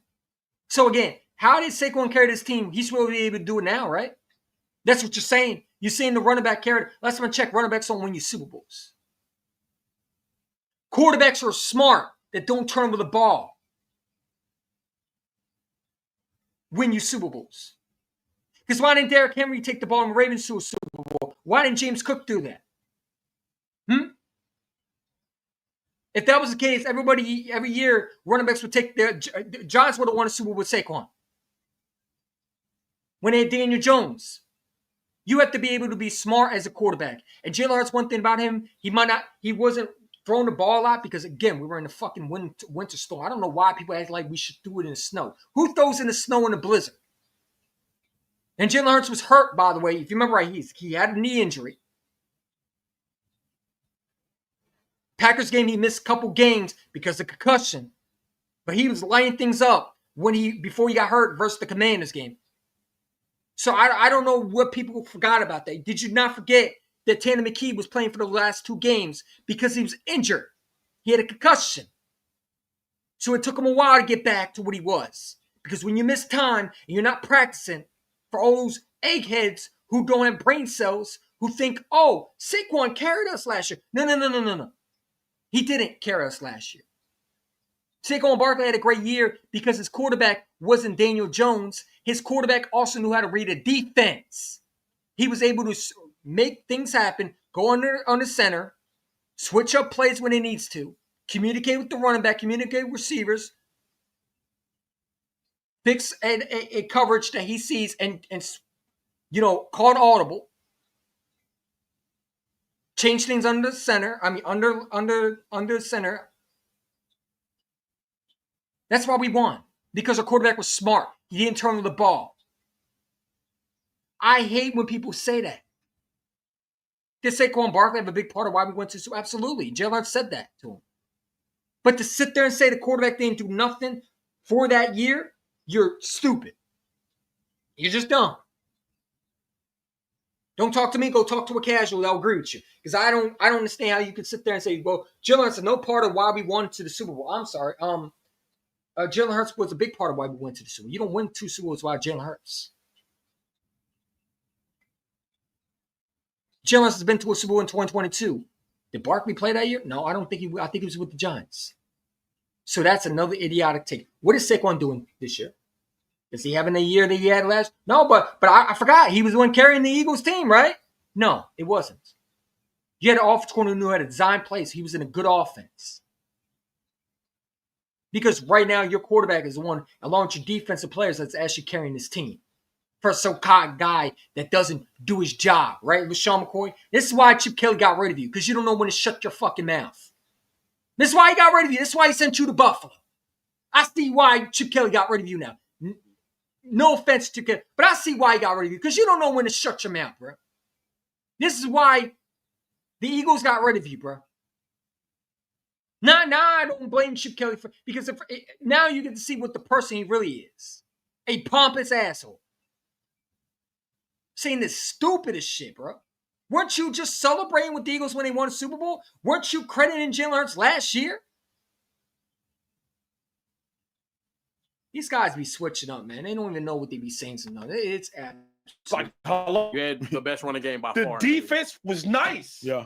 Okay. So when you want to break this thing, no, they weren't nice like last year. I mean, last year, yeah, your defense was nice, but guess what? Your defense was nice, but you know who also was nice? Your offense. If that's what they're going to use, man, then that's silly. That's a silly ass fucking comment to me. Like I expect this from Chase Daniels. Out of anybody. You've been around. You've been playing the positions of running back. Why would you say something asinine? Are you trying to get cool points from these other casual idiots? You trying to impress these other guys? You're not even keeping it real. Are you trying to press Emmanuel Acho? This is why I can't listen to these guys, man. This is why I say some players should not be talking football. And unfortunately, LaShawn McCoy should be one of them. Just because you play football does not mean you know football. I don't know where that came from. Just sit there and say the defense was nice. Okay, the defense was nice. But the quarterback was a Super Bowl MVP for a reason. Because when he had to put the ball in the air, he did that. The defense was nice. Okay, so what? Jalen's not... Like, I don't say, so Jalen's not allowed to have the defense? This is the same dude who said Josh Allen has nothing around him. Makes excuses. Like, bro, you should have retired as a Bill, man. I ain't gonna lie to you, LaShawn McCoy. Why did you retire as an Eagle?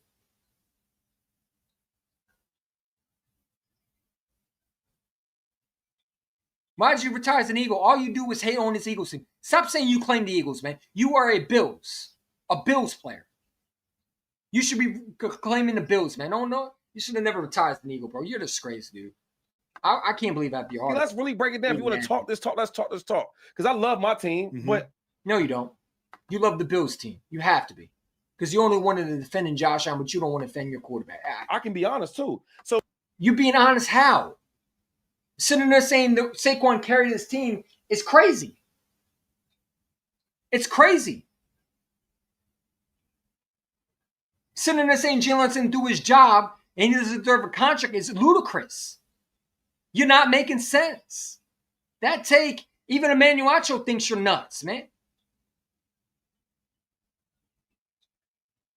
What are you saying? We're 8-2 because of Jalen, some of the games he's been playing.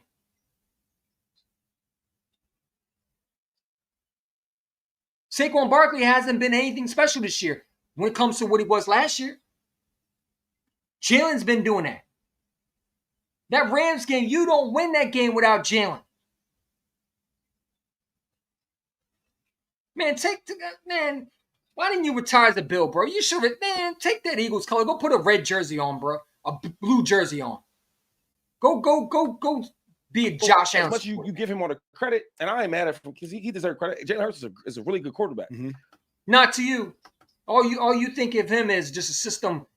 You're obviously not thinking he's a great quarterback, so you're just lying. I hate when people do that. Just keep it real. Just say what you really think of him. You wouldn't be talking the way you did if you thought Jalen Hurts was a great quarterback, man. Because I don't know how you say he's a great quarterback, but then want to discredit him and say he don't deserve a contract. Well, if he's a great quarterback, why would you not want to pay him?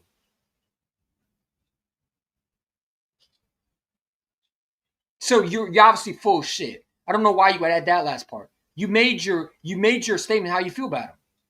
We don't need that extra part, man. Now you want to sit there and act like you like Jalen Hurts. Man, shut up, bro. You don't like anything about him. This was your comments, bro. How can you go from this to this, man? No. See, like, how do you go from this to this? Skin so I can be honest.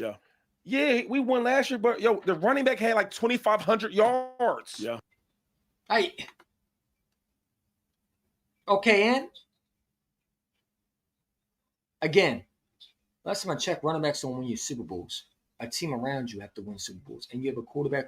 Again, people don't use this. I don't understand this. Jalen Hurts won this because he was smart. He didn't turn over the football. He was efficient. He was elite. All these other guys in the playoffs, you want to know why they didn't go to the Super Bowl other than Patrick Mahomes and Jalen Hurts? Because they didn't turn over the football. They made plays when they needed to. They made plays when they needed to. Jalen Hurts knew how to switch the play up. And if you understood where Saquon and Jalen Hurts got success from, why it's not working this year is because they figure out what happened last year. The signals. Jalen Hurts was able to, hey Saquon, we're going to run this ball right here. It was a pass. Now he switched it up. He was able to go on the center as a first-time play caller. Because remember, Kent OC used to be that. And was able to diagnose the defense, which everybody said he struggled. He couldn't process. He was able to diagnose this defense and figure out where to throw the football at. He was efficient at making adjustments, audibles. How is that not part of why you won? And I hate when they do that because they sound like haters, man. You discredit a quarterback that you supposedly love when you sit there and say the running back won us a Super Bowl. Yeah, the running back was a big part. I get it. Saquon was a missing piece, and Jalen even admitted that afterwards. But Jalen Hurts had to be efficient, and he was. Stop trying to take away from the quarterback. You can be great as a running back, but if you don't have a quarterback that can lead you, it don't matter. It don't matter. Running backs don't win you Super Bowls because you still need a quarterback that can be efficient. And he was. And I hate the fact that you're taking that away from him because that's disgraceful, Deshaun. You should know better because you were an NFL player. You were a running back in this league. So you know how hard it is to have a quarterback because you never had one, though.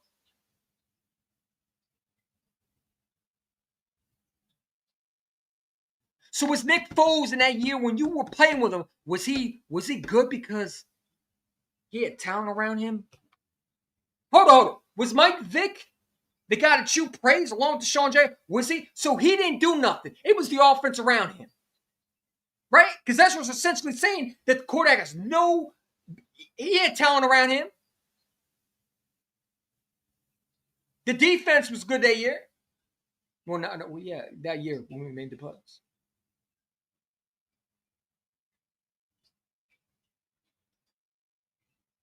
These guys just don't make sense to me, man. They talk out their ass. And I'm very ashamed of LeSean McCoy because you're not being real. You're being a hater. You were last year talking about how Jalen Hurts is elite. And you want to sit there and talk about Jalen Hurts at the end is elite. No, man, you should stay what you said and stick with that. Don't try to switch up, say, sweet talk us now and say you like him. No, you don't. Because you wouldn't be talking the way you did. Like, you treat him like he's nothing. You treat him like these other casuals. That he does nothing for this team. That you just can replace him. And guys like that, I just don't respect, man. You should have retired as a Billboard. Like, hello? You had the best running game by far. The defense was nice. Yeah. Okay? Really? The defense was nice. Yeah, the defense was nice. But let me tell you something. That defense wasn't scoring points all the time. For example, the Panthers game. Jalen Hurts won that game by using his legs. We don't look at that. The Rams game, the first Rams game, Jalen Hurts won that game because he was able to be efficient. Hell, the second Rams game, he scored a touchdown running the football. That defense was struggling, my guy. That defense was struggling until the last bit of it. Matthew Stafford had that defense on a rope. By the skin of the teeth, they would have lost that game if Jalen Carter didn't come through.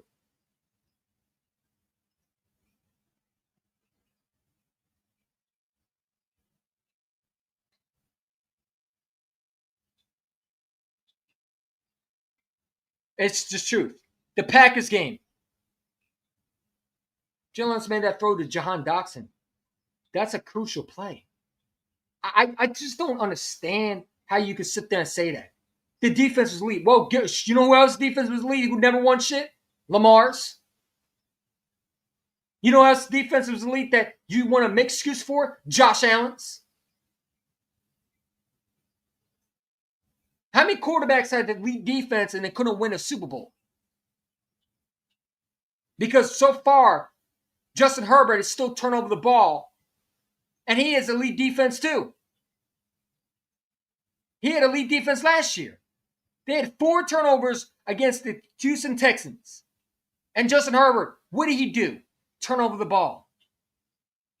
They had a defense that year.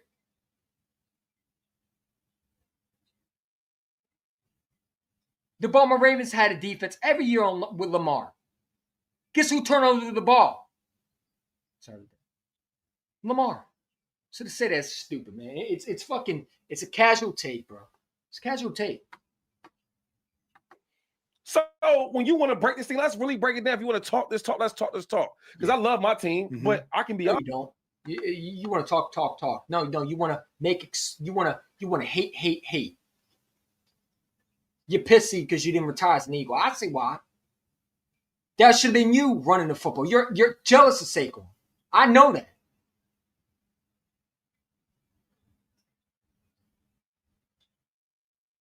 I'm not saying Chip Kelly was right, but this is why Chip Kelly got rid of him, man. I'll tell you why he got rid of him. Because of that attitude right there. You have a me type energy, bro. You're not even keeping it real. You don't keep it real. That's why Chip Kelly got rid of you. And as much as I hate Chip Kelly, bro, there's a reason why he got rid of LaShawn now. Now you see why. And too bad he didn't get nothing back because we got a first-round pick. I would still been happy with that trade. Just we got Kiko Alonso. That's the only reason why it was a bad trade. But other than that, it was not a bad trade. If you want to think about it. If you got a first-round pick back and used it for a good running back, I think Chip Kelly would have been looked a different way. If he replaced Deshaun Jackson and kept Jeremy Maclin and then drafted a receiver, I think your offense would have looked better, man. But this is why you got rid of these guys, man, because they're divas, man. This is the definition right here, right here. LaShawn McCoy never won shit. This is why his attitude always been his attitude, bro. Look how he acts. Good thing we don't have a guy like that in the locker room, man. That I know he's a hater right there. Deshaun McCoy's a hater, man. Over there, just hate it. And it's not he's speaking facts. He's speaking stupid. Honest too. So as much as you give him all the credit, and I ain't mad at. See, every time they say give him credit, why can you not give the quarterback credit? What is so hard about it? You want to be in Manuel Cho's show so bad you're willing to discredit your quarterback, man. This is the same dude who thinks Josh Allen has nothing around him, man. Come on, bro. Stop, man. These guys just be hating, dude. I don't know why. He deserves credit. Jalen Hurts is a really good quarterback. No, man. You said what you had to say, bro. I don't like when you do that because now you're backtracking. You're backtracking. You just said Jalen Hurts does nothing for this team. He doesn't deserve a contract. The defense was better. Saquon was a real reason why we took it. So essentially, you think Jalen Hurts is nothing but a bum. That's what you're saying. Because your words literally was this. Let me replay your words. Because he ain't really doing his job. Correct. Really ain't doing his job. We're 8-2 because of Jalen's part of his play. The Rams game, perfect example. That comeback was special. That's not doing your job. The offense coordinator is not doing his job. That ain't Jalen.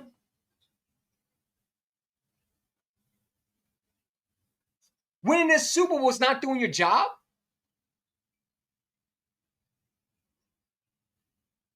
Come on, bro. Like, come on, man. You know what I'm saying? I hear you 1,000%. But if the person, look at this clown. I hear 1,000%. 1,000 what? Manuel show, bro. Why is you talking football? You've never been a linebacker more than 1 year, except on the practice squad. You were cut by the Eagles. I see why you're grouchy. This is another dummy. That's why I don't watch the show, bro.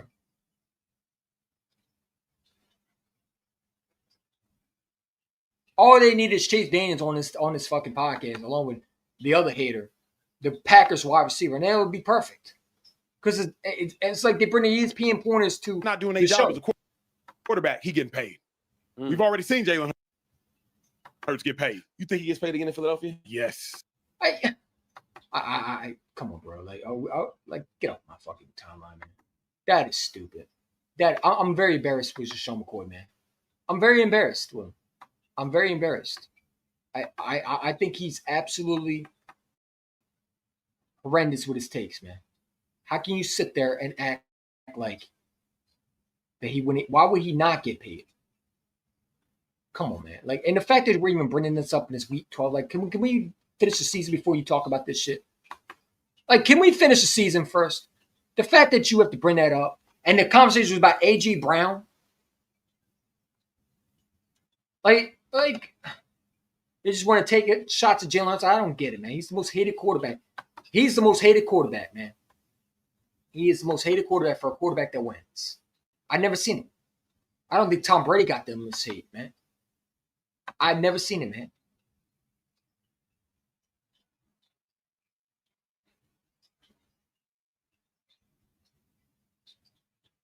I don't get it, bro.